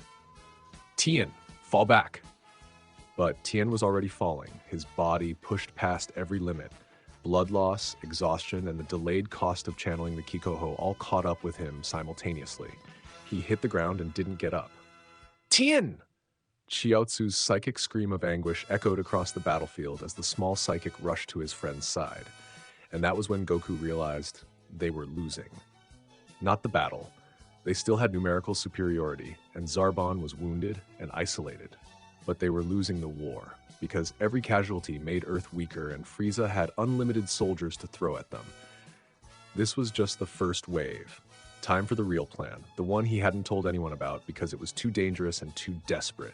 Cell Alpha warriors, Goku commanded. Full retreat, get the wounded clear, humans fall back to secondary positions. What about Zarbon? Silera shouted back. Leave him to me. You can't fight him alone. I'm not going to fight him. Goku's voice was grim as he pulled out one of Korin's Senzu beans.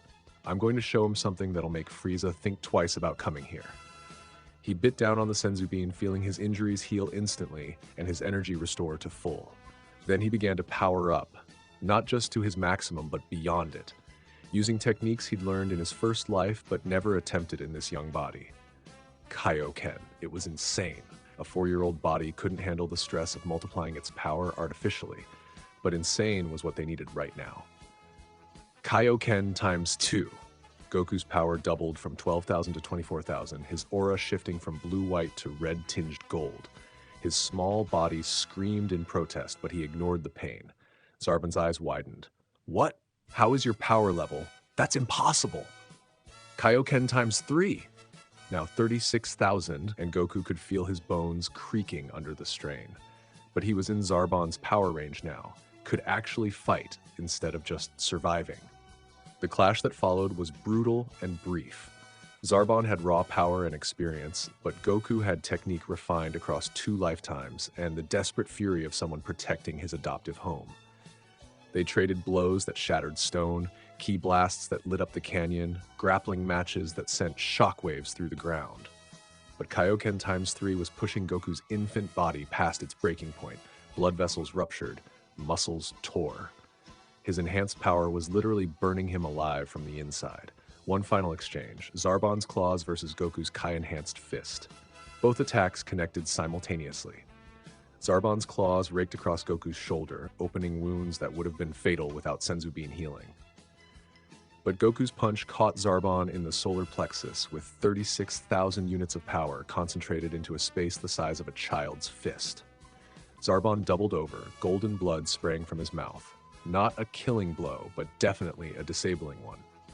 His transformation flickered and failed as his body struggled to maintain enhanced form while dealing with internal damage. Impossible, Zarban gasped, his features shifting back to their beautiful but wounded baseline. A child. A 4-year-old child just matched you, Goku finished, allowing the Kaioken to fade. His own body was a wreck, burns from ki overload, torn muscles, exhaustion that went beyond physical, but he was still standing. And I'm not even the strongest defender on Earth. What do you think that says about your chances here? Zarban looked around the canyon. 13 of his 20 soldiers were dead or unconscious. The survivors were wounded and demoralized. His own power was severely compromised. And in the distance, more energy signatures were approaching. Earth fighters who'd been too far away to join the initial battle but were converging on the combat zone. The math had shifted. This wasn't a quick strike anymore. This was a prolonged engagement against an organized, powerful defense force on terrain they knew better than he did. Retreat, Zarban commanded, his voice carrying defeat and something that might have been respect. All units, retreat to the ship. Mission parameters have changed. Sir? One of the surviving soldiers questioned. We came for confirmation that Saiyans survived. We got it. We also got confirmation that Earth is defended by forces capable of significant resistance. Zarban looked directly at Goku. Lord Frieza will want a detailed tactical assessment before committing additional resources. The remaining Frieza Force soldiers began withdrawing toward their ship, carrying their wounded and their dead. But at the canyon's edge, Zarban paused and looked back. This isn't over, child. Frieza has resources you can't imagine. Ships, soldiers, power that makes my full strength look pathetic. You won a battle today, but the war is just beginning. I know, Goku replied quietly, but today we proved Earth isn't helpless, and sometimes that's enough to make tyrants reconsider. Zarban's ship screamed into the sky minutes later, disappearing into faster-than-light travel with a cargo of wounded soldiers and intelligence that would change everything. In the canyon, Earth's defenders counted their losses. 3-cell Alpha warriors dead, Okra, Masa, and Beats. Brave Saiyans who'd given their lives to protect a world that wasn't even their birth home. Tien critically wounded, stabilized but requiring immediate medical attention. Chiaotzu exhausted from healing efforts. Master Roshi drained from channeling power he hadn't used in decades. Everyone else carrying injuries that would take weeks to heal properly. But they'd won. Against all odds, against superior individual power, they'd forced a Frieza Force strike team to retreat. What now? Silera asked, kneeling beside the bodies of their fallen comrades. Now we prepare, Goku said, looking up at the sky where Zarban's ship had vanished. Because in 4 to 6 months, they're coming back. With more soldiers, better intelligence, and Frieza himself if we're unlucky. He pulled out the Dragon radar, its steady beeping indicating that their mystical objective was still out there, still achievable. But first, we finish what we started. We find the remaining Dragon Balls and we make a wish that changes everything. In the distance, thunder rumbled. Not natural thunder, the sound of more ships entering Earth's atmosphere. But these were different. These were Cell Alpha reinforcements, finally arriving from the moon base now that the immediate threat was past. The real preparation was about to begin, and somewhere in space, traveling toward a Frieza Force outpost at faster-than-light speeds, Zarbon composed his report and tried to figure out how to explain to the most powerful tyrant in the universe that a 4-year-old had just handed him his first tactical defeat in decades. This was going to change everything. Cell Alpha Command, Earth's moon, 6 hours after battle. The medical bay had never seen casualties like this. Teen lay unconscious in a regeneration pod, hastily modified with Saiyan medical technology, his chest rising and falling with mechanical assistance. The human's power level had dropped to barely 180, his body struggling to maintain basic functions after channeling the Kikoho beyond his limits. Will he survive? Chiaotzu asked for the 7th time, his small hands pressed against the pod's transparent surface.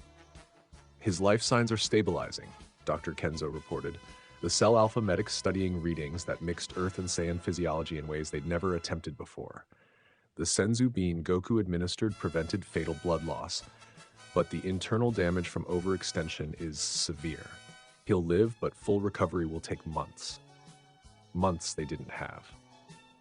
Taro stood at the command center's main display, analyzing battle footage with the cold precision that had kept Cell Alpha alive through 2 years of hiding. The tactical data was sobering.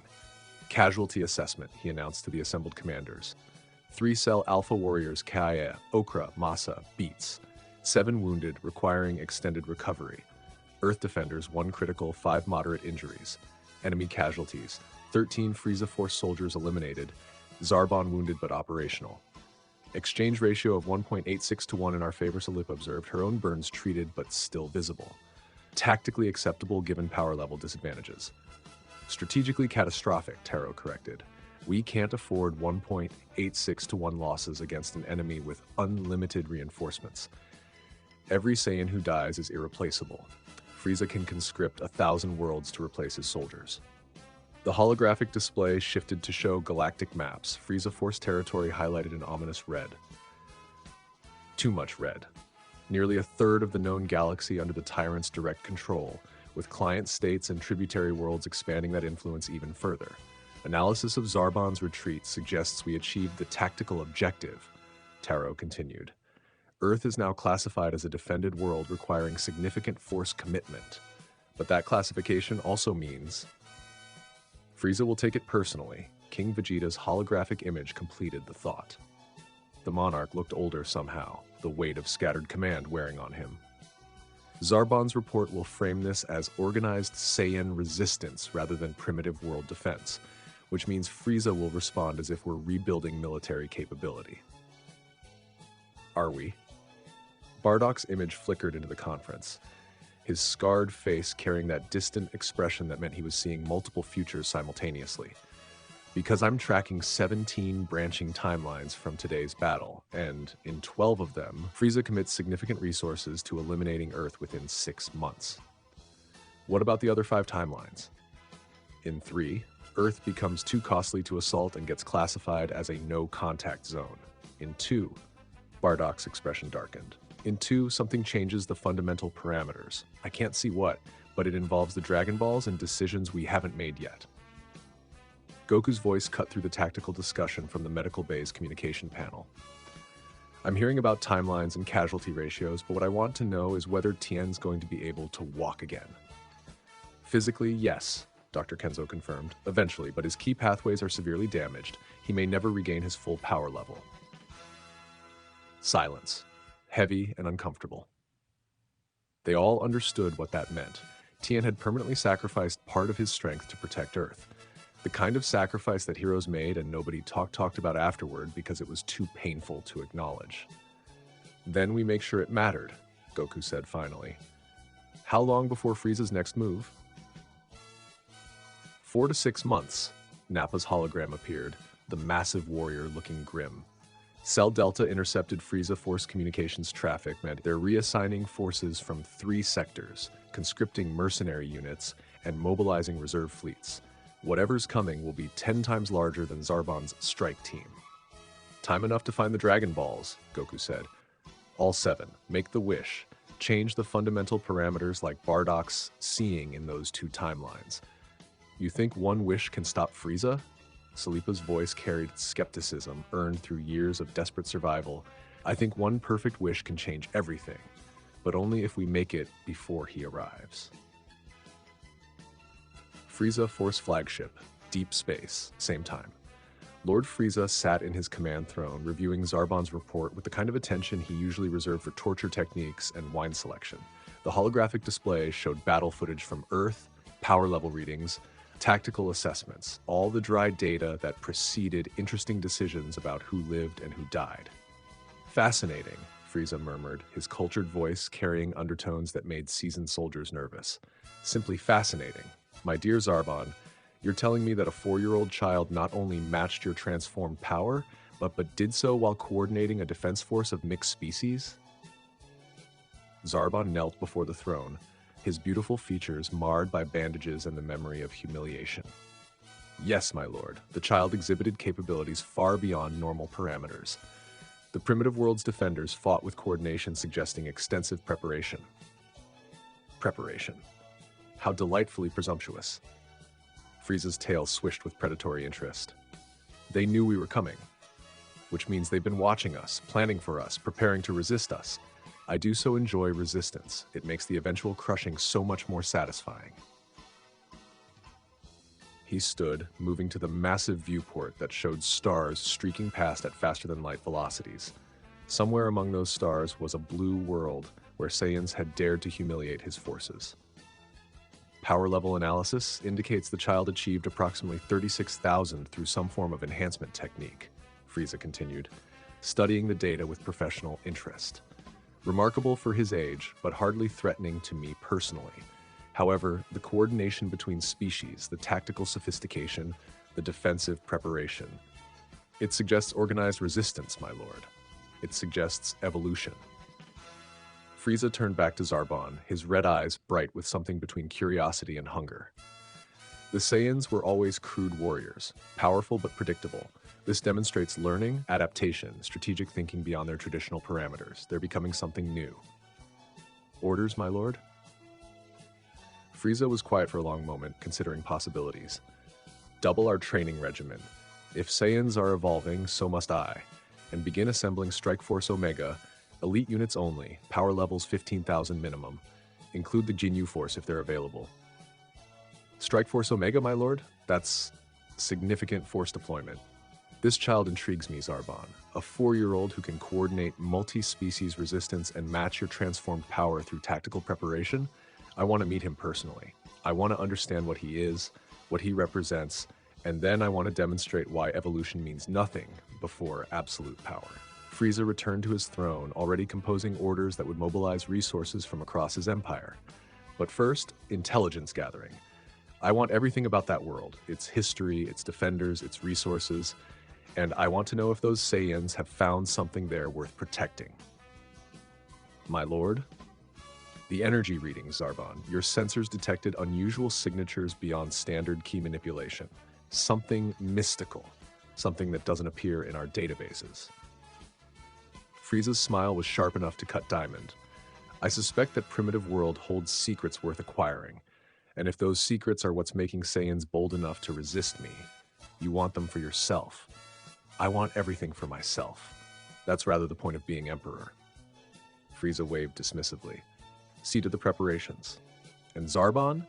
Next time you encounter that child, don't underestimate him. Evolution or not, he's clearly more dangerous than his appearance suggests. As Zarbon departed to carry out his orders, Frieza turned his attention to intelligence reports from across the galaxy. Somewhere in that data were clues about what made Earth special, what gave Saiyans the confidence to stand against him. He intended to find out, and then he intended to take it for himself. West City, Dr. Brief's laboratory, the next day. The Dragon radar's upgraded display showed a three-dimensional map of Earth with 4 pulsing lights scattered across the continents. 4 Dragon Balls still unfound, their mystical energy signatures creating a complex search pattern that would have been impossible without Capsule Corp technology. The good news is the radar's working perfectly, Dr. Brief announced, adjusting his glasses as he studied the readouts. The bad news is these remaining 4 are going to be problematic. Goku sat at the laboratory table, his small body still carrying bandages from the Kaioken technique's after effects. Using that enhancement at his age had been reckless, but it had achieved the tactical objective. Zarbon's retreat had bought them time. Now they needed to use it efficiently. Define problematic, he said. Dragon Ball number 4 is in motion. Consistent velocity suggests it's in someone's possession rather than sitting stationary. Number 7 appears to be underground, deep underground, possibly in a cave system. Number 2 is giving inconsistent readings, like it's being actively hidden. And number 1, that's the interesting one. Dr. Brief pulled up topographical maps showing a mountainous region in the planet's eastern continent. It's located in Fire Mountain territory, specifically in the domain of someone called the Ox King. Bulma looked up from her own tablet where she'd been sketching weapon modifications. The Ox King, that's not a real person. That's a legend. Big, scary monster who guards treasure on Fire Mountain. According to the radar, he's a real person with a real Dragon Ball. Goku studied the geographical data, and Fire Mountain is how far from here? 2 days by aircraft, accounting for the terrain. Dr. Brief highlighted the route. But Goku, if the legends are even partially accurate, this Ox King is supposed to be incredibly powerful and territorial, not the kind of person you just ask nicely for magical artifacts. Then we'll have to be diplomatic. Goku stood, testing his mobility. The Senzu Bean had healed the worst damage, but his muscles still ached from Kaioken strain. Bulma, how long before you can have defensive equipment ready for extended travel? Depends what you mean by defensive equipment. I mean equipment that'll keep us alive if we encounter more Frieza Force scouts while we're Dragon Ball hunting. Bulma's expression shifted from excited inventor to tactical planner, a transition that still amazed Goku, given her physical age. Portable shields, energy weapon detection, emergency beacon, 3 days for prototypes, a week for reliable versions. We don't have a week. Frieza's mobilizing resources as we speak. Then we use prototypes and hope they don't explode at inconvenient moments. Bulma was already sketching new designs. When do we leave? We. Goku looked at her carefully. Bulma, this isn't going to be safe. We're racing against Frieza Force intelligence teams, dealing with potentially hostile guardians, and carrying magical artifacts that half the galaxy would kill for. You're 4 years old. So are you, genius. She put her hands on her hips in that gesture that transcended age and species. Besides, I'm the only one who really understands how the Dragon radar works. You need me. She was right, which was frustrating. The radar's interface was intuitive enough for basic operation, but complex tracking, troubleshooting, and technical modifications required someone who understood the underlying principles. Fine, but we do this smart. Reconnaissance first, direct approach only if necessary, and if things go wrong, we retreat immediately. Goku looked at the remaining Dragon Ball locations on the display. 4 Dragon Balls. 4 months until Frieza's next move. That's 1 month per Dragon Ball if we're efficient. What about the competition element? Dr. Brief asked.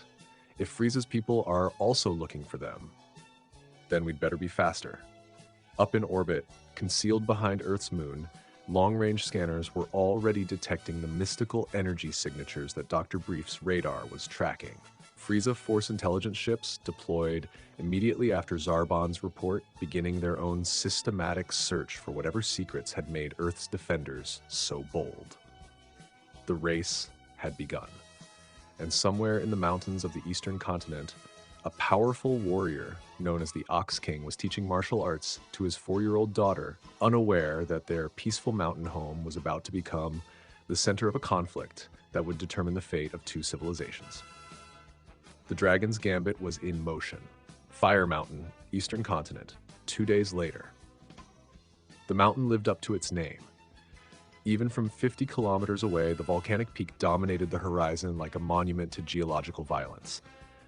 Heat shimmer distorted the air around its slopes, and the constant low rumble of magma movement created an ominous soundtrack that made Bulma check her equipment readings nervously. "The Dragon Ball signature is definitely coming from up there," she confirmed, adjusting the radar's sensitivity filters. "But the thermal interference is making it hard to pinpoint exact location." Goku studied the mountain through binoculars, his enhanced vision picking out details that normal human eyes would miss. Ancient structures carved into the rock face, defensive positions that suggested military thinking. And movement, large figures patrolling the approaches with the confidence of people who knew their territory. "Someone lives there," he observed. "Multiple someones. And they're organized." Their hover car circled the mountain's base at safe distance, Capsule Corp's stealth technology keeping them invisible to primitive sensors, but not necessarily to key detection. Goku could feel power signatures from the peak, one massive presence that dwarfed the others, and several smaller ones that suggested a community rather than a lone guardian. "Approach strategy?" Bulma asked, already programming the hovercar's autopilot for multiple contingency routes. "Direct, honest, diplomatic." Goku powered down the stealth systems, making their vehicle visible as they approached the mountain's main entrance. "If these people are guarding a Dragon Ball, they probably have reasons. Better to respect that than try to steal it. And if they attack us, then we retreat and figure out Plan B." Goku's hand rested on one of his remaining senzu beans, but something tells me these aren't the attacking type unless provoked. The main entrance was a massive gate carved directly into the mountain's face, its surface decorated with symbols that looked like a mixture of martial arts philosophy and territorial warnings.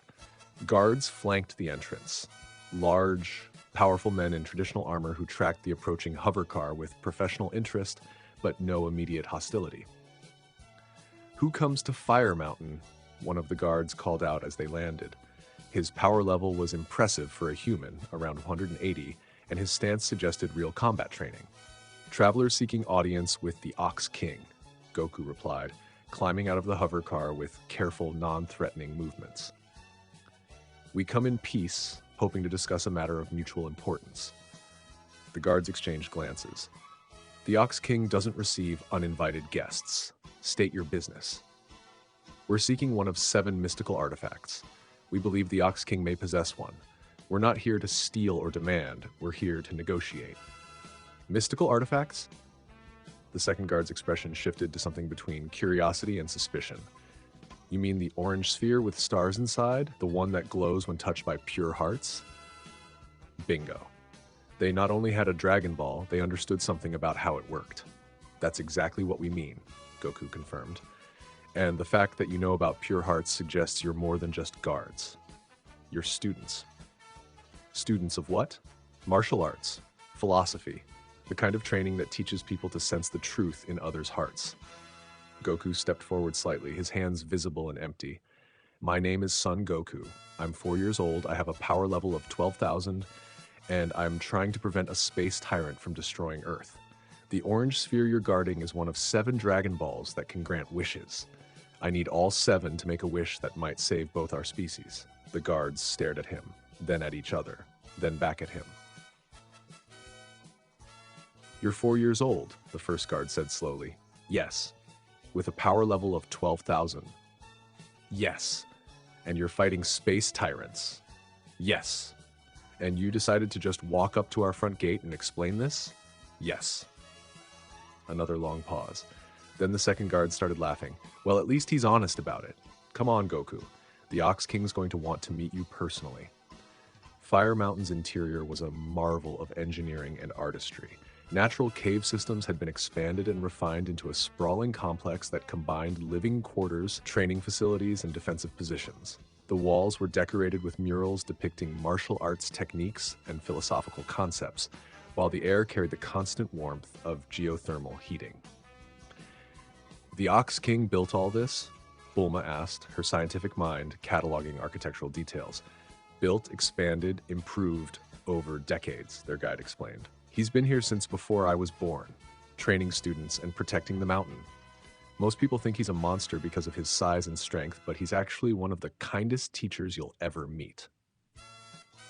They reached a massive central chamber where the sound of combat training echoed from stone walls. Multiple students were practicing forms, sparring under supervision, and demonstrating techniques that showed years of disciplined study. But dominating the space, literally and figuratively, was the Ox King himself. He was enormous. Not just tall, but proportionally massive, his power level reading around 900, but carried with the kind of control that suggested capability far beyond raw numbers. His movements during demonstration were precise despite his size, and when he spoke to students, his voice carried patience and genuine care. And practicing forms beside him, moving with the fluid grace of someone born to martial arts, was a little girl with black hair and serious dark eyes. Chi-Chi. Goku felt something strange in his chest. Recognition mixed with affection, mixed with the odd displacement of meeting someone from his first life in completely different circumstances. In his original timeline, he'd met Chi-Chi as children and married her as adults after years of minimal contact. But this Chi-Chi was training under a master warrior, developing her own power and philosophy. This was going to be complicated. "Father," one of the guards called out, "we have visitors. They come seeking the mystical artifact." The Ox King turned, his attention focusing on Goku and Bulma, with the kind of assessment that masters gave potential students. When his eyes met Goku's, something passed between them. Recognition of shared understanding, warrior acknowledging warrior despite the vast age difference. "So," the Ox King said, his voice rumbling like distant thunder, "another seeker of the Dragon Ball. Tell me, young warrior, what makes your quest different from the others who've come before?" "Others?" That was new information. "Others have sought it?" Goku asked. "3 groups in the past month, strange men in armor with energy weapons. They demanded I surrender the artifact, threatened violence when I refused. I sent them away with severe injuries and strong warnings about returning. Frieza forced scouts. They were already losing the race. My quest is different because I'm not demanding anything," Goku said carefully. "I'm hoping to earn your trust, explain why the Dragon Ball matters, and see if we can reach an arrangement that serves both our interests." "Speak then, but know that I judge not just your words, but your heart." So Goku spoke. He explained the Saiyan genocide, the scattered survivors, the approaching threat of Frieza's forces. He talked about the Dragon Ball's power, the wish he hoped to make, and the timeline that gave them only months before everything changed. And he spoke truth, not the complete truth. Chi-Chi didn't need to know about his previous life or the complexity of timeline displacement, but enough truth that the Ox King could sense his sincerity. "You seek to protect rather than conquer," the Ox King said when Goku finished.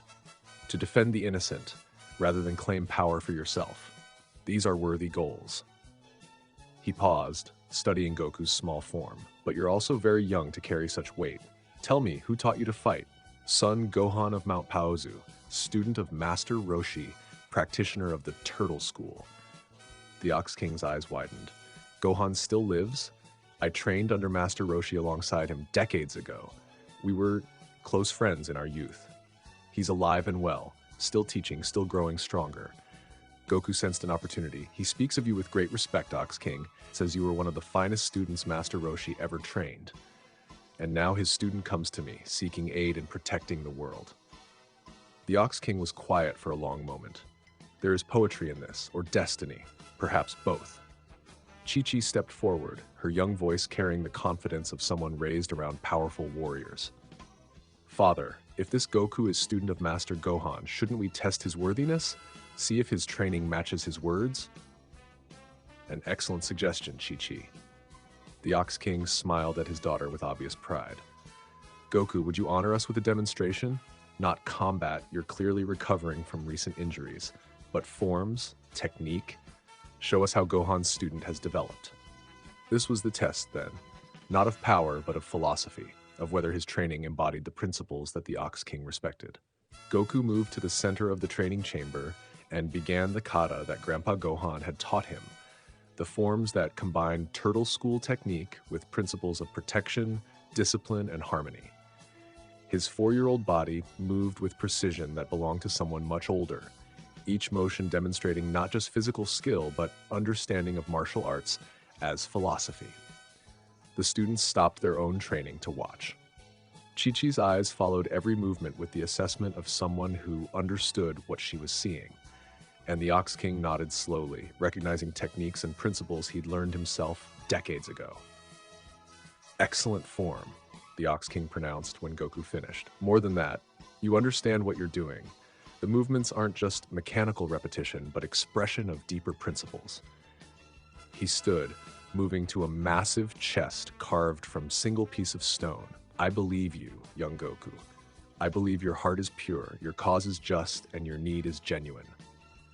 He opened the chest and withdrew an orange sphere marked with 4 stars, the 4-star Dragon Ball, glowing faintly in response to the pure-hearted presence around it. But, the Ox King continued, I cannot simply give this to you. The Dragon Ball chose to come here, chose to remain here, for reasons I don't fully understand. If it's meant to aid your quest, it will make that decision itself. He held the Dragon Ball toward Goku. Touch it. Let it judge your heart directly. Goku approached carefully, understanding that this was more than just retrieval. This was communion with forces that operated beyond normal ki manipulation. When his small hand made contact with the 4-star Dragon Ball, the chamber filled with golden light. Images flashed through his mind, not visions of the future like Bardock's precognition, but something deeper. The Dragon Ball showing him moments of connection, protection, love. Grandpa Gohan finding an infant Saiyan and choosing to raise him. Chi-Chi growing up with discipline and kindness, the Ox King protecting students and visitors alike, Earth fighters standing together against impossible odds, and underneath it all, a sense of rightness. This was meant to happen. These connections were meant to form. The light faded and the 4-star Dragon Ball felt warm in Goku's hand. Not just physically warm, but emotionally warm, like holding a piece of home. It accepts you, the Ox King said quietly. The Dragon Ball recognizes your heart as pure. Take it, with my blessing, and may your wish serve the protection of all innocent lives. Thank you, Goku said, meaning it more deeply than the simple words could convey. I promise this won't be wasted. I know it won't, but before you leave, the Ox King looked at his daughter. Chi-Chi, would you like to accompany our visitors? Your training has progressed remarkably, and perhaps it's time you saw more of the world you'll help protect. Chi-Chi's eyes lit up with excitement and determination. Father, do you mean it? I can go on a real adventure?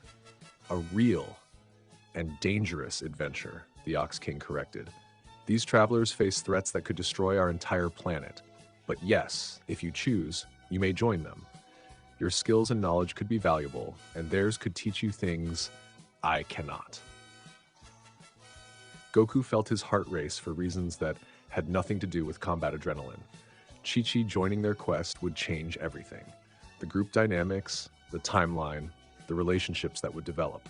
But looking at her eager expression, her obvious skill, and the trust the Ox King was placing in all of them, we'd be honored to have her with us, Goku said, if she's willing to face space tyrants and mystical challenges. I've been training my whole life for this, Chi-Chi replied with absolute confidence. When do we leave? And somewhere in orbit, Frieza Force scanners detected the energy spike from the Dragon Ball's activation. Long-range ships immediately began calculating approach vectors to the strange power signature, their commanders eager to investigate what had caused such mystical phenomena. The race for the Dragon Balls had just become much more urgent and much more personal. 3 weeks after Fire Mountain, somewhere over the Pacific Ocean, the modified Capsule Corp aircraft cut through storm clouds at maximum velocity, its stealth systems straining to mask the energy signatures of 4 Dragon Balls secured in the cargo hold. Inside the cramped cockpit, tension had replaced the initial excitement of their quest as reality set in. They weren't just racing against time anymore. They were racing against an enemy that had unlimited resources and no moral constraints. Frieza Force ship bearing 270 closing fast, Bulma announced, her fingers dancing across sensor controls with the precision of someone who'd learned that mistakes meant death. Power levels reading between 1,000, 1,800, and 2,200. 3 signatures. Another scout team, Goku observed, studying the tactical display. That's the 4th one this week. They're systematically searching every area where the Dragon radar detected energy spikes. Chi-Chi checked her equipment, a mixture of traditional weapons and Capsule Corp technology that her father had insisted she carry. 3 weeks of traveling with Goku and Bulma had taught her that space battles were very different from mountain monastery training, but the principles remained the same.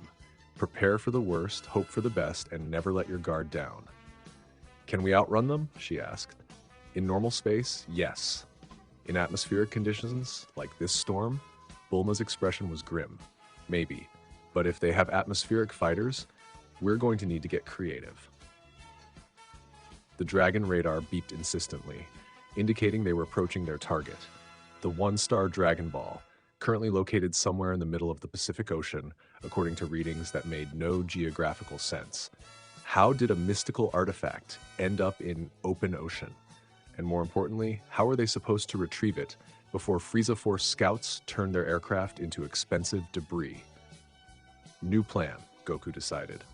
We can't outrun them and retrieve the Dragon Ball simultaneously, so we don't try to do both. Explain, Chi-Chi demanded. Bulma drops us here with emergency capsules and diving equipment. We retrieve the Dragon Ball manually while she leads the scouts on a chase that takes them away from our actual location. That's insane, Bulma protested. You want me to play tag with space soldiers while you and Chi-Chi dive to the ocean floor looking for a magical ball? Do you have a better idea? Silence. Then Bulma started entering new flight coordinates with the resigned efficiency of someone who'd learned that Goku's insane plans usually worked despite being insane. Fine. But if I die leading these bastards on a wild chase, I'm haunting both of you. Deal, Goku said, already suiting up in the diving gear that Capsule Corp had designed for exactly this kind of impossible situation. Chi-Chi, can you handle underwater combat if we encounter Guardians? Father taught me to fight in all environments. Water just means different footwork. 15 minutes later, they were in the ocean. The Pacific at this depth was an alien world of pressure and darkness, illuminated only by the waterproof lights they carried, and the occasional bioluminescent creature that investigated these strange new visitors to their domain. The Dragon radar's underwater modification was functioning perfectly, guiding them down through layers of increasingly cold water toward a signature that grew stronger with every meter. There, Chi-Chi pointed through the murky water. In the distance, partially buried in a coral formation that looked far too organized to be natural, something glowed with orange light. The one-star Dragon Ball, sitting in what appeared to be a shrine built by underwater civilizations that shouldn't exist according to human science. Guardian, Goku observed, his underwater communication device crackling with static. Something's been protecting it. As if summoned by his words, movement emerged from the coral structures. Not fish or marine life, but humanoid figures with scaled skin and ancient armor, their power levels reading around 400 each. Primitive by space standards, but definitely intelligent and clearly territorial. Underwater civilization, Chi-Chi breathed. Father always said the oceans held mysteries, but I never imagined. The lead figure approached them, moving through water with the grace of someone born to aquatic life. When it spoke, the words came through some form of telepathic communication that bypassed language barriers entirely.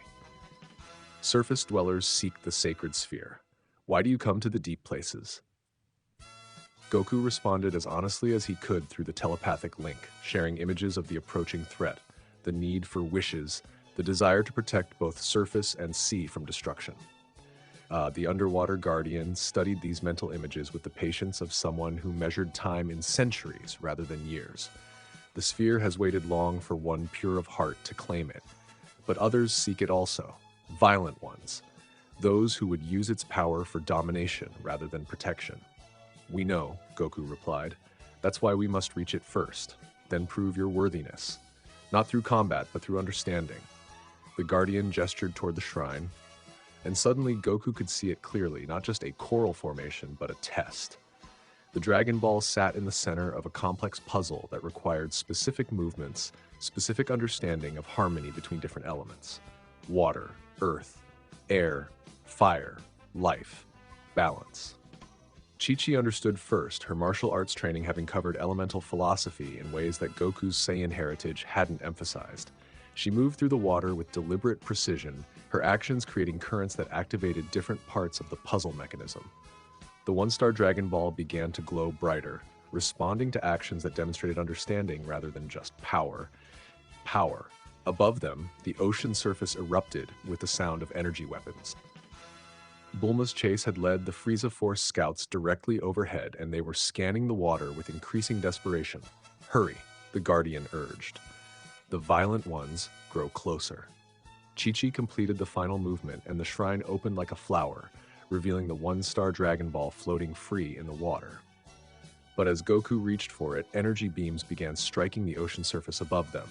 The scouts had detected the underwater energy surge and were firing blindly into the depths. Take it, the Guardian commanded. Protect it. Use it wisely.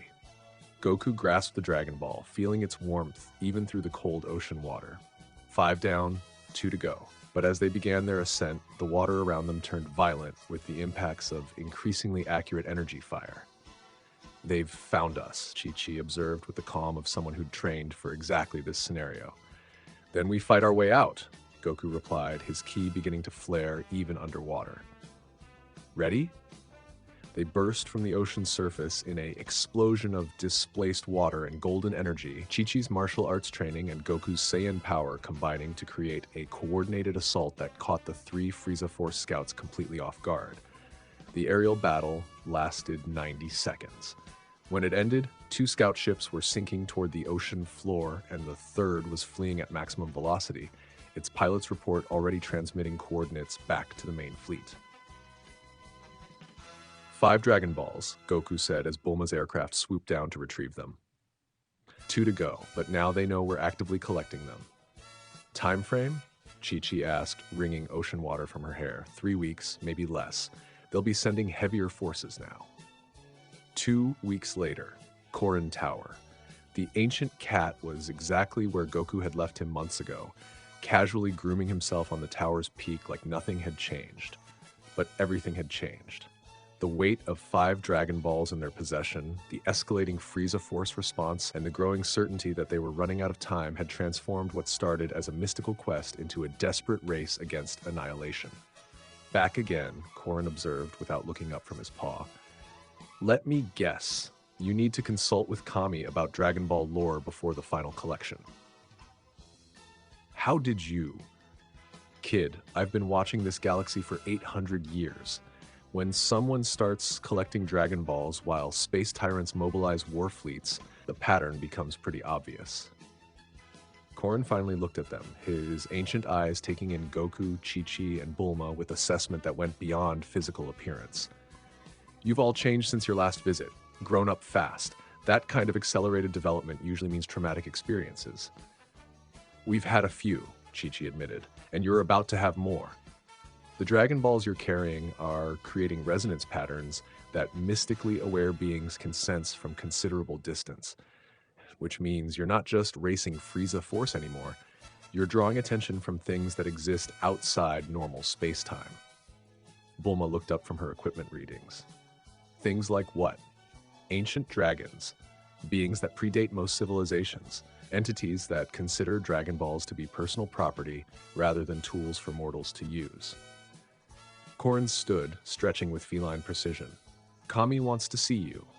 All of you. There are things about Dragon Balls that you need to understand before you make your wish. The journey above Korin Tower involved methods that defied conventional physics, not flying exactly, but traveling through spaces that existed between normal dimensions. When they emerged onto Kami's lookout, the sense of power and ancient wisdom was overwhelming. Kami himself was exactly as Goku remembered from his first life. Tall, green-skinned, with eyes that held depths of knowledge accumulated over centuries of guardianship. But his expression carried concern that hadn't been there in Goku's previous encounters. So, Kami said without preamble, you seek to gather all 7 Dragon Balls to make a wish that will protect Earth from galactic threats. Tell me, young Goku, do you understand what you're really asking for? I'm asking for the power to save my people and my adoptive world, Goku replied honestly. You're asking to alter the fundamental structure of reality? Dragon Ball wishes don't just grant power or knowledge, they reshape the universe to accommodate what you've requested. And the universe doesn't always appreciate being reshaped. Kami gestured toward the edge of the lookout, where Earth spread out below them like a beautiful blue marble. The Dragon Balls were created as a test, young warriors, a test of wisdom, compassion, and understanding. Those pure of heart who gather all seven and make selfless wishes are rewarded. Those who seek power for personal gain face consequences. What kind of consequences? Chi-Chi asked. The kind that make you wish you'd never found the Dragon Balls in the first place. Kami's expression was grave. But in your case, I sense genuine need and pure intention. The question is whether your wish will be specific enough to achieve what you want without creating unintended results. I've been thinking about that, Goku admitted. The wish needs to address multiple problems simultaneously. The Saiyan diaspora, Earth's defensiveness, and the power imbalance that lets tyrants like Frieza dominate the galaxy. A complex wish. Complex wishes are dangerous because they give the dragon latitude in interpretation. Kami studied him carefully. What exactly do you intend to wish for? Goku took a breath, having rehearsed this moment in his mind for weeks. I want to wish for those with minds beyond their years to be granted the physical development to match their potential, and for all scattered Saiyans to be safely gathered in a place where they can prepare for the final confrontation. Ambitious. Risky, but potentially effective if phrased correctly. Kami nodded slowly. The dragon will interpret minds beyond their years to mean those carrying adult consciousness in young bodies, which includes you, your friend Bulma, Prince Vegeta, and others. Physical development will grant you bodies capable of handling your full potential. And the Saiyan gathering? More dangerous. Forced relocation across galactic distances risks exposure, complications, and unintended consequences. But if you specify safely gathered and trust the dragon's interpretation. Kami paused. Where did you intend them to be gathered? Planet Namek, Goku said without hesitation. It's remote, mystically significant, and the Namekians are peaceful but capable of defending themselves. If Frieza wants to eliminate the Saiyan race, he'll have to do it there, in a single confrontation rather than hunting scattered cells across the galaxy. Namek. Kami's eyes widened. You know about Namek, about its significance. I know it's connected to the Dragon Balls. I know it's where this story needs to end. Then you understand more than you're saying. Kami was quiet for a long moment, clearly weighing decisions that went beyond simple advice. Very well, I'll help you phrase the wish to minimize unintended consequences, but understand, once you make this wish, everything changes. The scattered diaspora ends. The hiding ends. Whatever happens next will determine whether the Saiyan race survives as protectors or dies as refugees. Mr. Papo appeared silently beside Kami, carrying an ancient tome that radiated mystical energy. The Dragon Ball lore, the dark-skinned attendant said simply, everything known about wish interpretation, phrasing techniques, and consequence management. They spent 6 hours studying the lore, refining the wish's wording, understanding the risks and possibilities. By the time they were finished, the wish had evolved into something more precise. Grant those with minds beyond their physical years the bodies to match their true potential, and safely gather all surviving Saiyans on planet Namek for the convergence that will determine our people's future. Better, Kami approved. More specific about outcomes, less room for dangerous interpretation. But remember, the dragon grants wishes based on the wisher's heart as much as their words. Your intentions must be pure when you speak. They will be, Goku promised. 1 week later, remote island South Pacific. The final Dragon Ball hunt had taken them to a place that didn't appear on any map. A small island that phased in and out of reality depending on tidal patterns and lunar cycles. The 2-star Dragon Ball rested in a shrine maintained by monks who existed partially outside normal time, their protection extending back centuries. Obtaining it had required solving philosophical puzzles rather than fighting guardians, demonstrating understanding of concepts like sacrifice, patience, and the acceptance of necessary loss. Chi-Chi had proven instrumental in the final test, her mountain monastery training having covered exactly the kind of spiritual discipline required. But as they stood on the beach with all 7 Dragon Balls arranged in a perfect circle, the weight of the moment felt almost overwhelming. This was it. The culmination of months of preparation, the gamble that would either save the Saiyan race or doom it to extinction. Frieza Force ships on the horizon, Bulma reported, scanning long-range sensors. 12 signatures, including one that reads over 50,000. They found us. How long? Goku asked. 20 minutes until they're in firing range. Then we do this now. Goku knelt beside the arranged Dragon Balls, feeling their combined energy beginning to resonate. The air itself was crackling with mystical power as 7 artifacts created by Earth's Guardian responded to being brought together. The sky darkened despite the afternoon sun. Lightning began striking the ocean around their island, and the Dragon Balls rose into the air, orbiting each other in patterns that hurt to look at directly. Come forth, eternal dragon, Goku shouted over the increasing mystical storm. Grant my wish. Reality split open like torn fabric. From the dimensional rift emerged something that dwarfed mountains. Shenron, the eternal dragon, his serpentine form coiling through clouds while his red eyes fixed on the 3 small figures below. You have gathered the 7 Dragon Balls. Shenron's voice rumbled through dimensions. State your wish. In the distance, Frieza Force ships accelerated toward the island, their commanders realizing that whatever was happening was exactly what they'd been sent to prevent. I wish, Goku said clearly, his 4-year-old voice somehow carrying across the mystical storm.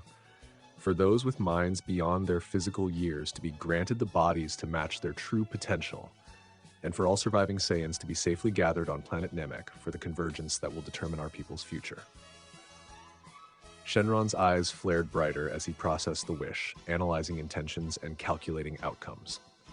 Your wish is within my power, but know this, the changes you request will reshape the galaxy's balance. Are you prepared for the consequences? I am. Then it shall be done. The world exploded into golden light. When the light faded, Goku was no longer 4 years old. The small child's body was gone, replaced by a 16-year-old warrior with the height, strength, and physical development to match the adult mind he'd always carried. His power level had multiplied exponentially, from 12,000 to 95,000, as his body finally became capable of channeling the full potential he'd been carrying. Beside him, Chi-Chi had undergone the same transformation. No longer a 4-year-old martial artist, but a 16-year-old warrior with power, grace, and the confidence that came from having a body that matched her training. Her dark eyes met his with recognition of shared experience. And Bulma, brilliant, determined Bulma, had become a 20-year-old genius whose enhanced physical development would let her keep pace with warriors and inventors alike. But the greater change was happening across the galaxy. Every Saiyan in every scattered cell disappeared from their current location in flashes of golden light. All 3,847 survivors transported instantly across space to planet Namek by power that transcended normal physics. The diaspora was over, the hiding was over, everything that happened next would happen together. Your wish is granted, Shenron announced as he began to fade. Choose wisely what you do with what you have been given. The Dragon Balls scattered across Earth once more, their power depleted, but their purpose fulfilled. And in the distance, Frieza Force ships detected the massive energy signature from the wish and immediately changed course, heading not for the small island, but for whatever destination all those Saiyan energy signatures had just converged upon. Planet Namek, where 3,847 Saiyans were about to face their destiny. Planet Namek, green plains, moments after the wish. The golden light that had engulfed the remote Pacific island was nothing compared to the celestial phenomenon occurring on planet Namek. Across the verdant green landscape, flashes of brilliant energy appeared like falling stars, each one depositing groups of Saiyans who materialized with expressions ranging from confusion to combat readiness. 3,847 Saiyans. Every survivor, every scattered cell, every refugee who had spent 2 years hiding in the depths of space, all arriving simultaneously on a world they'd never seen, summoned by a wish made by a child who was no longer a child. Goku, now 16 years old with the height and build to match his enhanced power level of 95,000, stood in the center of what had become an impromptu command post. The transformation was startling even to him. Months of adult consciousness trapped in a 4-year-old body had suddenly been resolved, leaving him feeling properly proportioned for the first time since his rebirth.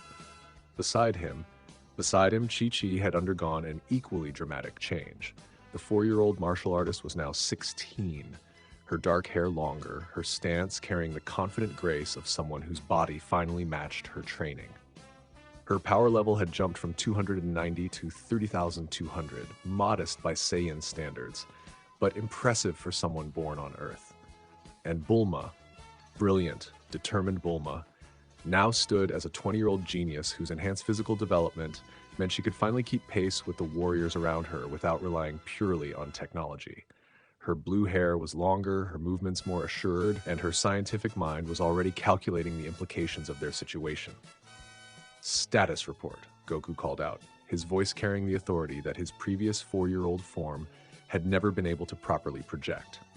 Cell Alpha's command structure had materialized intact, Taro and Silera immediately establishing communications with the other cells as they appeared across Namek's landscape. The massive view screen they'd hastily deployed showed a global map with energy signatures marking Saiyan positions, 12 distinct concentrations representing the 12 cells, plus scattered individual arrivals who'd been separated from their groups during the initial evacuation from planet Vegeta. Cell Beta, reporting in, King Vegeta's voice came through the communications array, his own transformation immediately apparent. The 10-year-old prince was now 21, his power level having jumped from 65,000 to 142,500. Even through the audio link, his presence commanded attention in ways that his child form never could.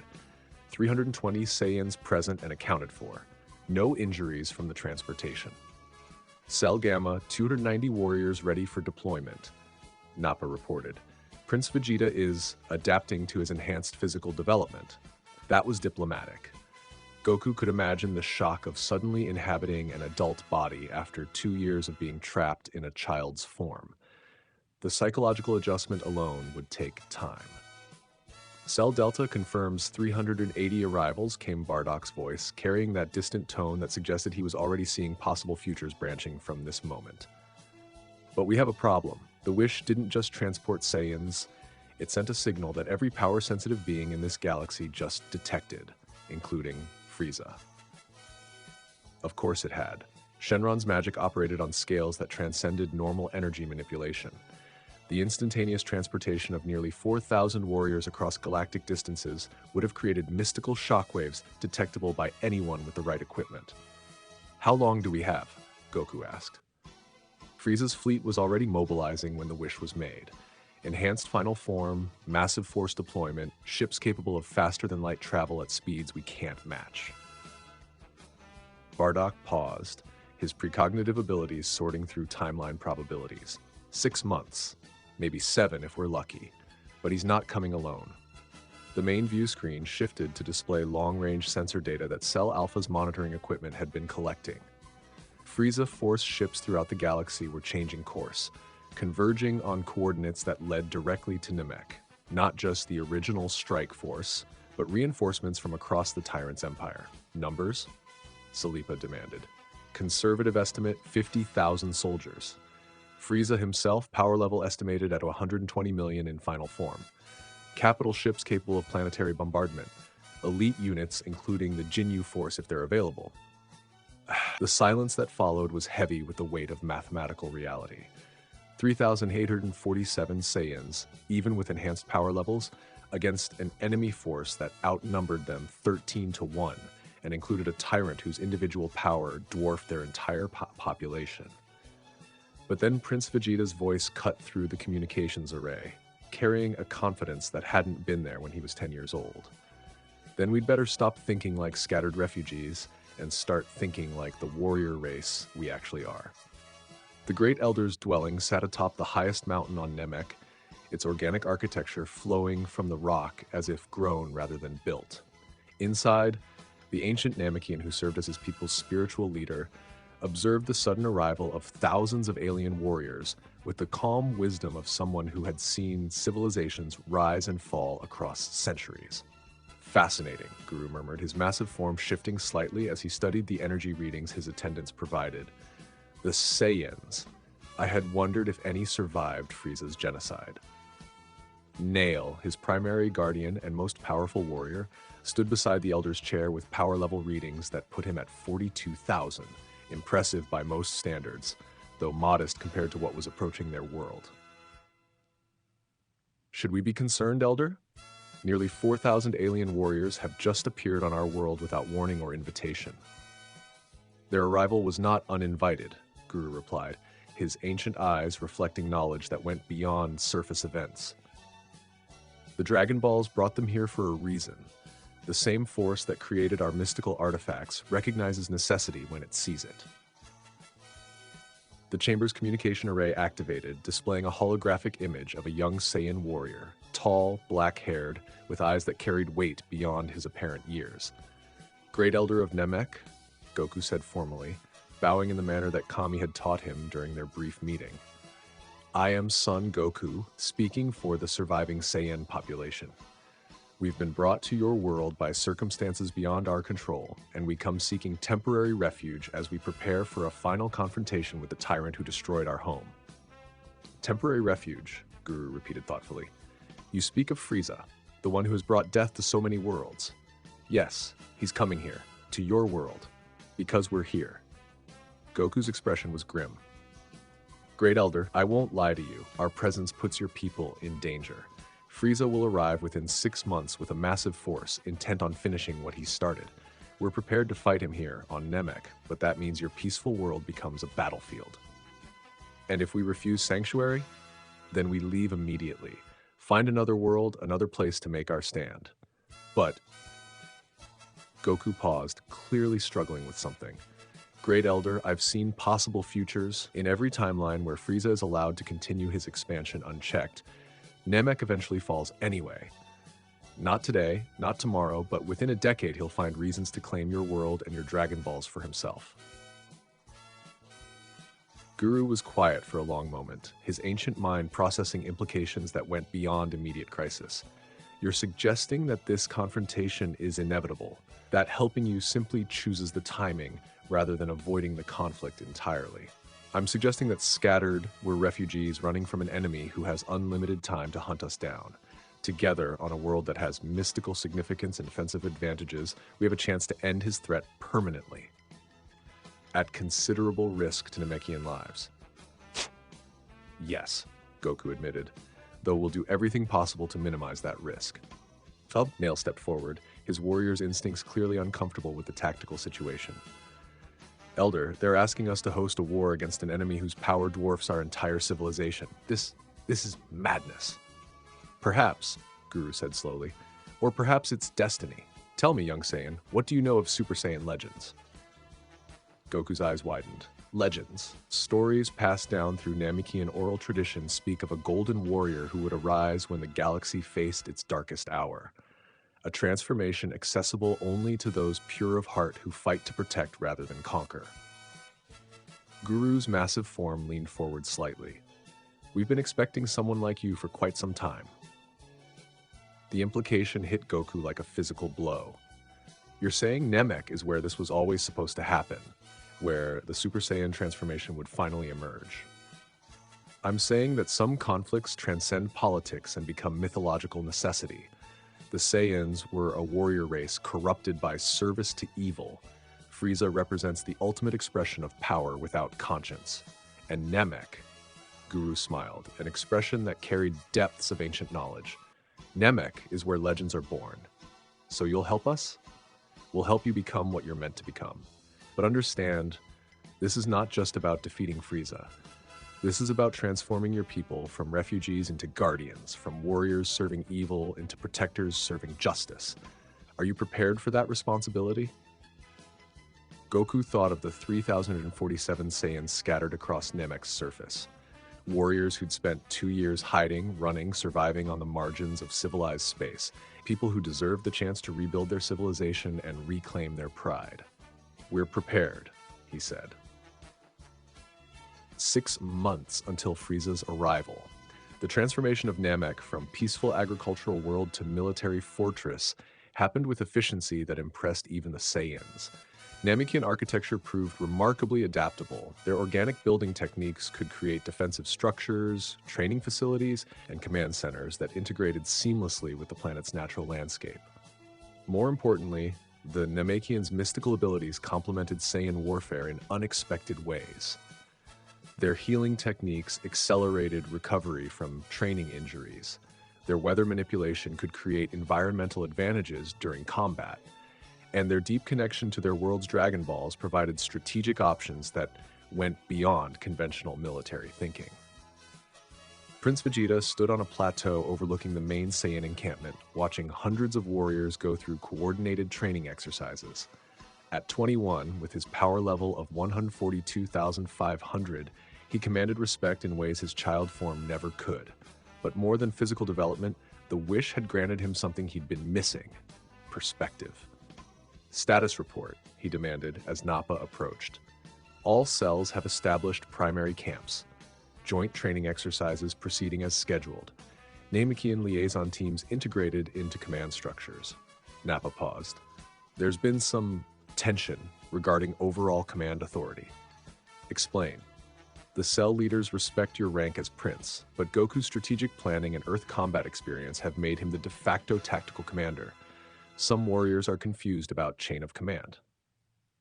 Vegeta was quiet for a moment, watching Goku work with a mixed group of Saiyans and Namekians on the valley floor below. The younger warrior moved with confidence and precision, his instructions clear and his tactical understanding sophisticated beyond his apparent years. In his previous life, this would have triggered rage. Royal pride would have demanded immediate confrontation, a challenge to establish dominance regardless of practical considerations. But 2 years of survival had taught different lessons, and more importantly, the wish had granted him adult perspective to go with adult physical development. Goku is the superior tactician, Vegeta said finally. His experience coordinating multi-species defense forces gives him capabilities I lack. My role is to support his tactical decisions while maintaining Saiyan military discipline and cultural identity. Nappa stared at him. Sir? We're not competing for personal glory anymore, Nappa. We're trying to save our people. That means using the best person for each job, regardless of traditional hierarchy. Vegeta's expression was hard but resolved. I'm the strongest individual fighter we have. Goku is the best battle coordinator. Those roles complement each other rather than conflicting. It was a level of maturity that his 10-year-old self had been incapable of reaching. The wish hadn't just aged their bodies, it had forced psychological development to catch up with tactical necessity. Besides, Vegeta added with something that might have been a smile, when Frieza arrives, there will be plenty of opportunities for me to prove Saiyan superiority through combat. Dr. Brief's laboratory had been one of the first structures established on Namek, his scientific equipment transported via Capsule Corp technology and enhanced with Namekian organic architecture. The result was a research facility that combined cutting-edge technology with mystical amplification in ways that pushed the boundaries of known science. Fascinating, he murmured, studying energy readings from Saiyan transformation attempts. The power level spikes are exponential, but they're not sustainable. It's like the warriors are trying to access something that exists just beyond their current capabilities. Bulma, now 20 years old and physically capable of working 18-hour days without exhaustion, sat at a secondary workstation, analyzing key manipulation data that defied conventional physics. It's not just power multiplication. Look at these readings from Goku's attempts. The energy signature actually changes composition during transformation attempts. Different wavelength, different resonance patterns, almost like he's briefly accessing an entirely different form of energy. Divine Key, came a voice from the laboratory entrance. They turned to see Nail approaching, the Namekian warrior carrying a data tablet that showed energy pattern analysis from his people's historical records. Namekian mythology speaks of Ki that transcends normal life energy. Divine Ki, accessible only to those who fight for truly pure purposes and achieve perfect spiritual harmony. Nail set the tablet on their workstation. We've been monitoring Saiyan transformation attempts and comparing them to recorded legends. The patterns match. Dr. Brief studied the comparative data with scientific fascination. You're suggesting that Super Saiyan transformation isn't just power multiplication, but access to fundamentally different energy? I'm suggesting that legend and reality are often the same thing, expressed through different languages. Nail's expression was serious. Great Elder believes the Super Saiyan transformation will emerge naturally when conditions are right. When the warrior attempting it has pure enough purpose and faces genuine necessity. Conditions like defending an entire planet against genocidal tyrants? Bulma asked. Exactly like that. The laboratory fell quiet as they processed the implications. If Super Saiyan transformation required not just power but purity of purpose, then the approaching battle with Frieza might provide exactly the catalyst needed. There's something else, Nail continued. Namekian legends speak of ritual enhancement, ways to prepare warriors for divine transformation through meditation, mystical focusing, and, he paused, shared key manipulation among pure-hearted allies. Multiple participants? Dr. Brief's scientific mind immediately began calculating possibilities. A collective ritual that enables individual transformation? That's theoretically possible if key resonance could be synchronized across multiple sources. 5 warriors, Nail said. According to legend, 5 pure-hearted warriors focusing their energy on a 6th can create the conditions for divine transformation. We call it the Super Saiyan God Ritual.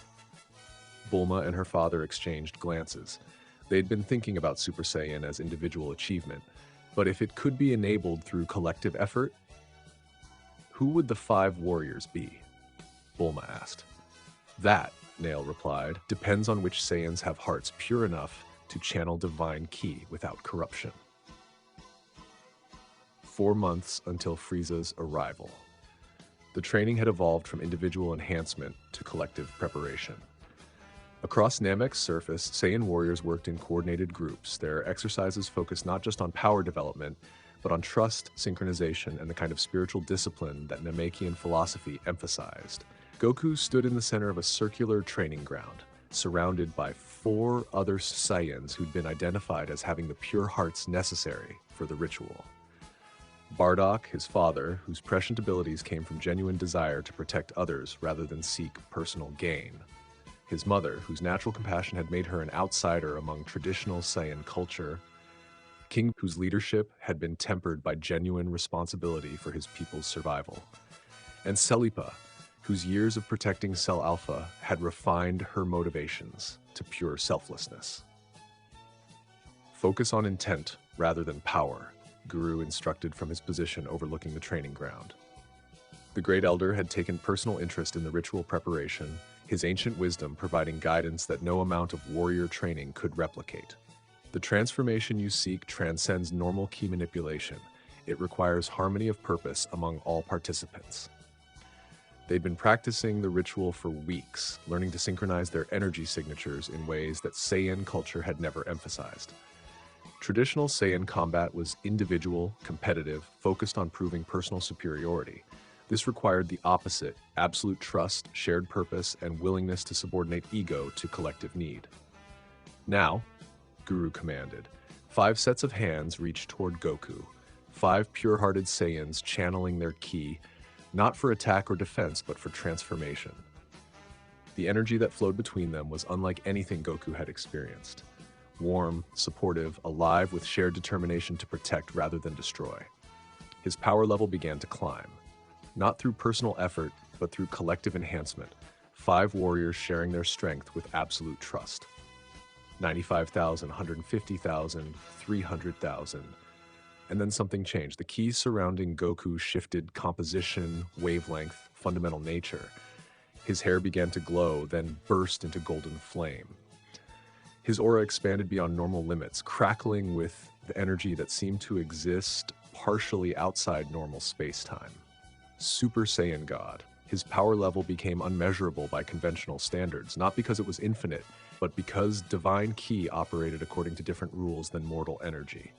Conservative estimates suggested 200 million, possibly higher, but the exact number mattered less than the quality of power. For 30 seconds, Goku maintained the transformation. Golden-haired, divine-powered, carrying enough strength to match Frieza's final form. Then the ritual ended, the transformation faded, and he collapsed to his knees with exhaustion. But the precedent had been established. Super Saiyan God was possible, and when Frieza arrived on Namek, they would be ready for him. How do you feel? Chi-Chi asked, kneeling beside him with concern that had nothing to do with tactical considerations and everything to do with the personal bond that had been developing between them since the wish. Like I just touched something eternal, Goku replied honestly. And like I understand why this had to happen on Namek, with Namekian guidance, surrounded by pure-hearted allies. He looked around at the 5 Saiyans who'd enabled his transformation, then up at Guru, whose ancient wisdom had made it possible. When Frieza comes, Goku said, he's going to face something he's never encountered before. Not just Super Saiyan power, but Super Saiyan God transformation backed by 3,847 warriors fighting for the right reasons. 2 months until Frieza's arrival, the long-range scanners detected them first, dozens of ships emerging from faster-than-light travel at the edge of Namek's solar system. Not the main fleet, but advanced scouts conducting reconnaissance and establishing forward bases on the system's outer planets. Frieza was coming, but he was being methodical about it. Analysis, Goku demanded, studying the tactical displays in the main command center. Scout force composition suggests 2,000 soldiers, average power level 1,500, Taro reported. They're not approaching Namek directly, they're setting up observation posts and supply depots throughout the system, preparing for extended campaign rather than quick strike. Smart, Prince Vegeta observed. Frieza learned from Zarbon's defeat. He's not underestimating organized opposition this time. The strategic implications were clear. Instead of arriving with overwhelming force for immediate battle, Frieza was preparing for siege warfare. He intended to isolate Namek, cut off potential escape routes, and then apply systematic pressure until their defenses collapsed, which meant they needed to disrupt his preparations before the main fleet arrived. Recommendation, Goku said to the assembled commanders. Preemptive strikes, Salipa replied immediately. Hit the advanced bases before they're fully established. Prevent him from achieving tactical superiority. Risky, King Vegeta countered. Any attack on his advanced forces warns him that we're more organized than his intelligence suggests. Better to let him underestimate us until the main battle. Both approaches have merit, Nail interjected. The Namekian warrior had become their primary liaison with his people's military capabilities. But there's a third option. Namekian mystical techniques can mask our true strength while selectively eliminating key targets. Make it appear that his advanced forces are encountering natural hazards rather than organized resistance. Stealth warfare, Goku mused. Reduce his preparation time without revealing our capabilities. I like it. The next month was spent in careful sabotage operations. Small teams of Saiyans and Namekians infiltrated the outer system, using mystical concealment and surgical strikes to disrupt supply lines, eliminate key personnel, and generally make Frieza's advanced preparation as difficult as possible. The operations served dual purposes: tactical disruption and final training for coordinated combat. By the time Frieza's main fleet arrived, Saiyan and Namekian forces would be seamlessly integrated, their combined capabilities tested under actual combat conditions. 1 week until Frieza's arrival. The main fleet arrived like a dark tide across the stars. Hundreds of ships, from massive capital vessels capable of planetary bombardment to fast attack craft designed for atmospheric combat. The combined force represented the largest military deployment in Frieza Force history. 50,000 soldiers, elite units, and at its center, a command ship carrying the Emperor himself. Frieza had spent the past 6 months training with the same intensity that had driven the Saiyans. Reports of organized resistance, effective tactical coordination, and power levels beyond normal parameters had forced him to acknowledge that this would be more than a simple cleanup operation. His final form power level had increased from 120 million to 180 million through disciplined enhancement of his natural abilities. Not transformation. Frieza had always considered additional forms to be undignified, but refinement of his existing potential to absolute maximum. He was ready for whatever these surviving Saiyans had become. Analysis of planetary surface, he commanded from his throne as the fleet entered Namek's orbit. Approximately 4,000 Saiyan energy signatures scattered across multiple locations, his intelligence officer reported. Power levels ranging from 3,000 to 140,000. Strongest individual reading belongs to Prince Vegeta at 142,500. No reading for the child who defeated Zarbon. Negative, my lord. Either he's not present or he's learned to suppress his energy signature below detection thresholds. Frieza smiled coldly. The latter possibility was more likely and more interesting. A warrior who could completely mask his ki suggested tactical sophistication beyond normal Saiyan capabilities. Nemkian resistance? Minimal organized military. Strongest individual readings around 40,000. They appear to be supporting the Saiyans rather than leading their own defense. Then we proceed as planned. Orbital bombardment of major population centers to eliminate resistance leadership, followed by ground assault to secure prisoners and gather intelligence about how they organized so effectively. The fleet moved into attack formation, massive capital ships charging their planet-killing weapons, while smaller vessels prepared for atmospheric insertion. But as they did, something happened that their sensors weren't equipped to detect. On Namek's surface, in a circular training ground surrounded by 5 pure-hearted Saiyans, golden light began to build as the Super Saiyan God ritual activated one final time. Frieza was about to face divine power backed by unified purpose, and he had no idea what was coming. The war for Namek and the future of 2 civilizations was about to begin, the final convergence. Goku stood in the center of the ritual circle, feeling the combined ki of 5 pure-hearted warriors flowing through him as Frieza's fleet took attack positions in Namek's orbit. The transformation built slowly this time, more controlled than their previous attempts, as if weeks of practice had finally taught them how to channel divine energy efficiently. His hair shifted from black to gold, his aura expanding beyond normal parameters, his power level climbing into ranges that transcended mortal measurement. But more than raw strength, he felt something else. Certainty. Purpose. The absolute conviction that this was why he'd been reborn with memories of another timeline. Not to prevent tragedy, but to ensure that when tragedy came, his people would be ready for it. All units report status, he commanded, his enhanced voice carrying across multiple communication channels. Cell Alpha ready for deployment, Salipa confirmed. 183 warriors in defensive positions, coordinated with Namekian support units. Cell Beta prepared for orbital defense, King Vegeta added. 320 warriors ready to repel atmospheric insertion. Similar reports came from all 12 cells, 3,847 Saiyans coordinated for the first time since planet Vegeta's destruction, fighting not as scattered refugees but as a unified force defending their chosen home. Namekian forces ready, Nail reported.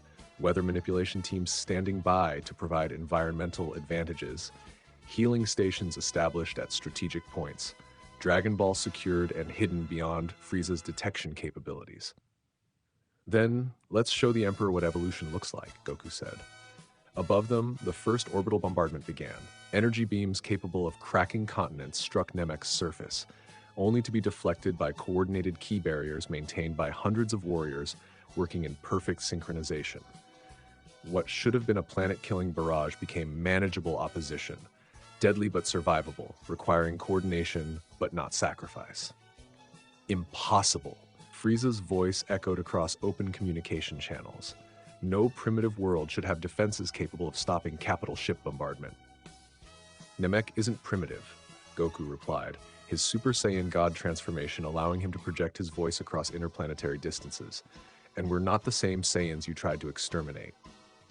Ah, the mysterious child who humiliated my dear Zarbon, finally showing yourself? My name is Son Goku. I was 4 years old when your strike team attacked Earth. I'm 16 now. I have power you imagine, and I'm here to end your reign of terror. Frieza's laughter carried across the void. 16 years old and threatening me? How absolutely precious. Very well, child. If you've gathered all my wayward monkeys in one place to make extermination convenient, I'm happy to oblige. The fleet's main assault began. Thousands of soldiers in atmospheric craft, elite units led by the Ginyu force, and Frieza himself descending toward Namek's surface in a personal transport that radiated power signatures beyond anything the Saiyans had ever faced. 180 million, enhanced through months of training specifically to counter whatever abilities they developed. More than enough to destroy every Saiyan who'd ever lived. But as he descended, golden light rose to meet him.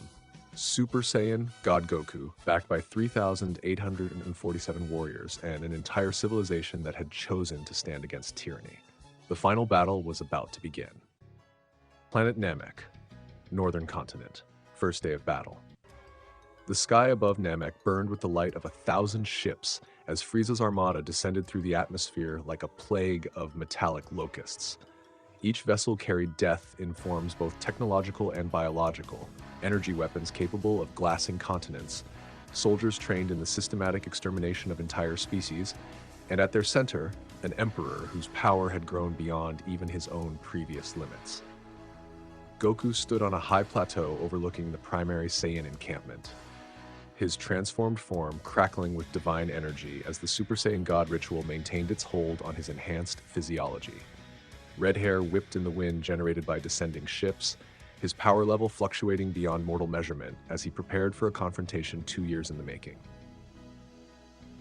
Visual confirmation, he said into his communication device, studying the massive flagship that dominated the center of the armada. Frieza's personal vessel, power signature reading beyond 180 million. He's been training. Copy that, came Prince Vegeta's voice through the channel, his own enhanced power level of 142,500, placing him among the strongest conventional warriors on the planet. All cells report ready for coordinated defense. 3,847 Saiyans in position, integrated with Namekian support units. The numbers were simultaneously reassuring and terrifying. Never since planet Vegeta's destruction had so many Saiyans fought together, but never had they faced an enemy whose individual power so completely dwarfed their entire population, except for one red-haired 16-year-old whose transformation had finally given them a chance. Frieza Force deployment pattern. Silera reported from Cell Alpha's command position. They're not attempting immediate ground assault, establishing orbital supremacy first, then systematic pressure points. They expect this to take time. Then we don't give them time, Goku decided. All units, execute Plan Delta 7, hit them while they're still organizing. The battle plan they'd rehearsed for 6 months unfolded with precision that would have impressed the Frieza Force's own tactical analysts. Instead of waiting for the enemy to establish superior positions, 3,847 Saiyans launched a coordinated assault that caught the descending fleet completely off guard. But this wasn't the desperate last stand of planet Vegeta. This was an organized military operation backed by mystical advantages and months of preparation. Namekian weather manipulators created atmospheric disturbances that disrupted ship navigation systems. Saiyan strike teams used coordinated ki attacks to target specific vessels while avoiding the kind of massed formation that would make them vulnerable to capital ship bombardment. And throughout it all, the planet's unique properties enhanced their natural abilities in ways that made conventional power level calculations meaningless. Direct hit on the command cruiser. Bardock's voice came through communications as Cell Delta's assault team scored against a vessel 10 times their size. Enemy power levels dropping were actually hurting them. It was working. The tactical approach Goku had developed during 2 years of guerrilla warfare was scaling up to fleet combat. Superior coordination, environmental advantages, and strategic targeting were offsetting the raw power differential that should have made this fight impossible. But Frieza had been watching, learning, adapting. Enough, came a voice that carried across interplanetary distances without technological amplification. If my forces can't handle primitive guerrilla tactics, I'll simply handle this matter personally. The flagship's main bay opened, and from it emerged a figure that made every sensor on Namek's surface scream warnings about approaching power levels that transcended normal physics. Frieza in his final form, enhanced through 6 months of training, specifically designed to counter whatever abilities the Saiyans had developed.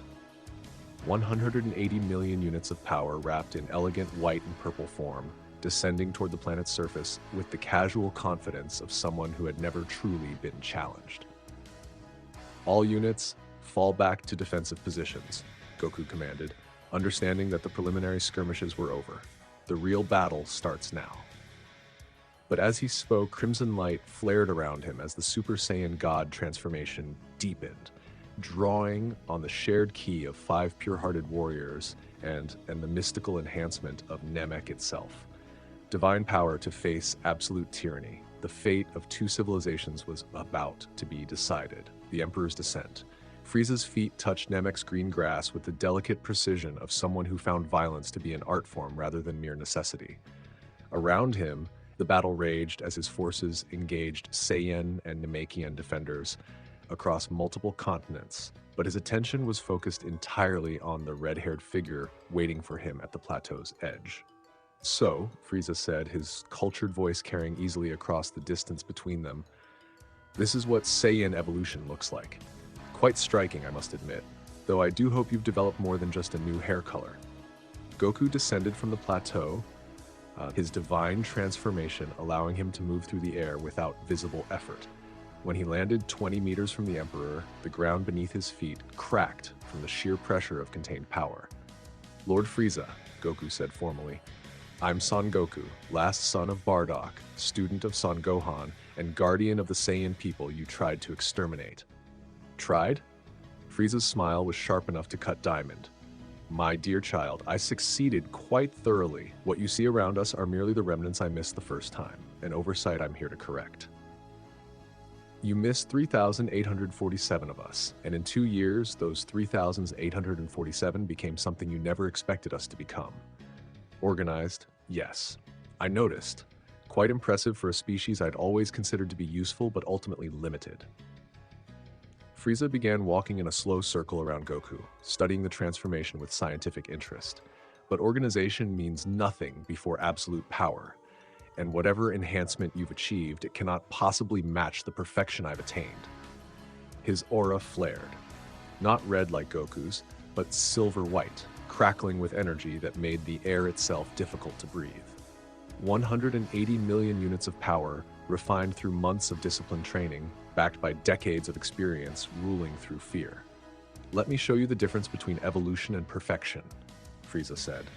He moved like lightning, faster than Goku's enhanced reflexes could fully track, his fist connecting with divine-powered ribs hard enough to send the Super Saiyan God skidding backward across Namek's surface. The impact crater where Goku landed was 50 meters wide. "Disappointing," Frieza observed, already moving to follow up his attack. "I had hoped for more of a challenge." But as the dust cleared, Goku rose from the crater with crimson energy crackling around him like controlled lightning. The hit had hurt. Divine transformation didn't grant invulnerability, but it hadn't broken him. "My turn," Goku said. The counterattack came faster than Frieza had expected. Goku's enhanced speed carried him across the battlefield in a blur of crimson light, his ki-enhanced fist connecting with the Emperor's solar plexus with enough force to double him over.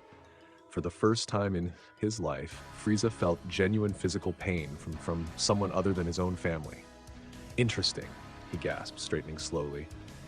"You actually managed to hurt me. Not significantly, but measurably." "The Saiyans you remember were slaves," Goku replied, his divine aura intensifying. "Warriors corrupted by serving evil, fighting for conquest instead of protection. We're not those Saiyans anymore." "No," Frieza agreed, his own power beginning to climb beyond its normal parameters. "You're more dangerous, which means you need to die even more thoroughly." What followed was a battle that transcended normal concepts of combat. Divine Ki clashed against perfected tyranny, red light against silver-white energy, transformation against enhancement. The impacts of their exchanges shattered mountains. Their energy attacks carved new canyons across Namek's surface, and the shockwaves from their movements were felt on the other side of the planet. But it wasn't just a contest of raw power. Goku fought with techniques refined across 2 lifetimes, his adult consciousness finally housed in a body capable of expressing its full potential. Every strike was calculated, every movement purposeful, his strategy focused on wearing down an opponent whose power still exceeded his own. Frieza fought with the cruel efficiency of someone who had never been seriously challenged. His attacks were designed not just to damage, but to humiliate, to break his opponent's spirit as thoroughly as his body. But for the first time, those attacks were being matched by someone whose resolve wouldn't break. "You're holding back?" Frieza observed during a brief lull in their exchange, both fighters hovering above a newly created lake that had been a mountain range minutes earlier. "I can sense it. This transformation of yours, you're not using its full power." Goku wiped blood from his lip, his divine transformation flickering slightly as the strain of maintaining it began to tell. "Because this isn't just about defeating you, it's about proving something." "Proving what?" "That power without purpose is ultimately meaningless. That cruelty for its own sake makes you weaker, not stronger." Goku's aura stabilized, drawing on reserves that went beyond individual strength. "You're the most powerful being in the galaxy, Frieza, but you're about to lose to someone whose power comes from protecting others instead of dominating them." "Philosophical nonsense," Frieza dismissed. "Power is power. Source is irrelevant. Then let me show you the difference." Goku's transformation deepened, his connection to the 5 pure-hearted Saiyans who had enabled his ascension growing stronger rather than weaker as the battle progressed. Divine ki flowed through him like a river of liquid sunlight, enhancing not just his physical capabilities but his spiritual resolve. The next exchange lasted 30 seconds and reshaped the continent. When it ended, both fighters were bloodied, exhausted, and beginning to understand that this battle would push them beyond every limit they had ever tested. "Remarkable," Frieza admitted, his elegant form showing damage for the first time in decades. "You've actually managed to wound me significantly. But wounds heal, child, and I have reserves you cannot imagine." "So do I," Goku replied. "But mine aren't just personal." The United Front. Across Namek's surface, the broader battle had evolved from scattered skirmishes into coordinated warfare. Cell Alpha held the northern continent's major settlements, their defensive positions integrated with Namekian weather manipulation to create tactical advantages that offset superior enemy numbers.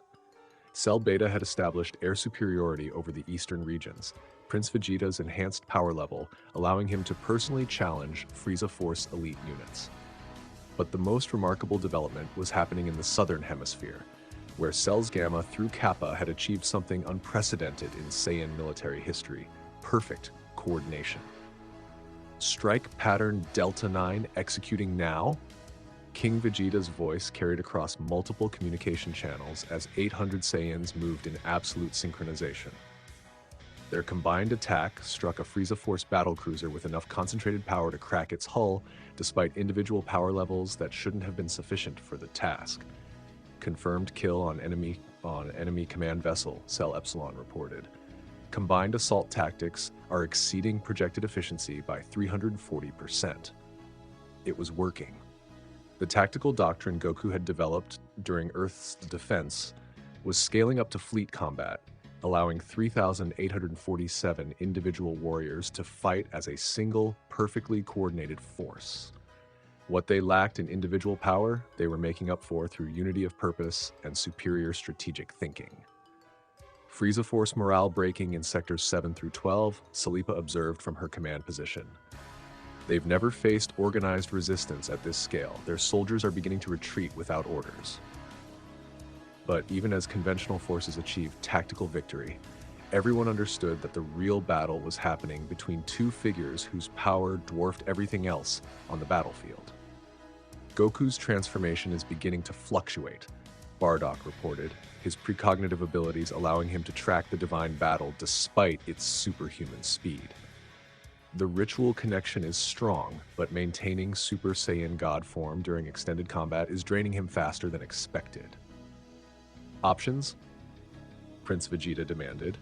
"We trust him," came Chi-Chi's voice over the communication channel. She was coordinating Namekian healing stations, her own enhanced power level of 3,200 making her one of the strongest human fighters in galactic history. "Goku knows what he's doing. Our job is to handle everything else so he can focus on Frieza. And if he can't maintain the transformation? Then we adapt," King Vegeta said simply. "But we don't retreat. Too many Saiyans died for us to reach this moment. Win or lose, it ends here." The Tyrant's Revelation. High above Namek's surface, Frieza began to understand that he was facing something he had never encountered before: genuine opposition. Not just resistance or defiance, but organized, purposeful, effective opposition that threatened his fundamental assumptions about power and control. "This is impossible," he snarled, launching another barrage of energy attacks that Goku deflected with defensive techniques that belonged in philosophy texts rather than combat manuals. "You're a 16-year-old Saiyan. I've spent 70 years perfecting my abilities.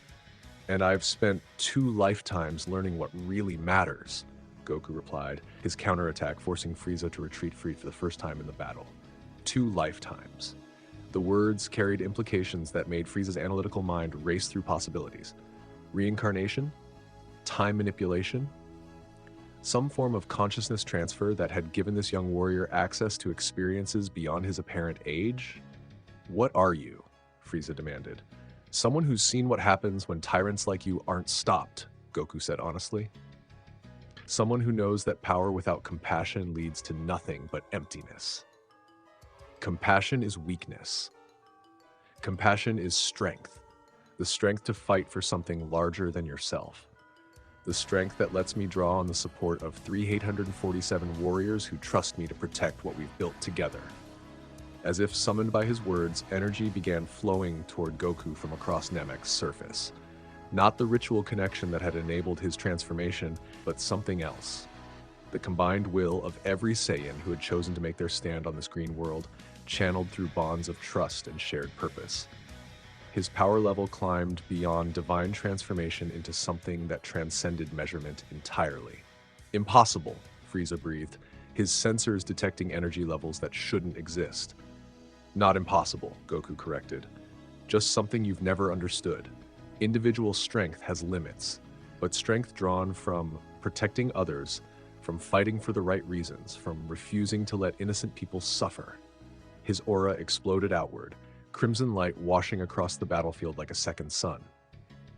That strength has no limits at all. The turning point. The final phase of their battle lasted 17 minutes and 43 seconds. When it ended, Frieza lay unconscious in a crater that had once been Namek's highest mountain range, his elegant form broken and his silver-white aura extinguished. Goku stood over him, his divine transformation finally fading as exhaustion caught up with enhanced physiology. Red hair returned to black, supernatural power ebbed back to merely exceptional levels, and the 16-year-old warrior swayed on his feet as the full cost of the battle made itself known. But he was alive, and Frieza was defeated. "Goku!" Chi-Chi's voice carried across the devastated landscape as she approached with a Namekian healing unit. "Are you?" "I'm fine," he said, though the blood loss and energy depletion suggested otherwise. "Is he?" "Unconscious but alive," the lead Namekian healer confirmed after scanning Frieza's motionless form. "Severe injuries, but nothing fatal. His physiology is remarkably resilient." "Good." Goku knelt beside the fallen Emperor, studying the face that had haunted Saiyan nightmares for 2 years. "Because killing him would have made us the same as him. Justice, not revenge." Across Namek's surface, Frieza Force soldiers were surrendering in massive numbers as word of their Emperor's defeat spread through communication channels. Without their leader's overwhelming power to back up their authority, the invasion force found itself outnumbered and outmaneuvered by defenders who had every reason to fight to the death. "Status report," Goku requested. "Complete tactical victory," Prince Vegeta replied, his voice carrying satisfaction and something that might have been pride. "Enemy forces neutralized across all theaters. Frieza Force fleet in full retreat. Namek is secure." "Casualties?" "Surprisingly light. 17 Saiyans killed in action, 43 wounded, requiring extended recovery. Given the scale of opposition, those numbers are..." Vegeta paused. "They're miraculous. 17 dead, out of 847 warriors facing an enemy that should have been capable of exterminating them entirely. The tactical coordination, environmental advantages, and divine transformation had achieved something that should have been impossible." "What about Frieza?" King Vegeta asked. Goku looked down at the unconscious tyrant, considering options that would determine the fate of civilizations.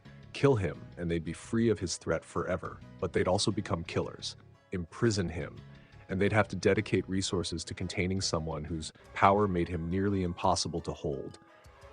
Exile him, and he might return with greater forces. We strip him of his empire, Goku decided. broadcast his defeat across every world he controlled, let oppressed populations know that tyrants can be beaten. Then we exile him to a world where he can't hurt anyone, but has the chance to learn what he chose to become. That's remarkably merciful for someone who tried to commit genocide, Silera observed. Mercy is what separates us from him, Goku replied. And maybe in exile, he'll learn that power without purpose is just another form of weakness. 1 week after the battle, Namek's sky was green again, the atmospheric disturbances from fleet combat having finally settled into the planet's natural patterns. Across the surface, Saiyan and Namekian construction teams worked together to repair battle damage while establishing permanent settlements that reflected their new partnership. New Vegeta City rose from the plains where the final battle had been fought, its architecture blending Saiyan military efficiency with Namekian organic design principles. At its center stood a memorial to the 17 warriors who had died securing their people's future. Not a monument to conquest, but a reminder of the price of freedom.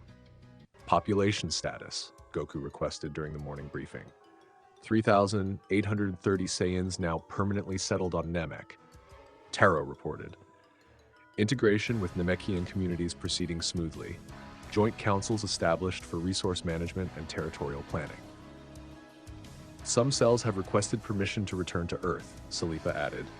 Small groups wanting to serve as ambassadors and defenders for the world that sheltered Cell Alpha. Approved, Goku said immediately.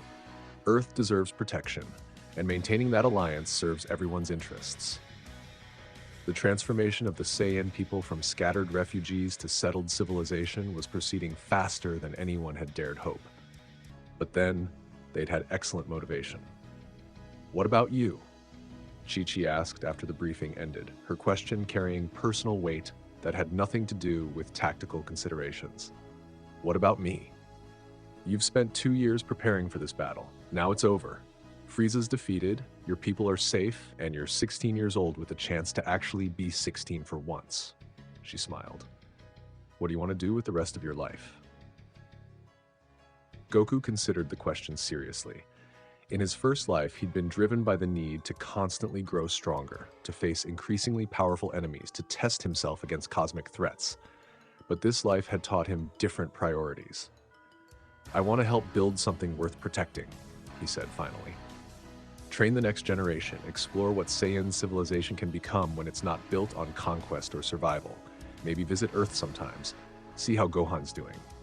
And spend time with a brilliant, beautiful, brave warrior who chose to stand with us when the galaxy was falling apart.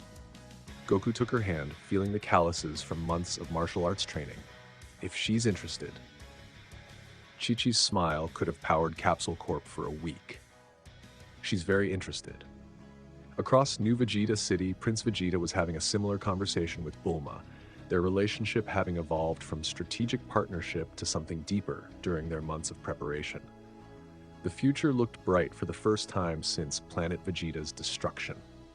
5 years later, the child playing in New Vegeta City's Central Park had his father's wild black hair and his mother's dark eyes, his power level already reading 300 despite being only 2 years old. Gohan, named for the man who had raised his father and taught him the values that saved 2 civilizations, moved through training forms with the natural grace of someone born to martial arts. He's going to be stronger than both of us, Chi-Chi observed, watching their son practice the techniques that combined Saiyan heritage with Earth martial arts philosophy. Good, Goku replied. The next generation should always surpass the previous one. That's how civilizations grow. Nearby, Prince Vegeta was conducting a similar training session with his own son, purple-haired Trunks, born 6 months after Gohan, already showing the tactical intelligence inherited from both parents. The Saiyan race was rebuilding, not as conquerors or refugees, but as protectors. Guardian warriors who used their strength to defend rather than dominate, who measured success in lives saved rather than worlds conquered. Any regrets? Chi-Chi asked. Goku thought about the question seriously.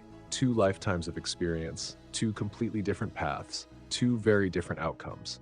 In his first life, he'd saved the universe multiple times, but lost friends along the way. In this life, he'd prevented disasters by preparing for them, but wondered sometimes what challenges he'd missed. None, he said finally. This is better. Building something instead of constantly fighting to save it. Raising children who will never know what it's like to be refugees. Living in a galaxy where tyrants can be stopped before they destroy civilizations. Above them, Namek's twin suns set behind clouds that had never known the smoke of planetary destruction. Somewhere among the stars, former Frieza Force worlds were learning what freedom looked like. And in New Vegeta City, two species lived together in harmony that proved cooperation was stronger than conquest. The Dragon's Gambit had worked. The Saiyan Exodus was over. The age of the Guardian Warriors had begun. Planet Namek, 3 hours after Frieza's defeat. The silence that followed Frieza's fall was more unsettling than the battle itself had been. Across Namek's scarred landscape, 50,000 Frieza Force soldiers found themselves leaderless for the first time in their military careers, facing an enemy that had just accomplished the impossible and shown them mercy they didn't deserve. Commander Zarbon, still bearing scars from his defeat on Earth months earlier, stood in the ruins of what had been a forward command post, staring at readings that his mind refused to accept. His Emperor, the being whose power had seemed absolute, whose authority had shaped galactic civilization for decades, was unconscious, beaten, and being treated by enemy medics. "Orders, sir?" his lieutenant asked nervously. Zarbon looked around at the assembled soldiers, seeing confusion and fear in faces that had never known defeat. These were professional killers trained to follow absolute authority, now forced to make decisions in a universe where their fundamental assumptions about power had just been shattered. "Stand down," he said finally. "All units, cease hostilities and prepare for evacuation." "Sir, we still outnumber them significantly. Even without Lord Frieza, we just watched a 16-year-old transform into something that made our Emperor look weak." Zarbon's voice carried the weight of someone whose worldview had been permanently altered. "Those aren't the same Saiyans we've been hunting, and this isn't a battle we can win through conventional force." The lieutenant processed this for a moment. What about the Empire? Lord Frieza's territories? His assets? "That," Zarbon said grimly, "is going to be someone else's problem." 50 kilometers south of the main battlefield, the Ginyu force had established their own command position, their elite status granting them independence from normal chain of command. Captain Ginyu himself, power level 120,000, the strongest member of Frieza's special forces, studied tactical displays with the analytical mind that had made him the Emperor's most trusted operative. "Fascinating," he murmured, watching energy readings from the concluded battle. The boy's power signature during transformation exceeded anything in our databases. Not just quantity, but quality. Different fundamental composition. Jace floated nearby, his long white hair whipping in the wind generated by continuing atmospheric disturbances. "So what's the play, Captain? Do we avenge Lord Frieza or cut our losses?" "We gather intelligence," Ginyu decided. "Lord Frieza may be defeated, but he's not dead. If there's a chance to extract him and retreat for strategic regrouping, we take it. If not, we adapt to new galactic realities." Ginyu's expressions were calculating rather than emotional. The Frieza Force has always been about serving the strongest power in the galaxy. If that power has changed hands, Burter's superhuman speed brought him back to their position in seconds, his scouting mission complete. "Captain, I've got visual on the Saiyan positions. They're not pursuing our retreating forces, not even establishing perimeter security. They're treating wounded, both their own and ours." Treating our wounded? Riku's simple mind struggled with the concept. Why would they help enemy soldiers? Because they're not the same Saiyans who served under Frieza, Ginyu said slowly, pieces of tactical intelligence finally forming a coherent picture. These are Saiyans who've learned to fight for protection rather than conquest, which means they operate according to different strategic principles. He activated his communication array, broadcasting on frequencies that would reach every Frieza Force unit still operational on Namek's surface.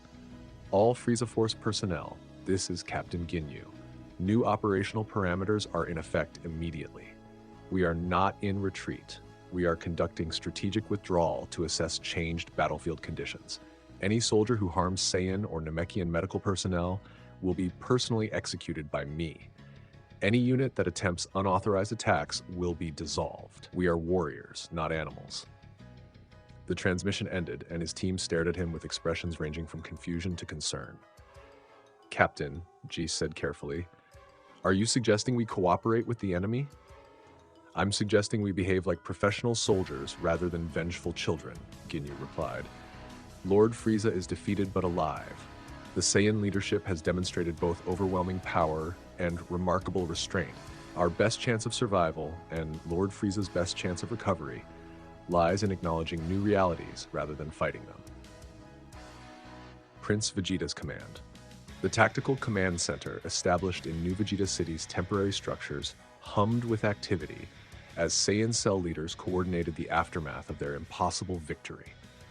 Prince Vegeta stood at the center of it all, his enhanced 21-year-old form finally allowing him to project the authority that his royal bloodline had always demanded. Status reports, he commanded, his voice carrying across multiple communication channels. Cell Alpha confirms 183 warriors operational, Silera reported. No additional casualties since the main battle concluded. Frieza Force units in our sector have ceased hostilities. Cell Beta 318 operational, King Vegeta added. Enemy forces are maintaining distance but showing no hostile intent. Some are actually requesting medical assistance for their wounded. Similar reports came from all 12 cells, minimal ongoing conflict, enemy withdrawal rather than regrouping, and the strange sight of Frieza Force soldiers behaving more like refugees than invaders. Medical status? Vegeta asked. 17 confirmed killed in action, Dr. Kenzo reported from the main medical facility. 43 wounded, with 31 already returning to full duty, thanks to Namekian healing techniques. The remaining 12 require extended recovery, but will make full recoveries. 17 dead. Out of 3,847 warriors facing an enemy that should have exterminated them entirely. The number was both miraculous and heartbreaking, proof of their tactical success and reminder of the cost of freedom. What about enemy casualties? Vegeta asked. Approximately 3,200 Frieza Force soldiers killed during the orbital and ground battles, Taro replied. Another 8,000 wounded to various degrees. But here's what's interesting. Our healers are treating them. Explain. Namekian medical teams are providing aid to wounded enemy soldiers without being ordered to do so. They're treating this as a humanitarian crisis rather than a military operation. Vegeta was quiet for a moment, processing the implications. In traditional Saiyan culture, wounded enemies were either executed or left to die. The concept of providing medical aid to those who had come to destroy you was foreign. But then, traditional Saiyan culture had gotten their planet destroyed. Continue the medical assistance, he decided. If Namekian philosophy says we help wounded enemies, we help wounded enemies. Maybe that's part of what we need to learn. Sir, came a new voice over the communication array, one that made every Saiyan in the command center tense with recognition. Captain Ginyu's image appeared on the main screen, his distinctive horned appearance immediately identifiable even to warriors who'd never seen him in person. Prince Vegeta of the Saiyans, Ginyu said formally. I am Captain Ginyu of the Frieza Force Special Operations Division. I'm requesting permission to approach under flag of truce. The command center fell silent. The Ginyu Force had been legends of terror throughout Frieza's empire, elite soldiers whose power and ruthlessness made them the Emperor's most feared enforcers. And their leader was asking for diplomatic contact. State your purpose, Vegeta replied carefully. Discussion of changed battlefield conditions and potential arrangements for the welfare of personnel under my command, Ginyu said. I have 12,000 soldiers whose emperor has been defeated and whose command structure has collapsed. I need to know what happens to them next. You're asking about surrender terms? I'm asking about survival options for professional soldiers in a galaxy where the fundamental power structure just changed permanently. Vegeta looked around the command center, reading expressions that ranged from suspicion to curiosity. This was unprecedented, Frieza Force elites seeking negotiation rather than revenge or continued resistance. Permission granted, Vegeta decided. Approach the main plateau under truce conditions, bring minimal escort, and Captain, yes? If this is some kind of tactical deception, you'll discover that our mercy has limits. Understood, Prince. And for what it's worth, I believe this conversation is necessary for everyone's survival. The unexpected negotiation. 2 hours later, Captain Ginyu stood in the center of what had been the primary battleground, flanked by two members of his force while facing a delegation that included Prince Vegeta, Goku, Chi-Chi, and several Namekian representatives. The contrast was stark. Elite enforcers of galactic tyranny meeting with the warriors who had just ended their emperor's reign. Captain Ginyu, Goku said, studying the purple-skinned warrior with interest rather than hostility. I'll admit, I didn't expect to be having this conversation. Nor did I, Ginyu replied honestly. 24 hours ago, my primary objective was to help exterminate every Saiyan in existence. Now I'm trying to figure out how to keep 12,000 soldiers alive in a galaxy where their former employer no longer controls anything.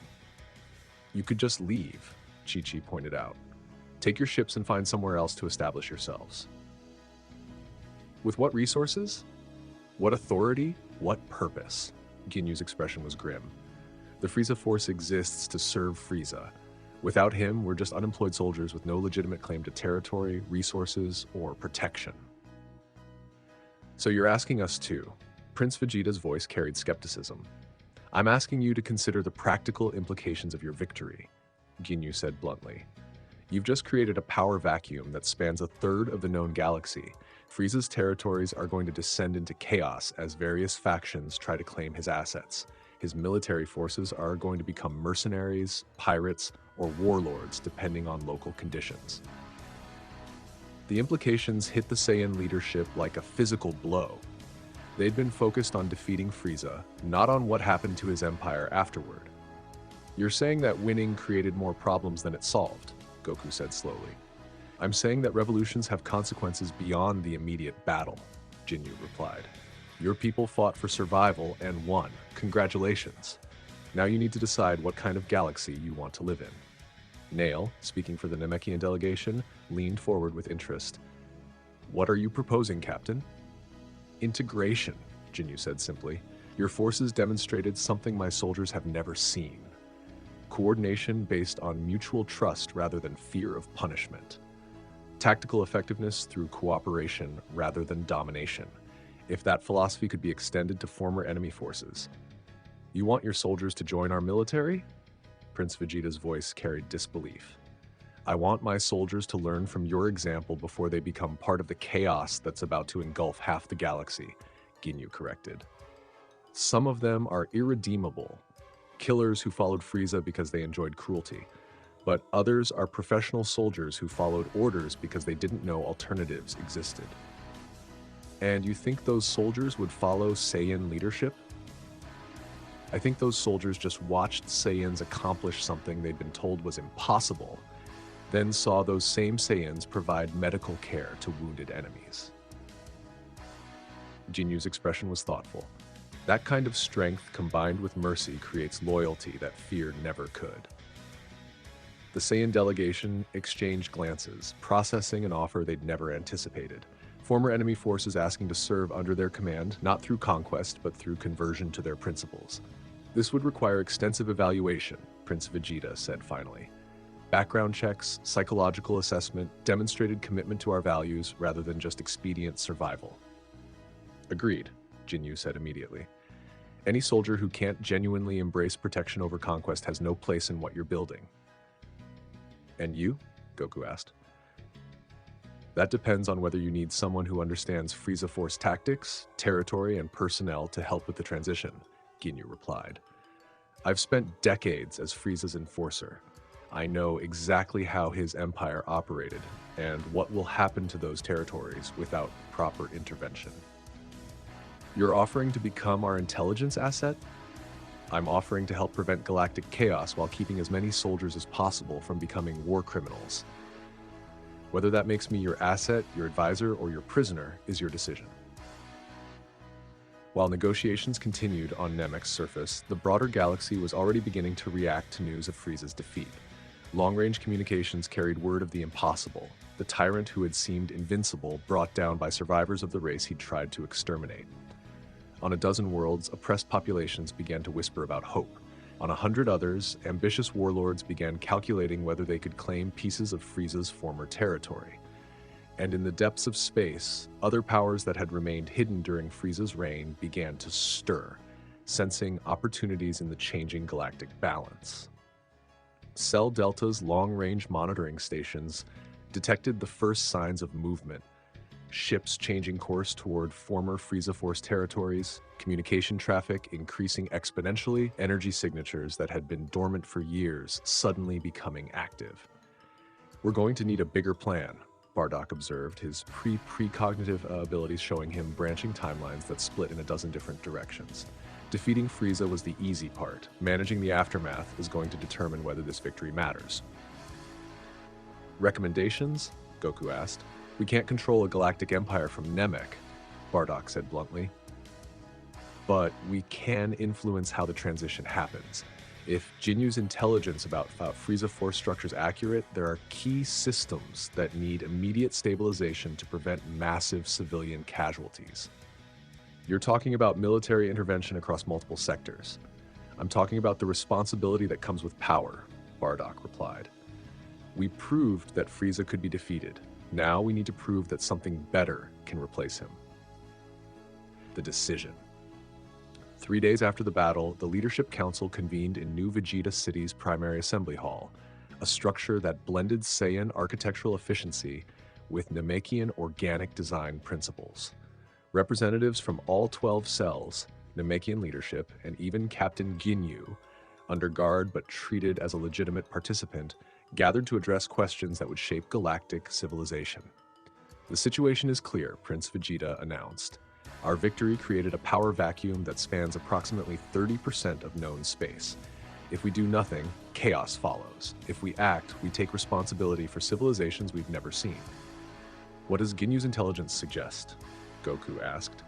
17 key systems require immediate intervention to prevent civil wars," Ginyu reported, consulting data tablets that contain decades of Frieza Force operational intelligence. "Another 43 systems can probably maintain stability independently, but will need protection from opportunistic raiders. The remaining territories." He paused. "The remaining territories are going to be contested regardless of what we do." "Resource requirements for intervention?" King Vegeta inquired. "Conservative estimate, 1,500 warriors for the initial 17 systems, rotating deployment over 6-month periods. Support ships, supply lines, communication networks, and civilian administration specialists." Ginyu's analysis was thorough and sobering. "Essentially, we'd be recreating Frieza's empire with different philosophical foundations. That's nearly half our total population," Silera observed, "and all of our military-age warriors," Taro added. The chamber fell quiet as they processed the scope of what was being proposed. They'd fought to save their own people and found themselves responsible for saving half the galaxy. "Alternative proposals?" Prince Vegeta asked. "Selective intervention," Chi-Chi suggested. "We identify the most critical systems, those with largest civilian populations or greatest strategic importance, and focus our resources there. Let other systems find their own solutions." "Gradual expansion," Nail offered. "Establish stability in a few key systems, then use those as bases for further intervention as our resources grow." "Partnership approach," Goku said thoughtfully. "We work with existing resistance movements on former Frieza worlds. Provide training, support, and coordination rather than direct occupation." The debate continued for hours, touching on questions of philosophy, resources, and responsibility that went far beyond military tactics. What did it mean to win? What obligations came with power? How did a species that had been refugees for 2 years suddenly become guardians for dozens of civilizations? "Final recommendation," Prince Vegeta said as the discussion reached its conclusion. "Hybrid approach?" Goku replied. "Direct intervention in the 5 most critical systems, those where civilian casualties will be massive without immediate help. Partnership arrangements with resistance movements in 10 others. Monitoring and limited support for the remaining systems. And we start recruiting from former Frieza Force personnel who can genuinely embrace our principles." "Seconded," King Vegeta said. "Approved," came voices from around the chamber. "Then it's decided," Prince Vegeta announced. "We're not just rebuilding the Saiyan race. We're helping to rebuild galactic civilization." The New Guardians. 1 week after the Battle of Namek, the first Saiyan intervention force departed for the Beppa system, where civil war between former Frieza loyalists and indigenous resistance had already claimed 200,000 civilian lives. The force consisted of 150 Saiyans, led by Silera, 50 reformed Frieza Force soldiers under Ginyu's supervision, and 25 Namekian support specialists. Their mission: establish stability, protect civilians, and demonstrate that the post-Frieza galaxy could be governed by justice rather than fear. How do you feel about this? Chi-Chi asked Goku as they watched the ships depart from Namek's orbital platforms. Terrified, Goku admitted honestly. 2 years ago, we were refugees hoping to survive. Now we're responsible for civilizations we've never seen, fighting enemies we don't understand, trying to build something that's never existed before. And excited, he added with a smile that carried traces of the optimism that had sustained him through 2 lifetimes. Because for the first time since I can remember, we're not just reacting to crises, we're actually building something better. Above them, Namek's twin suns set behind clouds that reflected the light of departing ships. Each vessel carried Saiyan warriors who understood that strength meant protecting rather than conquering, that victory meant accepting responsibility rather than claiming spoils. The Saiyan exodus was over. The age of the Guardian Warriors had truly begun. But across the galaxy, in hidden bases and forgotten systems, other powers were watching. Some with approval, some with concern, and some with the calculating hunger of predators sensing new opportunities.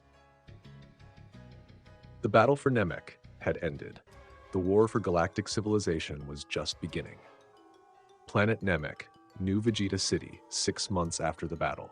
The morning sun cast long shadows across the construction sites where Saiyan and Namekian workers labored side by side, building something that had never existed before, a truly integrated civilization.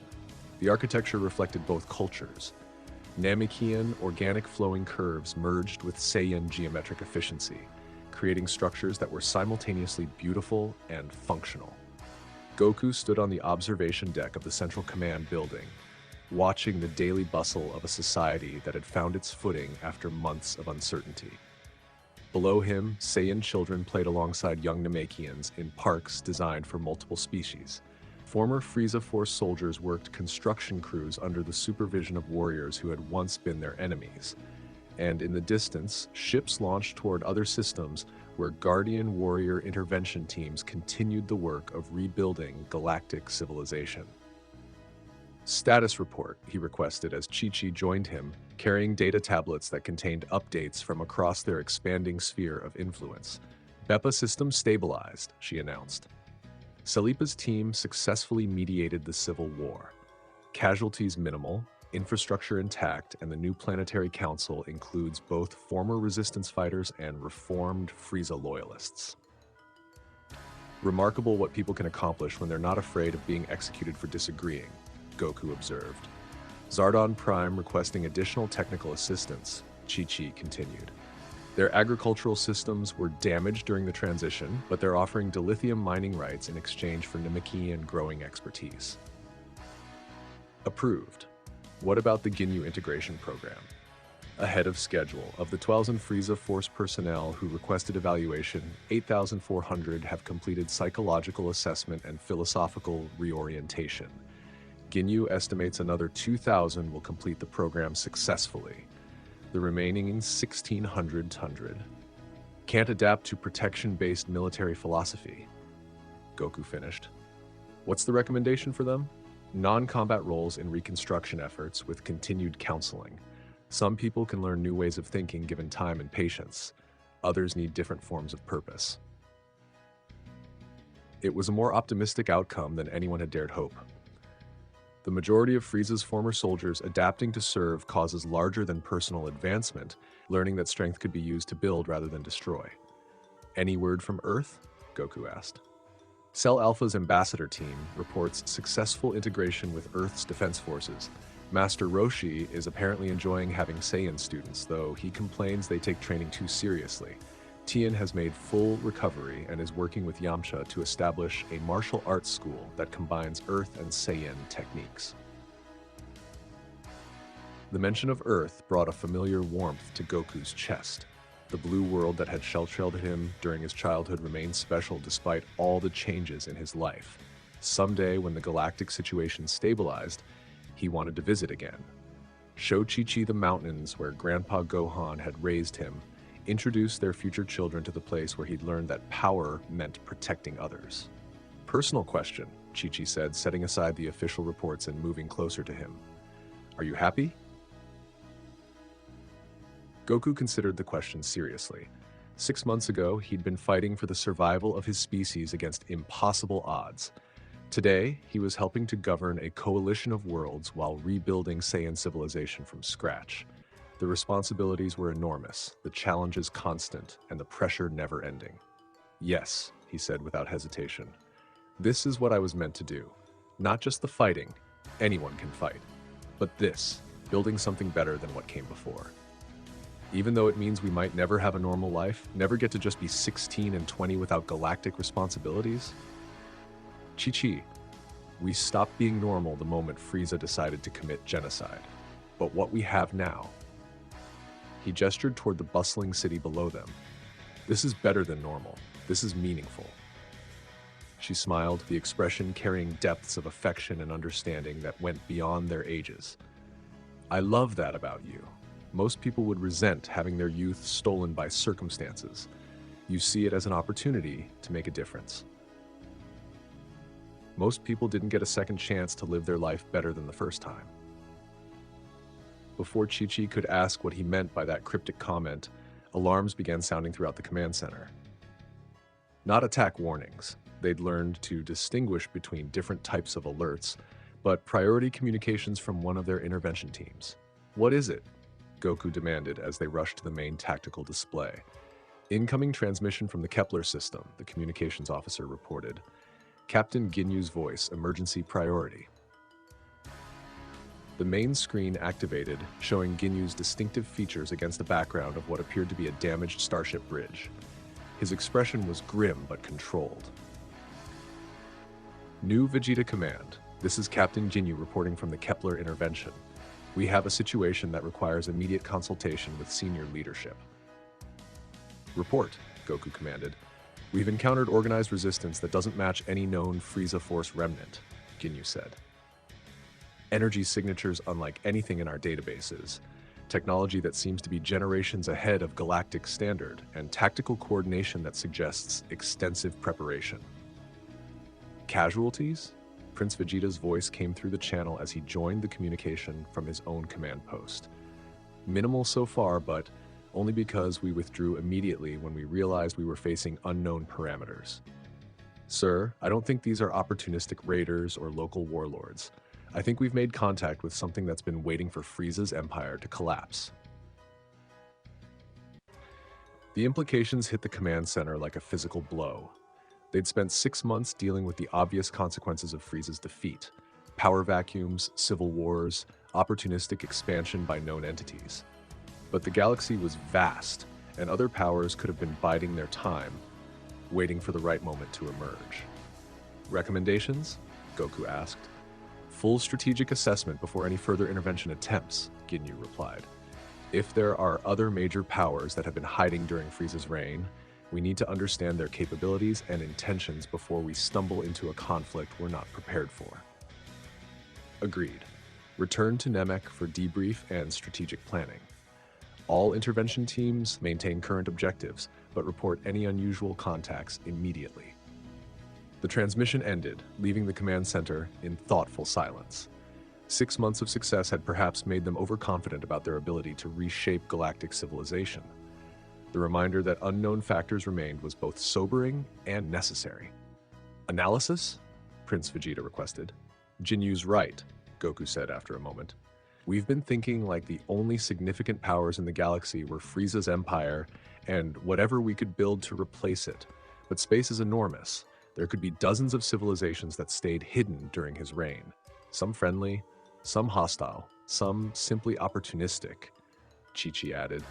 Which means our expansion needs to be more careful and our intelligence gathering more comprehensive, Prince Vegeta concluded.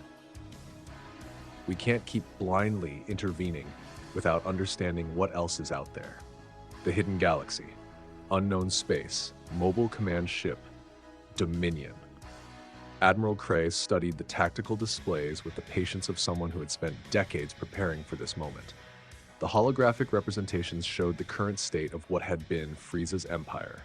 Some systems under Saiyan protection, others in chaos, and a few showing the energy signatures of her own advanced scouts conducting reconnaissance.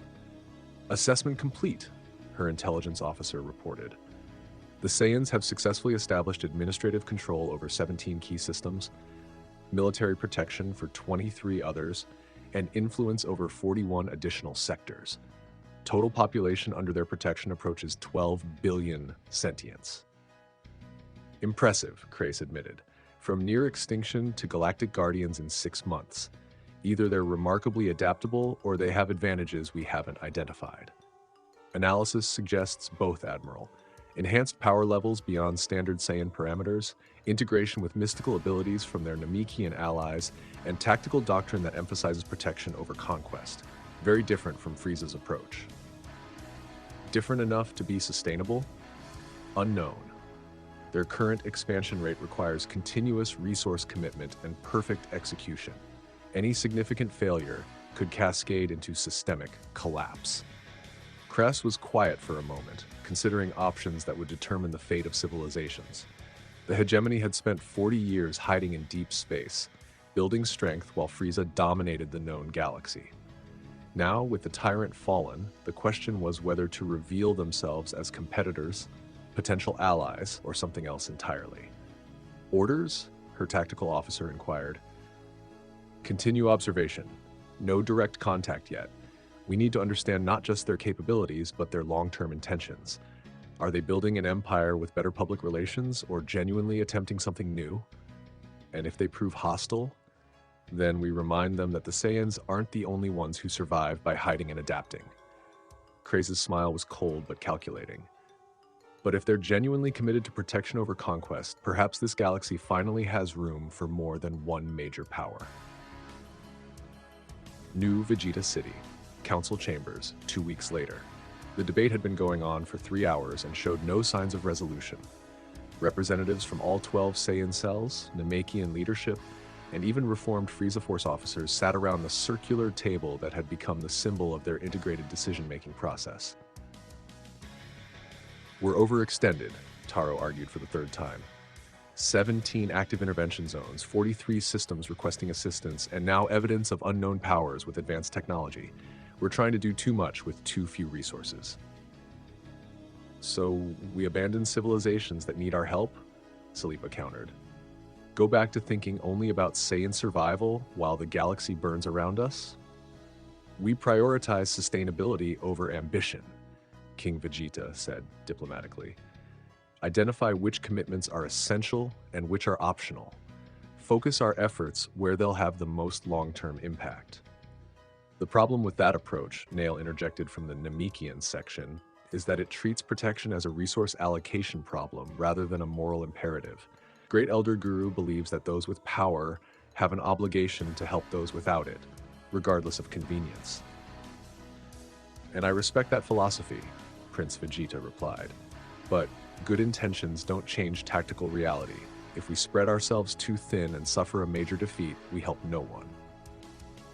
Goku had been listening to the arguments with growing understanding of the fundamental tension they faced. They'd evolved from a warrior species focused on individual strength to a guardian civilization committed to galactic protection. But the galaxy was vast, and even 3,847 enhanced Saiyans supported by Namekian mysticism couldn't be everywhere at once. New approach, he said finally, his voice cutting through the ongoing debate. We stopped thinking about intervention as something we do alone.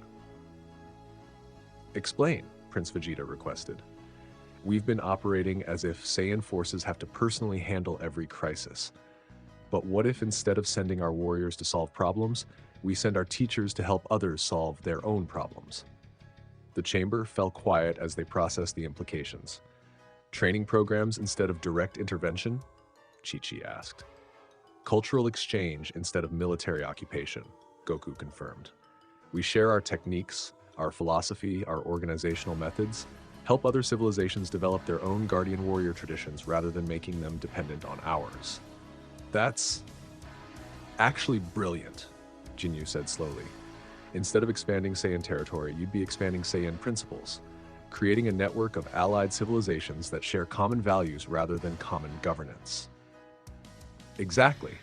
The hegemony, or whoever we encountered in the Kepler system, they'll have to deal with not just Saiyan power, but dozens of worlds that have adopted our training methods and protective philosophy. It also addresses the sustainability issue, Taro observed.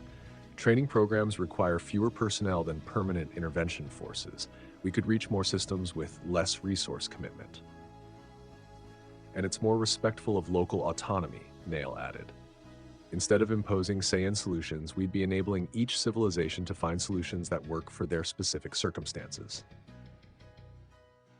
The debate that followed was much more focused, addressing practical questions of implementation, rather than fundamental philosophy.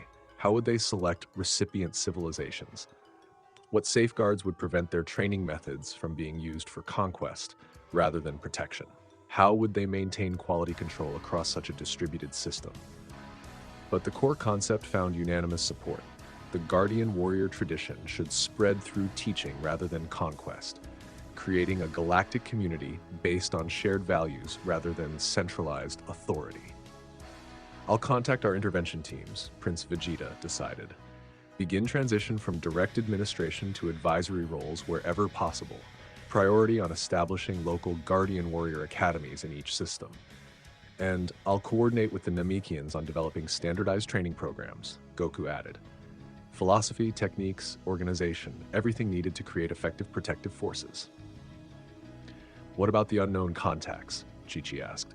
Do we approach them with this new philosophy? Carefully, Goku said. We extend the same offer we're making to everyone else.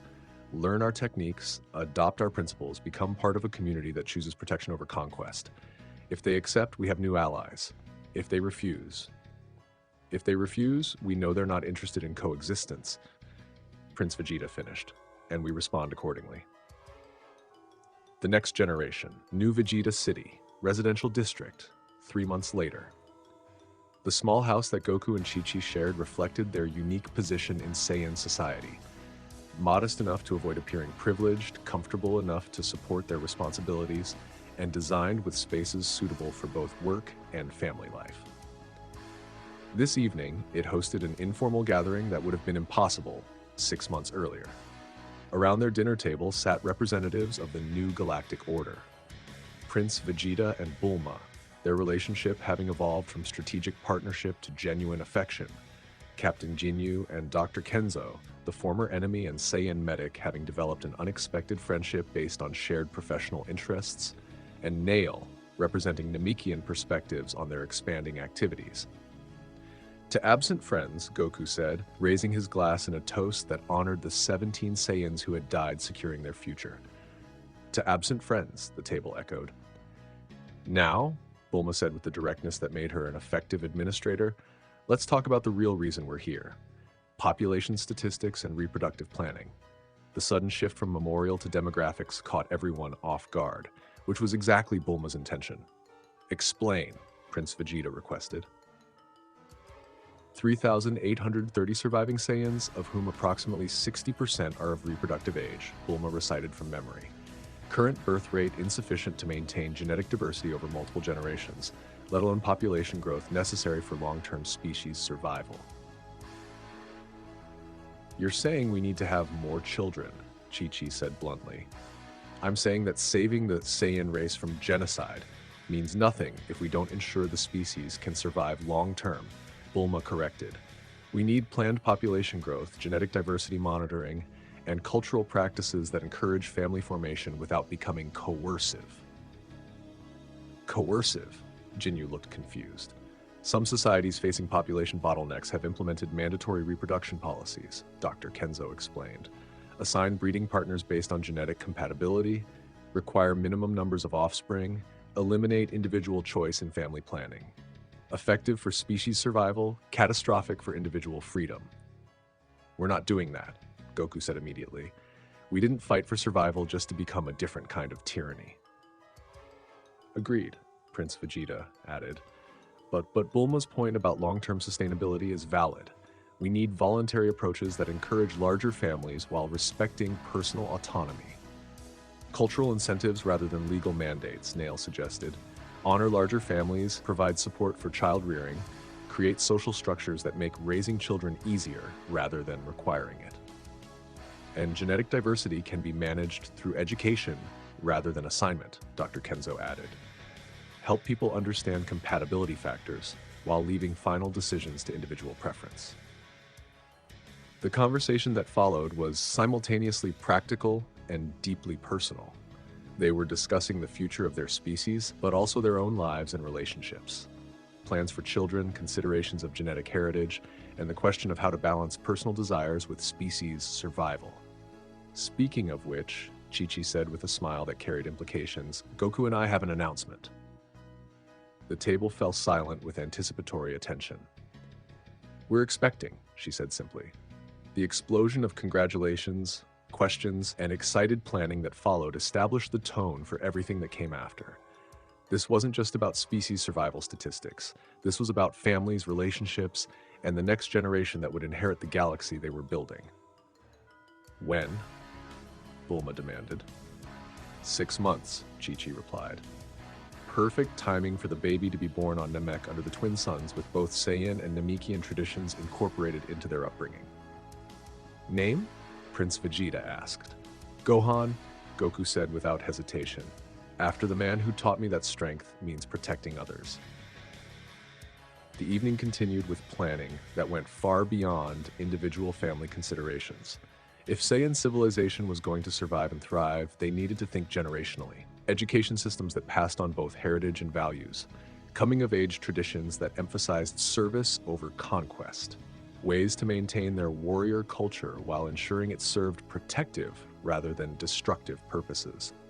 The children born on Namek will be the first generation that never knew the fear of extinction, Nail observed.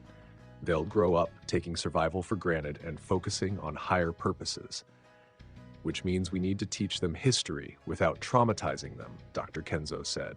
Help them understand what their parents survived while ensuring they're prepared for their own challenges. And ensure they understand that with great power comes great responsibility, Goku added. Every Saiyan child will be born with capabilities that make them potentially dangerous. They need to learn early that those capabilities are gifts to be used for protection. The conversation continued late into the night, touching on questions that would shape civilization for generations to come. But underlying all the practical planning was something simpler and more profound: hope. For the first time in 2 years, they were planning for a future instead of just trying to survive the present. 6 months later, New Vegeta Medical Center, delivery room. The cry that announced Gohan's arrival to the world was strong, healthy, and carried across New Vegeta City through open windows that let in the warm air of Namek's twin sun morning. In the delivery room, Goku held his son for the first time and felt the profound responsibility that came with bringing new life into the galaxy they'd fought to protect. He's perfect, Chi-Chi whispered, exhausted but radiant with the satisfaction of successful completion. He's beautiful, Goku agreed, studying the small face that already showed traces of both parents' features. And his power level is already reading 400.